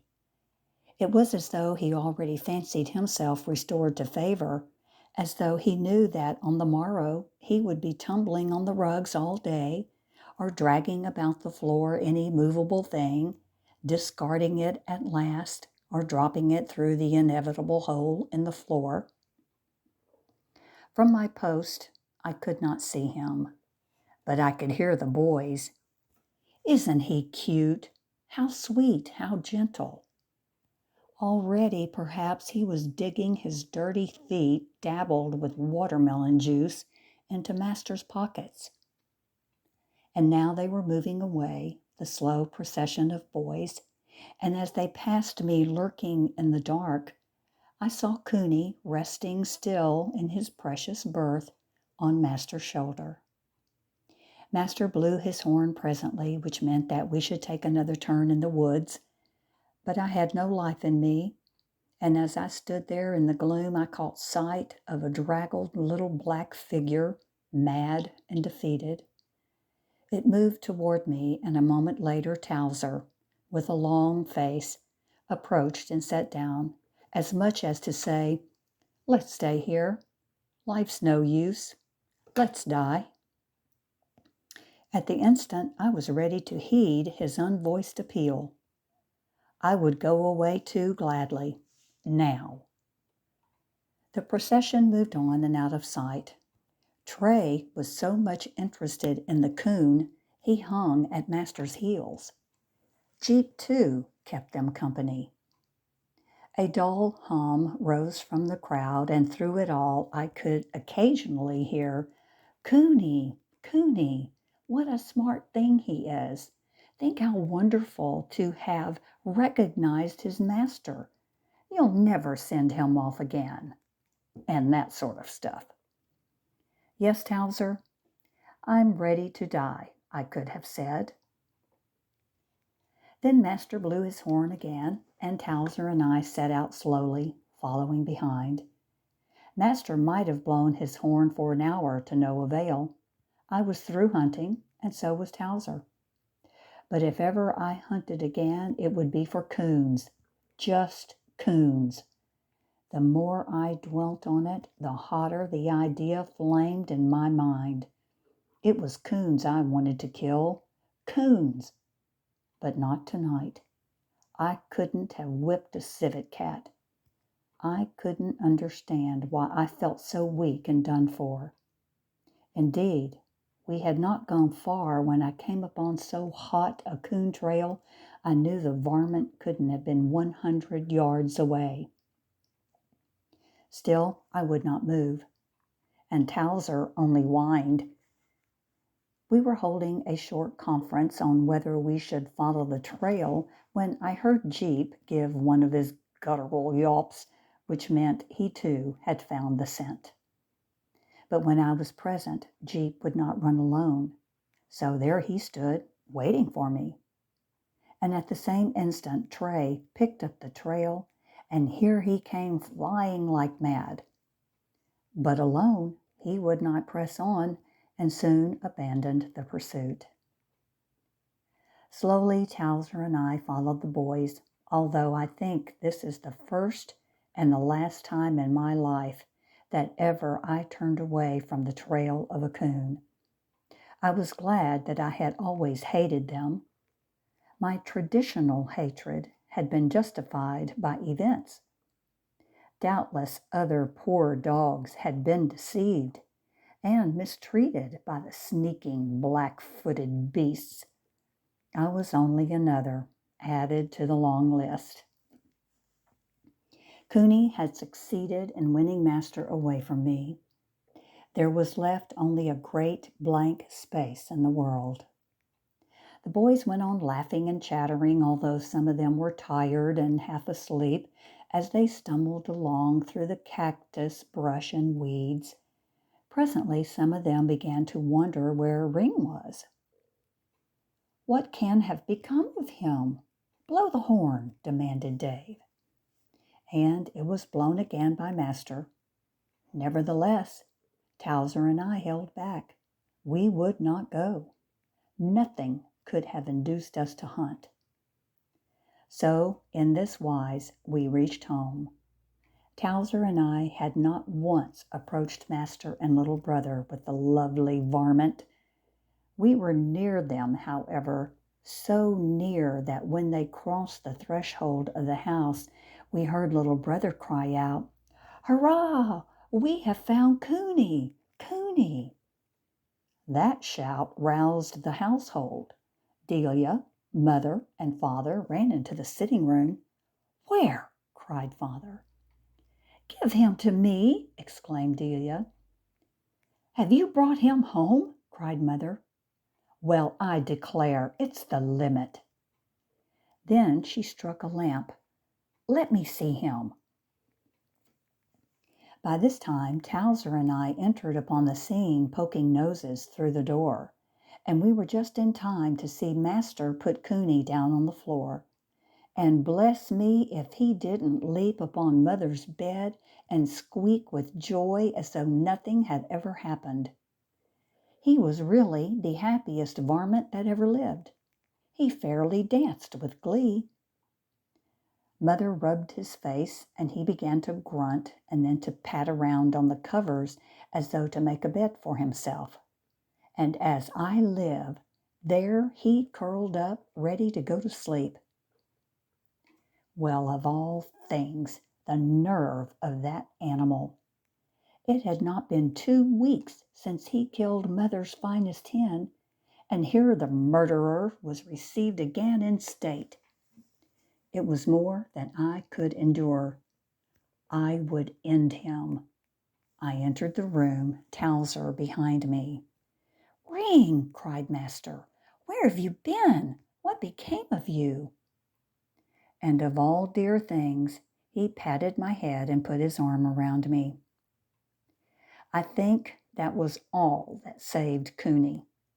I believe, and shall say to my dying day, that I should have leaped upon the rascal and dragged him off the bed but for master's hand.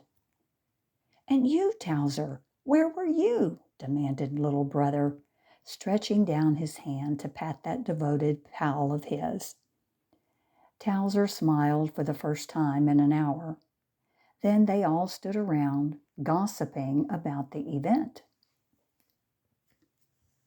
"Well, mother, where shall we put Cooney for the night?" master asked finally. "Why, leave him to himself as always," she answered. "Oh, no." "Why not? Do you think he'll run away?" Master didn't answer for a moment, but he looked at me as much as to say, "I'm afraid of Ring." Then he spoke. "Yes, he might go away." "So much the better," replied mother. "That'll save our sending him off again." "No, no," cried little brother and Delia together. "Oh, let's keep him, poor Cooney," cried master, husky of voice. "You won't ever catch chickens again, will you, Cooney?" sobbed little brother. And bless me, Cooney seemed to understand, for he rose to his feet, stuck out his slender red tongue, and wiped his mouth, squeaking, "No, I'm through, thank you." "Well then," said mother, "we'll see about it." "Hurrah, hurrah!" cried the boys. "Now hurry to bed," added mother. "Here, take this lamp. Be careful and don't drop it. Good night, my darling boys." The coon had not lain down again, but he dared not get off the bed until master and little brother Towser and I had gone out of the room. Then I heard him spring lightly to the floor and come tiptoeing across to the door of master's room. He peeped in, but dared not enter, for he caught the gleam of my green eyes. It was very late, and we were all tired as could be. Towser reared himself up on the side of the bed and took his good night of master, and I poked my head upon the white sheet just where his hand could reach it. He scratched my neck and ears and patted me, but even as he did this, I felt he was falling asleep. He would pat me 2 or 3 times quickly, then pause an instant, suddenly to begin again. Then at last he slept, hand still on my head. For minutes I stood there just to feel the pressure of his hand, even though at the moment it lay lifeless upon me. Always and ever there was the magic of love in his fingers, for out of them there seemed to flow all the joy of life. At length, tired and sleepy, I dropped to the floor where I was by the bedside. Towser already lay there asleep, and in a moment I had joined him. How long I slept, I do not know, but the dawn was breaking when I opened my eyes. Something had aroused me, and on glancing toward the door, I saw the ugly, striped face of Cooney. He wanted to come in, but didn't dare. There is a picture on this page. Master is in his bed asleep on his side, and Ring has his head very near Master's elbow on the white sheet. Still, Cooney stood there, if only to exasperate me. I endured his calm stare for a second or two and then leaped to my feet, and Cooney, you may well believe, retreated immediately to Father's room. The time had not yet come for me to relax my vigilance, and besides, I wasn't sure I'd ever again permit the rascal to enter Master's room. If he did so, it would have to be when I was out. While I lay there reflecting on the strange infatuation of Master for my enemy, I heard the droll call of the murderer, which often I had heard him utter when separated from Master. He was dying to enter the room, to fling himself upon the bed, and to play at hide and seek under the covers. But not again should he do it with my consent. The gray morning light now began to pour through the windows, and presently they called Master to get up and make the fires. He was ever so sleepy, but after grunting a few times, he rubbed his eyes and sat up. Then he slipped to the edge of the bed, and instantly my head rested in his lap, and he was caressing me. His own head was laid on mine, and for a minute heaven was bending close above us. Even Towser came for his quota of affection, which sometimes I almost envied. Still, dear little fellow and brave that he was, he couldn't help wishing to share the great heart of Master. I followed Master closely. I sat down on the hearth while he dug out of the ashes the red coals and raked them together. I had watched him build fires so often I almost felt I could do it myself. Upon the coals he placed some bits of board, then small sticks of wood, and lastly the big sticks. Thin columns of smoke soon gave way to big ones. Little tongues of flame rising here and there soon were swallowed up in a conflagration. Master slowly pushed back as the fire grew hotter. But there he sat, gazing for the longest time into the leaping flames, paying no heed to me. In the past, sometimes I had called him back from his dreams by poking my muzzle into his hands or into his side. And then always the reward of a hug was mine. Strange little soul, how solitary, how far away he would sometimes go. I have felt on occasion that he had quite gone away and left me, gone out there into some realm he had never taken me to, and that there were realms immense, vast as the blue overhead, I did not doubt. How small was my world. It was not his world. He went out of it too often. He seemed ever to love that sphere which I could not see, but which he saw plainly as I well knew, for I had seen his eyes upon it, blank to everything, even to me. Would he some day go into that outer world and leave me behind?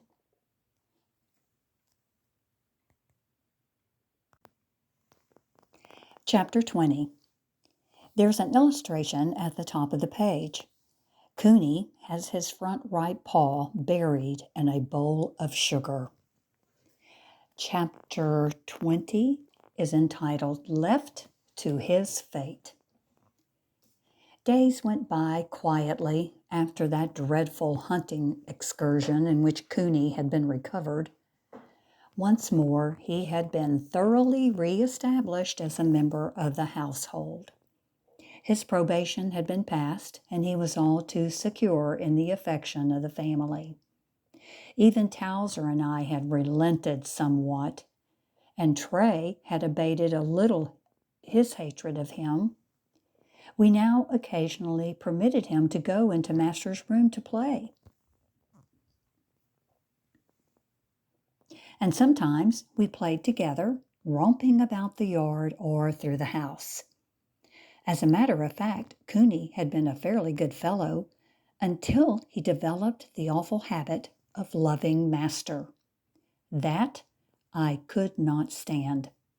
And to heighten his crime, Cooney seemed to know my weakness and tried to make me wretched. But everybody thought him marvelous. Marie chattered Spanish at him and tried to make him love her Pedro. Cooney would sometimes play with Pedro, and Maria in turn spoiled Cooney by feeding him every hour of the day. She gave him everything there was to eat, and strangely enough, that coon was more fond of sugar than anything else. He'd eat a dishful at a sitting, and the clever way he had of digging it out with his black paws so amused Maria that she'd watch him at it for an hour, laughing her fool self to death. The surprising thing about it was that he dropped scarcely a grain of sugar. If a grain fell by chance to the floor, he picked it up on the tip of his tongue. Then Maria would roar again. Her friendship, however, was nearly lost one day when Pedro came up to the sugar dish as Cooney was digging into it vigorously. Pedro got too close for comfort, and Cooney, with his sugared hands, reached out and caught him around the head and left the marks of 2 teeth in the hairy patch that grew on Pedro's brow. Maria entered, hearing the wail of her pet, just in time to see the pup fly out of the room, his mop of a tail sticking straight out behind. For his part, Cooney had again dipped his paws into the dish and looked too innocent for anything. Apparently, he knew nothing of the trouble. But Maria heaped abuse upon him and for several days denied him sugar. One day, Mother found the bowl empty. "What has become of the sugar, Maria?" she demanded. "I left a bowl full." "Quien sabe," answered the maid. "Now, Maria. Anyhow, I've been missing sugar. You must stop eating it, understand?" About that instant, Cooney came and began to whine, begging for sugar. "He eat it, Madama. He like it." "See," she said, holding out a spoonful, which Cooney began to lick up eagerly. "Oh, Madama." Mother said nothing more, and that almost angered me, for I too was fond of sugar. Master would often give me candy, and I liked it, oh, so much. But I was not permitted to eat sugar out of sugar bowls because my feet were not black like a coon's. I never did like that, Maria. Soon after his return, Cooney resumed all his bad habits. He began again his untiring search for things to play with. When he grew tired of them, he would drop them through his hole. One of the things he loved most, spools of thread, he rarely found, for Mother kept them in the drawers. But if she chanced to leave a drawer open, into it Cooney went, and before one could think, he would fish out everything. And if he could start the thread on a spool, he would reel it off by the mile. All over the room it would be wound. Around chairs and table legs he would weave a crazy net, only to end by dropping the spool through his hole. When Mother found Cooney after an exploit of this sort, she would scold him, but he knew it didn't mean anything. He would run about and pull at the threads, and then, as if answering the query, "Did you leave any on the spool?" he would run to his hole and stick his paw into it and lie there on his fat stomach, fishing for the object. Well, he was a clever, delightful pet, without doubt. I know he must have been, else Master would not have been so foolish about him. And besides, everybody screamed with delight at his antics. But that didn't help my case. Except on occasion, I carried with me an abiding hate. Sometimes I fairly shook all over to have hold of him. I could feel the muscles of my jaws contract, fit to crush his bones. There was no use. Cooney and I were sworn enemies.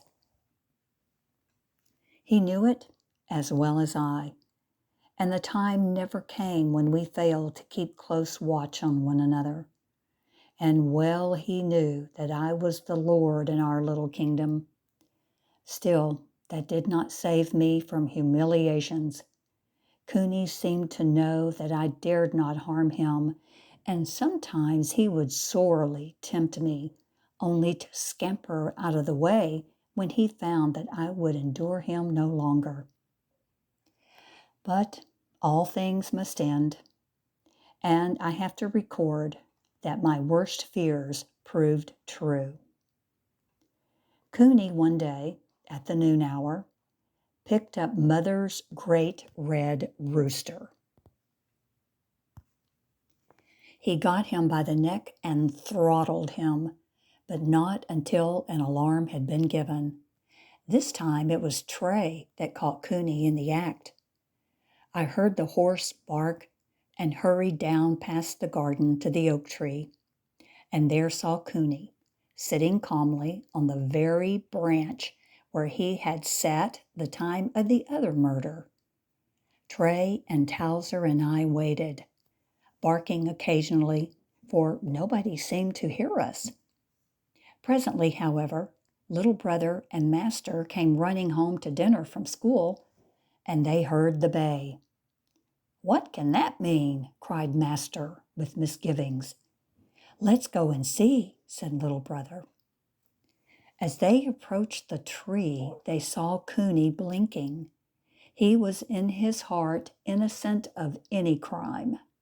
But nevertheless, there lay the dead rooster. "Huh," said Master. "You are a born criminal, but I love you anyway." Then to little brother, "Suppose we don't tell Mother." Little brother quickly agreed, and they commanded us to stop barking. Towser and I quickly subsided, but Trey wouldn't quit. A moment later, Mother put her head out of doors, and it was all over. Poor Cooney went to prison at once. All that afternoon and night he whined and cried, but nobody would let him out. He seemed now no longer to have a friend in the world except Maria and Master, who slipped him some lumps of candy. I almost felt sorry for him in the dark old prison box. What was to become of him? That night at the supper table, I overheard talk of Cooney. "Poor Cooney," pleaded Master. "He didn't mean to do it." "He didn't, eh? "How many chickens must he kill before he means it?" asked Mother, kindly enough. "Well, anyhow, he didn't know he was doing wrong," affirmed Master. "Maybe he didn't," replied Mother. "But if he is permitted to go on, soon we shall have only Cooney and no chickens." "That would be all right," piped Little Brother. Mother laughed a sympathetic sort of laugh, and the boys began to dance. But they stopped short. Cooney was whining in his prison. "Let's turn him out," suggested Master. Mother sobered. "He is too bad. We must send him away." The boys pleaded with all their hearts, but in vain. The next day, Father, Master beside him in the hack, drove away with Cooney chained behind the seat. Again, there were tears and wailings, now much exaggerated because of Maria's pleadings. Little Brother, Delia, and Mother turned away as though a member of the family had gone forever. A few days later, Father and Master returned from a long journey to a city called San Antonio, but Cooney was not with them. "He hasn't come back?" soberly demanded Master on dropping out of the hack. "No," moaned Little Brother. "What became of him?" Master related the story. They had turned him loose in the Medina River, many miles away. There he could make a living for himself and be happy with his kind. "Cooney," reported Master, with his red ribbon around his neck, "refused to go away when we put him down. He quickly climbed back into the hack. At length we dropped him in the road and laid whip to the horses, and the last we saw of him he was running after us, the dust nearly hiding him from view. We heard him crying," said Master, "and then I began to cry, and that was the last we saw of Cooney. Poor Cooney." Master stopped abruptly, for he and Little Brother stood with great tears in their eyes. Chapter 21. There's an illustration at the top of the page. While a fire blazes in the fireplace, Ring and Towser are on the hearth. Towser is lying down as though asleep. Ring is on the left, sitting up close to Towser. Chapter 21 is entitled, The Mystery in the Dark.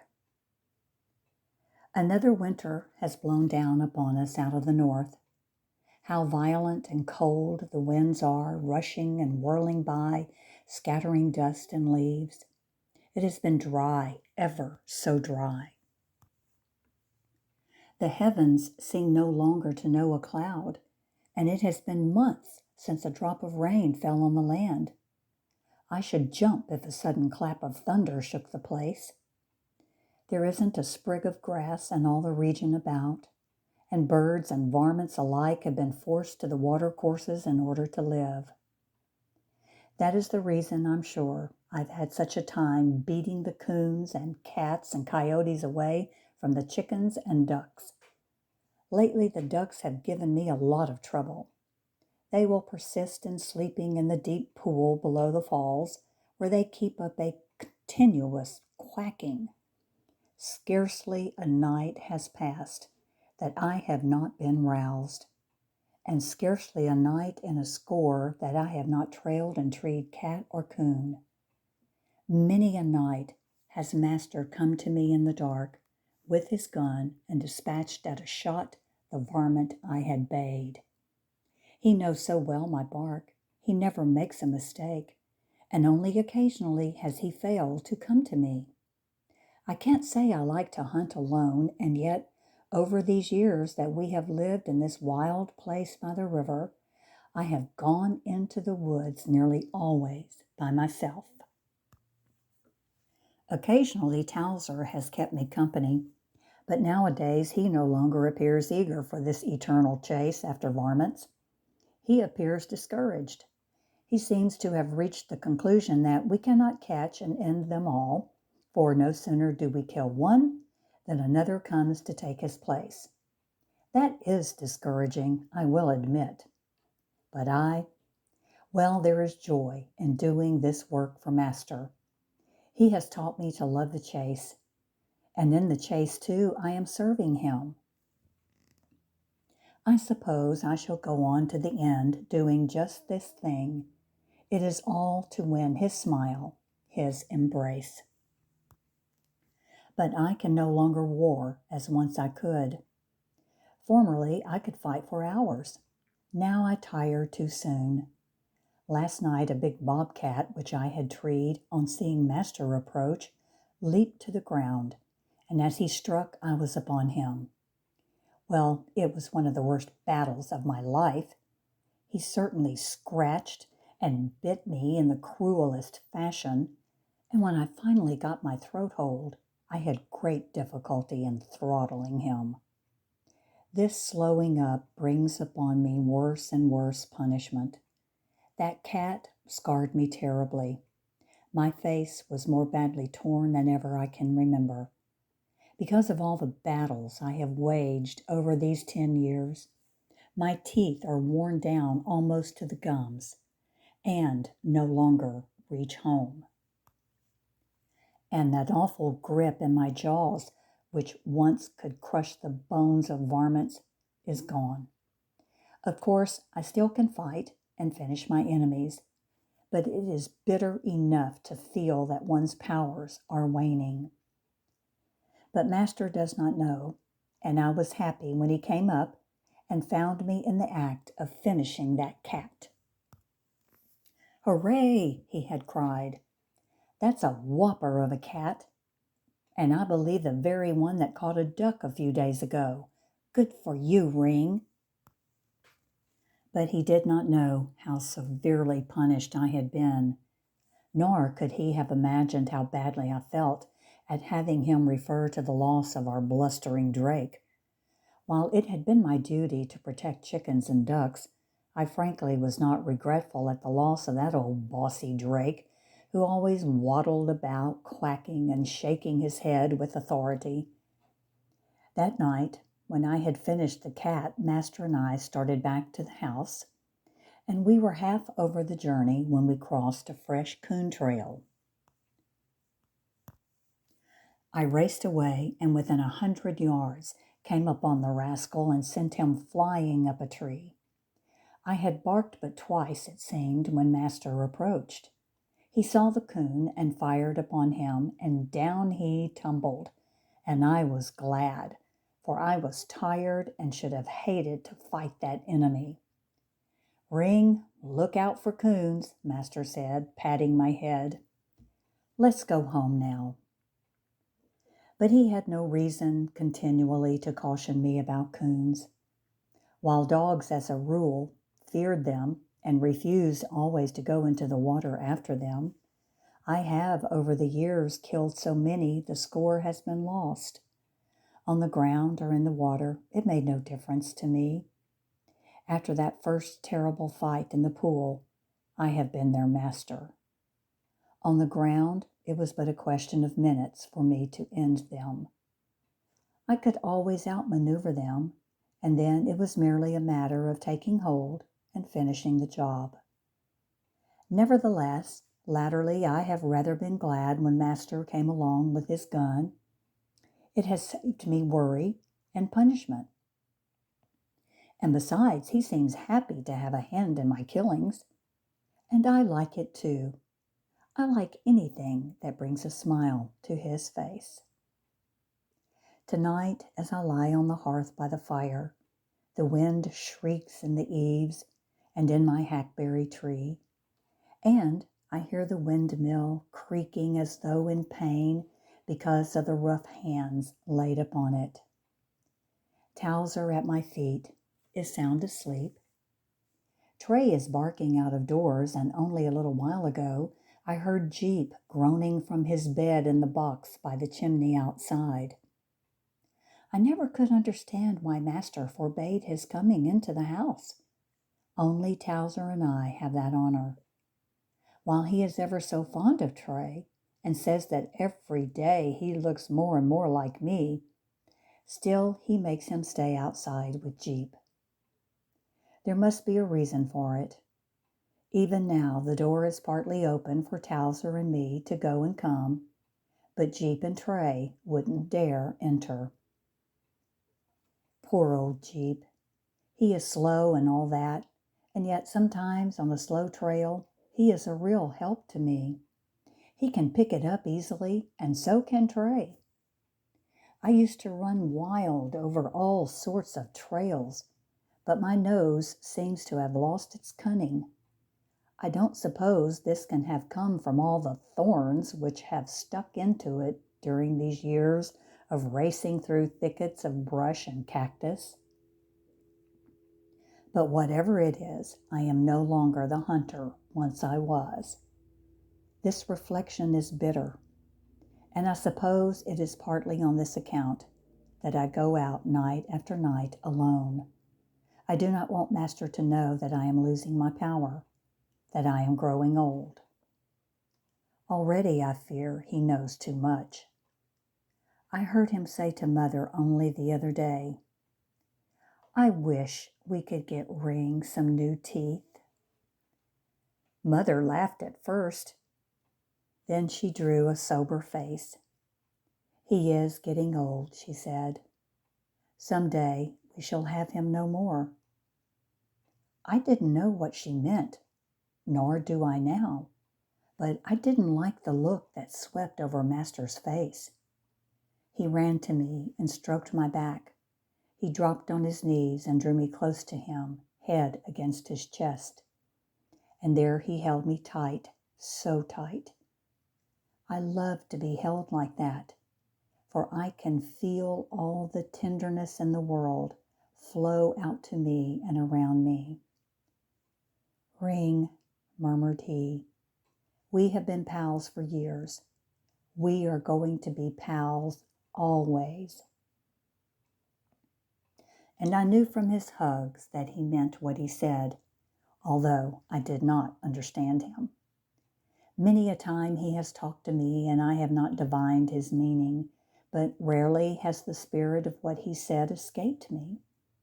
Often and often over the years he has not so much as spoken, and yet I have known what he would have said.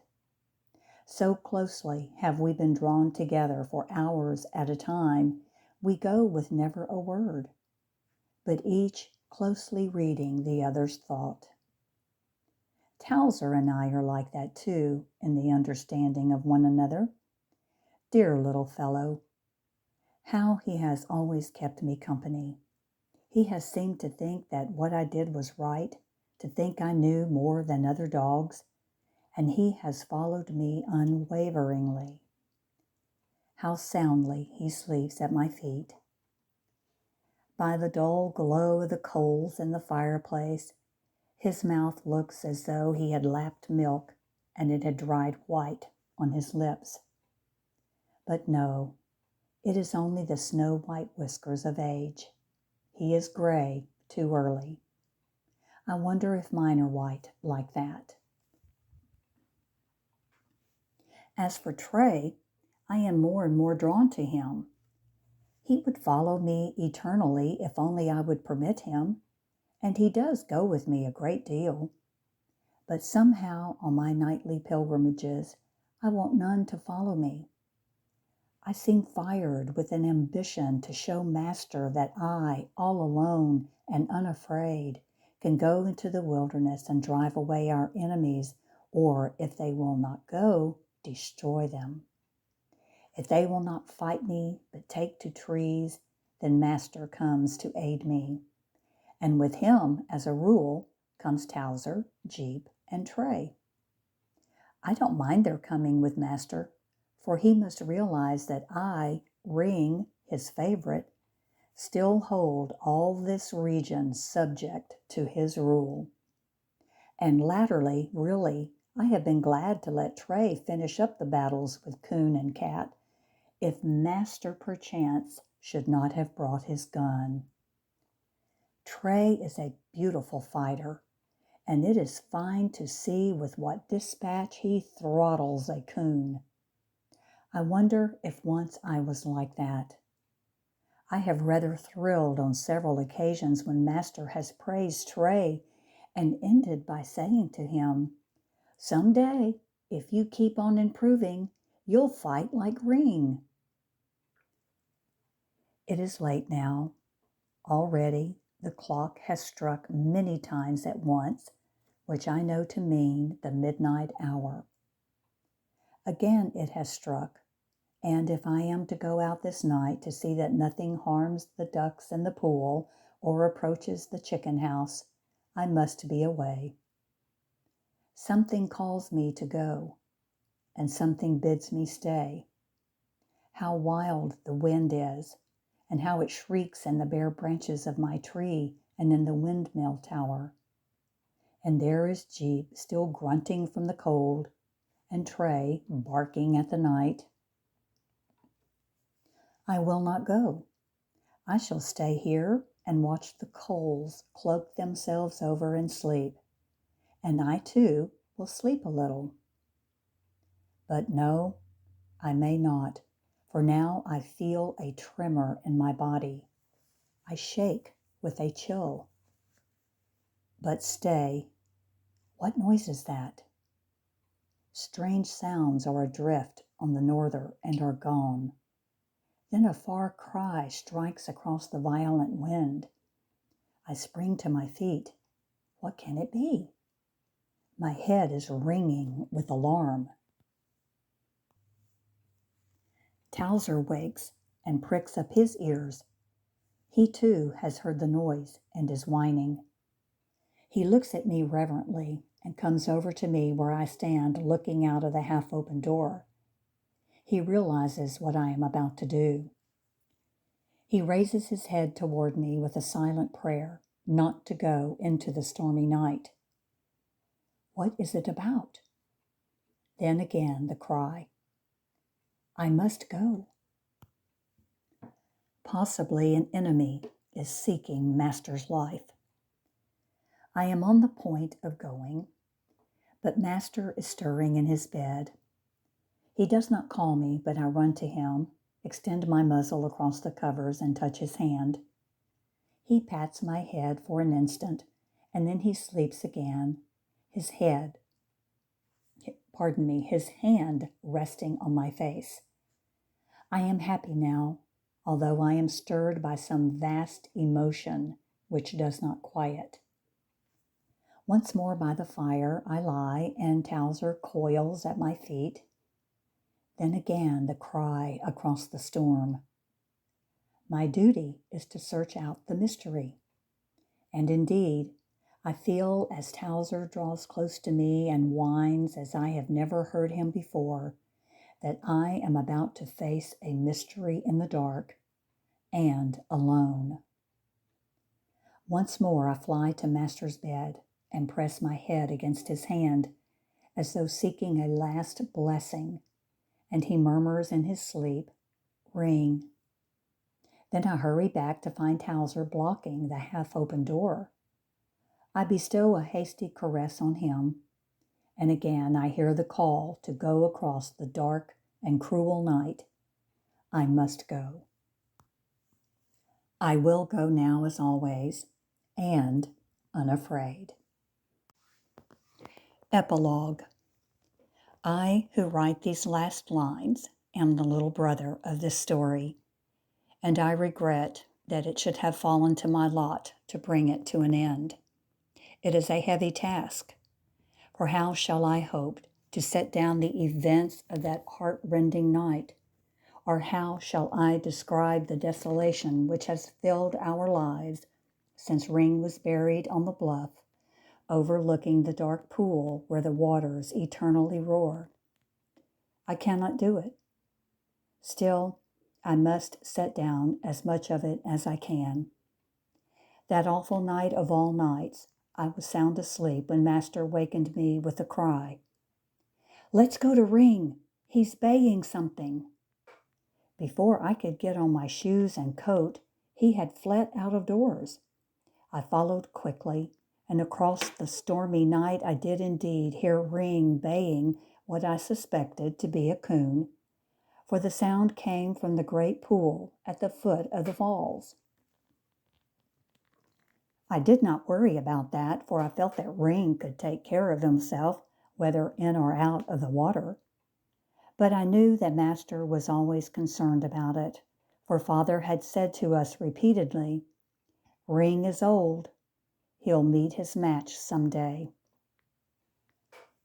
As I rushed down the hill in the direction of the barking, I suddenly realized that the coon had taken to the water and that Ring had followed him, for now no longer could Ring be heard. Towser and Jeep, though, were yelping from the borders of the pool. I could not hear Trey, but above the noise of the gale I could hear Master calling to Ring to come back. "Here! Here! Here!" It was not very dark. Clouds were scudding by on a hurricane wind, and there was a shadowy shine of stars.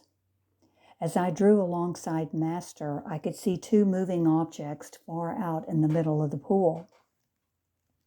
"Ring, come back!" shrieked Master. "Back! Back!" But Ring was too near his enemy to hear or to obey. To Master's command there was no answer, save the blast of the norther, as it hurtled over the trees and down the hillside with a terrific rush. It was cold, very cold, and I stood there shaking in every fiber. Then suddenly I was caught up by the fury of the battle. We distinctly saw that Ring had fallen upon the coon and had bested him in the first encounter. Ring had gripped him, we could plainly see, but it was only for a second. The coon, a monster in size, slipped away and started straight for the shore. But he had gone only a yard or so when he found that Ring was again upon him. Whirling around with astonishing agility, the murderous animal seemed literally to rise out of the water and to fling himself upon his pursuer. But Ring was too quick, and the coon fell with a splash, with Ring upon him. Again, that veteran of so many battles gripped his enemy, and a gurgling sound, which Master and I knew too well, broke out from the huddled mass in the center of the pool. It would all be over with the coon in a minute. Master began to jump up and down and to shriek with joy, an excess which rose out of a delirium of fear. And I too found myself dancing and shouting, while Jeep and Towser, one in a deep bellowing voice and the other in a thin piping note, joined in the chorus. "Ring, Ring," cried Master. "Hurry, hurry." And then something happened. Suddenly there was a terrible churning of the waters. There was the drowning blubber of the coon and the muffled growl of Ring, when with that same astonishing power we had witnessed a minute before, we saw the coon rise clear of the waters and hurl himself like a bolt upon the head of our poor Ring. "Oh," shuddered Master at the sight, in a way to curdle one's blood, and off he threw his coat, and into the icy water he plunged, swimming toward the fighters with his swiftest stroke. He seemed to know intuitively that a fatal grip had been fixed on his hero, and that there was but one chance for Ring's life. With marvelous speed he approached the fighting pair. So violent now was the struggle that one could no longer distinguish which of the two had the better of it. It seemed but a gray-black whirling animal mass which churned the waters into foam. And now Master was upon them, striking right and left. He seemed to be utterly fearless. He was battling for his ring, the only thing worthwhile in his life. Suddenly I saw in the eddying waters but a single object. Was it Ring or his murderer? The object began to move away, and then with a volcanic explosion, Master cried, "Ring!" As the cry died away, I saw Master start after the coon, only to return instantly to the battle spot. And then, with the suddenness of a shot, his form dropped under the water. "Oh, God!" I shrieked. Was Master, too, going to his death? I shook with terror, black, blind terror. "Help! Help!" I howled, for I could do nothing. I barely knew how to swim. "Father! Mother! Quick! Come!" I found myself bawling at the top of my voice. Still, Master did not rise. I sank upon the cold rocks at the edge of the pool. But as I turned to look again, I saw him bob up on the surface like a cork. "Help! Help!" he cried. "Ring is drowned!" And then, without another word, down he dropped out of sight, and again I felt cold tremors grip my body. But I could not find tongue to call again, and somehow I realized that Father could not possibly hear in the teeth of the gale which ripped across the earth. So there I sat, unmoving, stunned. I saw Master rise again to the surface and heard him cry something I could not understand.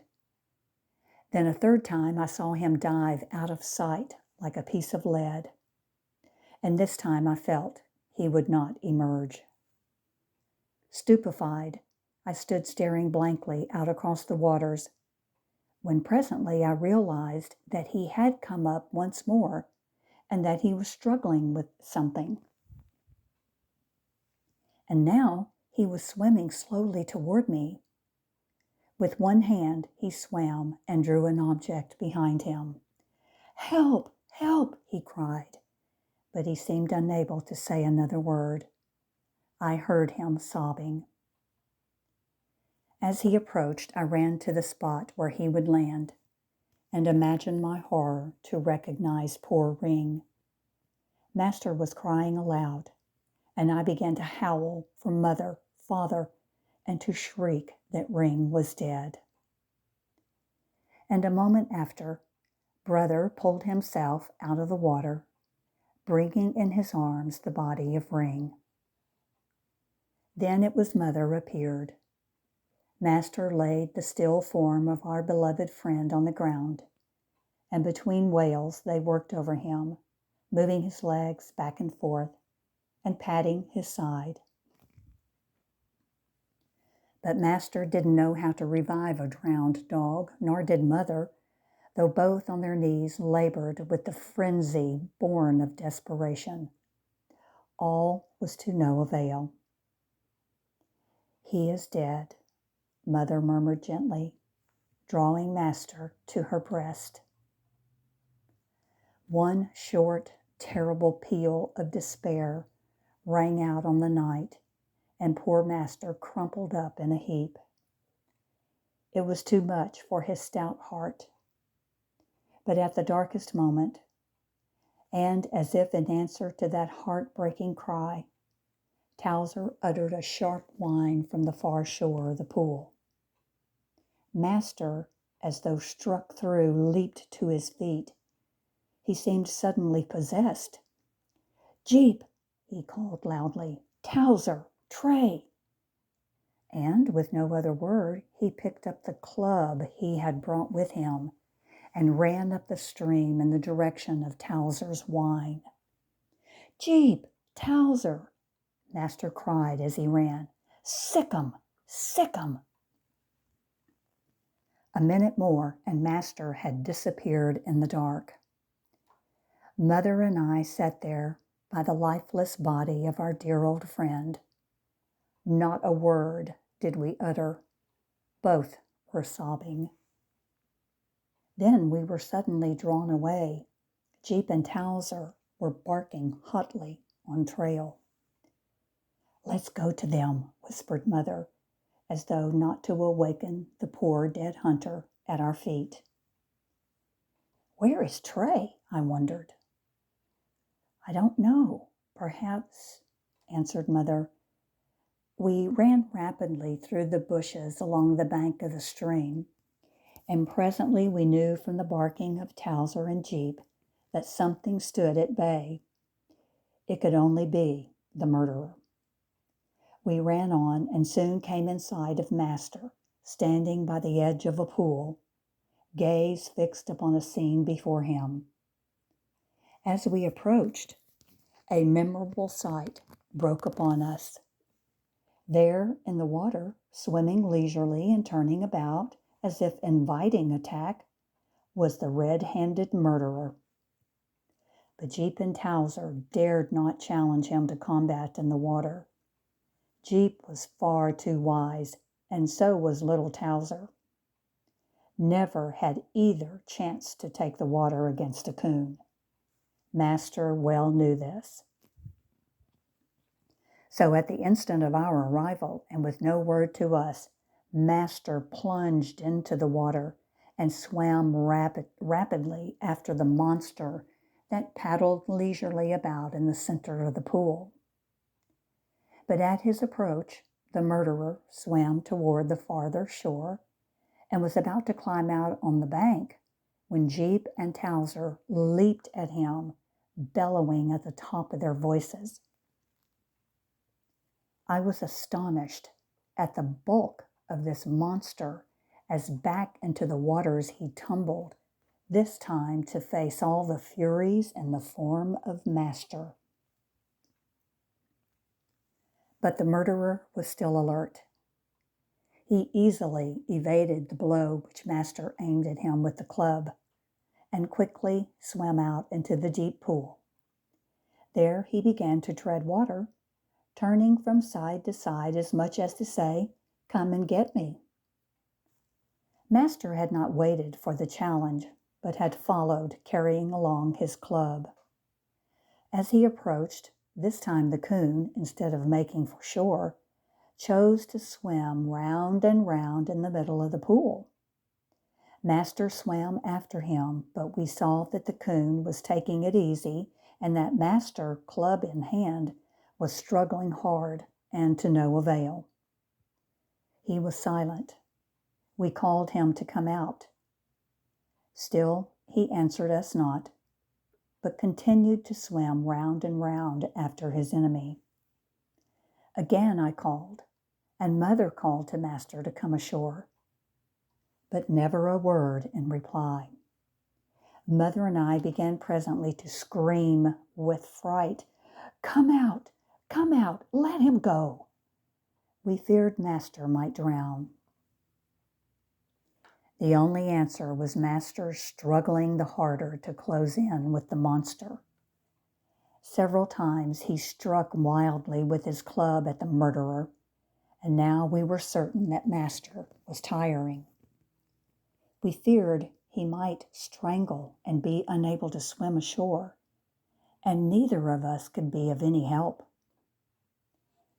Mother began to call in a frenzy for Father, and I am not sure what I did. I only know that the wind was blowing furiously and that I shook with cold and felt as though I should fall down in a fit. My eyes were riveted on Master, and once more I saw him lift his club to strike his enemy, but he missed him.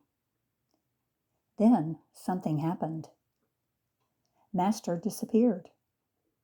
Could he be diving again? No. A moment later, he rose to the surface, strangling and coughing. While we stood there shaking and calling, we heard a noise in the brush. The next thing we knew, a dog leaped down the low bluff into the pool and swam straight for the coon. What dog could this be? But surely he wouldn't attack. He couldn't mean to do that. However, almost before we could think he had passed Master and joined battle with the animal. "Ring!" cried Master brokenly, as though in terror, thinking his hero had come to life. "Ring! Come back!" In reply, there were gurgles and growls and a churning of waters as Master called again and again to Ring to come back. But his calls were smothered by the swish of the winds in the brush about us. It was a night never to be forgotten in the violence of the storm. The fight went on furiously until suddenly we realized that either the dog or the coon had been vanquished. Which was it? Master settled the matter for us. "Ring! Ring!" he sobbed as we saw the dog swim up to him. We stood quaking on the shore with fear and excitement. Could Ring have come to life? I began to dance and to sing. I shook Mother in my excess of joy and then ran up the shore to a low place toward which Master was headed. As they approached, I saw that Master was holding to the dog's tail with one hand and was being towed ashore. But was it Ring? I gazed eagerly, only to discover with a pang that it was Tray. I helped Master up the bank. Tray, a few feet away, was shaking the water out of his coat. "Ring," murmured Master, gazing at him. "It is Tray," I whispered. "Tray." "No, it is Ring. Come back to me." But it was only Tray. Ring would come no more. 2 days have gone since Ring was drowned, but there is no less of sorrow in this house of ours, and I, the little brother, have nor heart nor strength to set down aught of these black hours. It is as though we walked in darkness. Through my window, in the dimming light, I can see Master and Towser and Tray, and the cross at the head of a new-made grave where Ring lies sleeping. I loved him, heaven only knows how much, but Master loved him beyond measure. The very sun rose and set in Ring's salute. For 10 years they were inseparable, and I doubt whether even death has rent them apart. It is dark now, and I can no longer see Master and his friends, but I know that they still watch by Ring's grave. The roaring winds of that other night have ceased, and only the dull murmur of falling waters rises out of the gloom. On the bluff overlooking the pool, his grave was made. Master thought it a fitting place to show Ring's final triumph.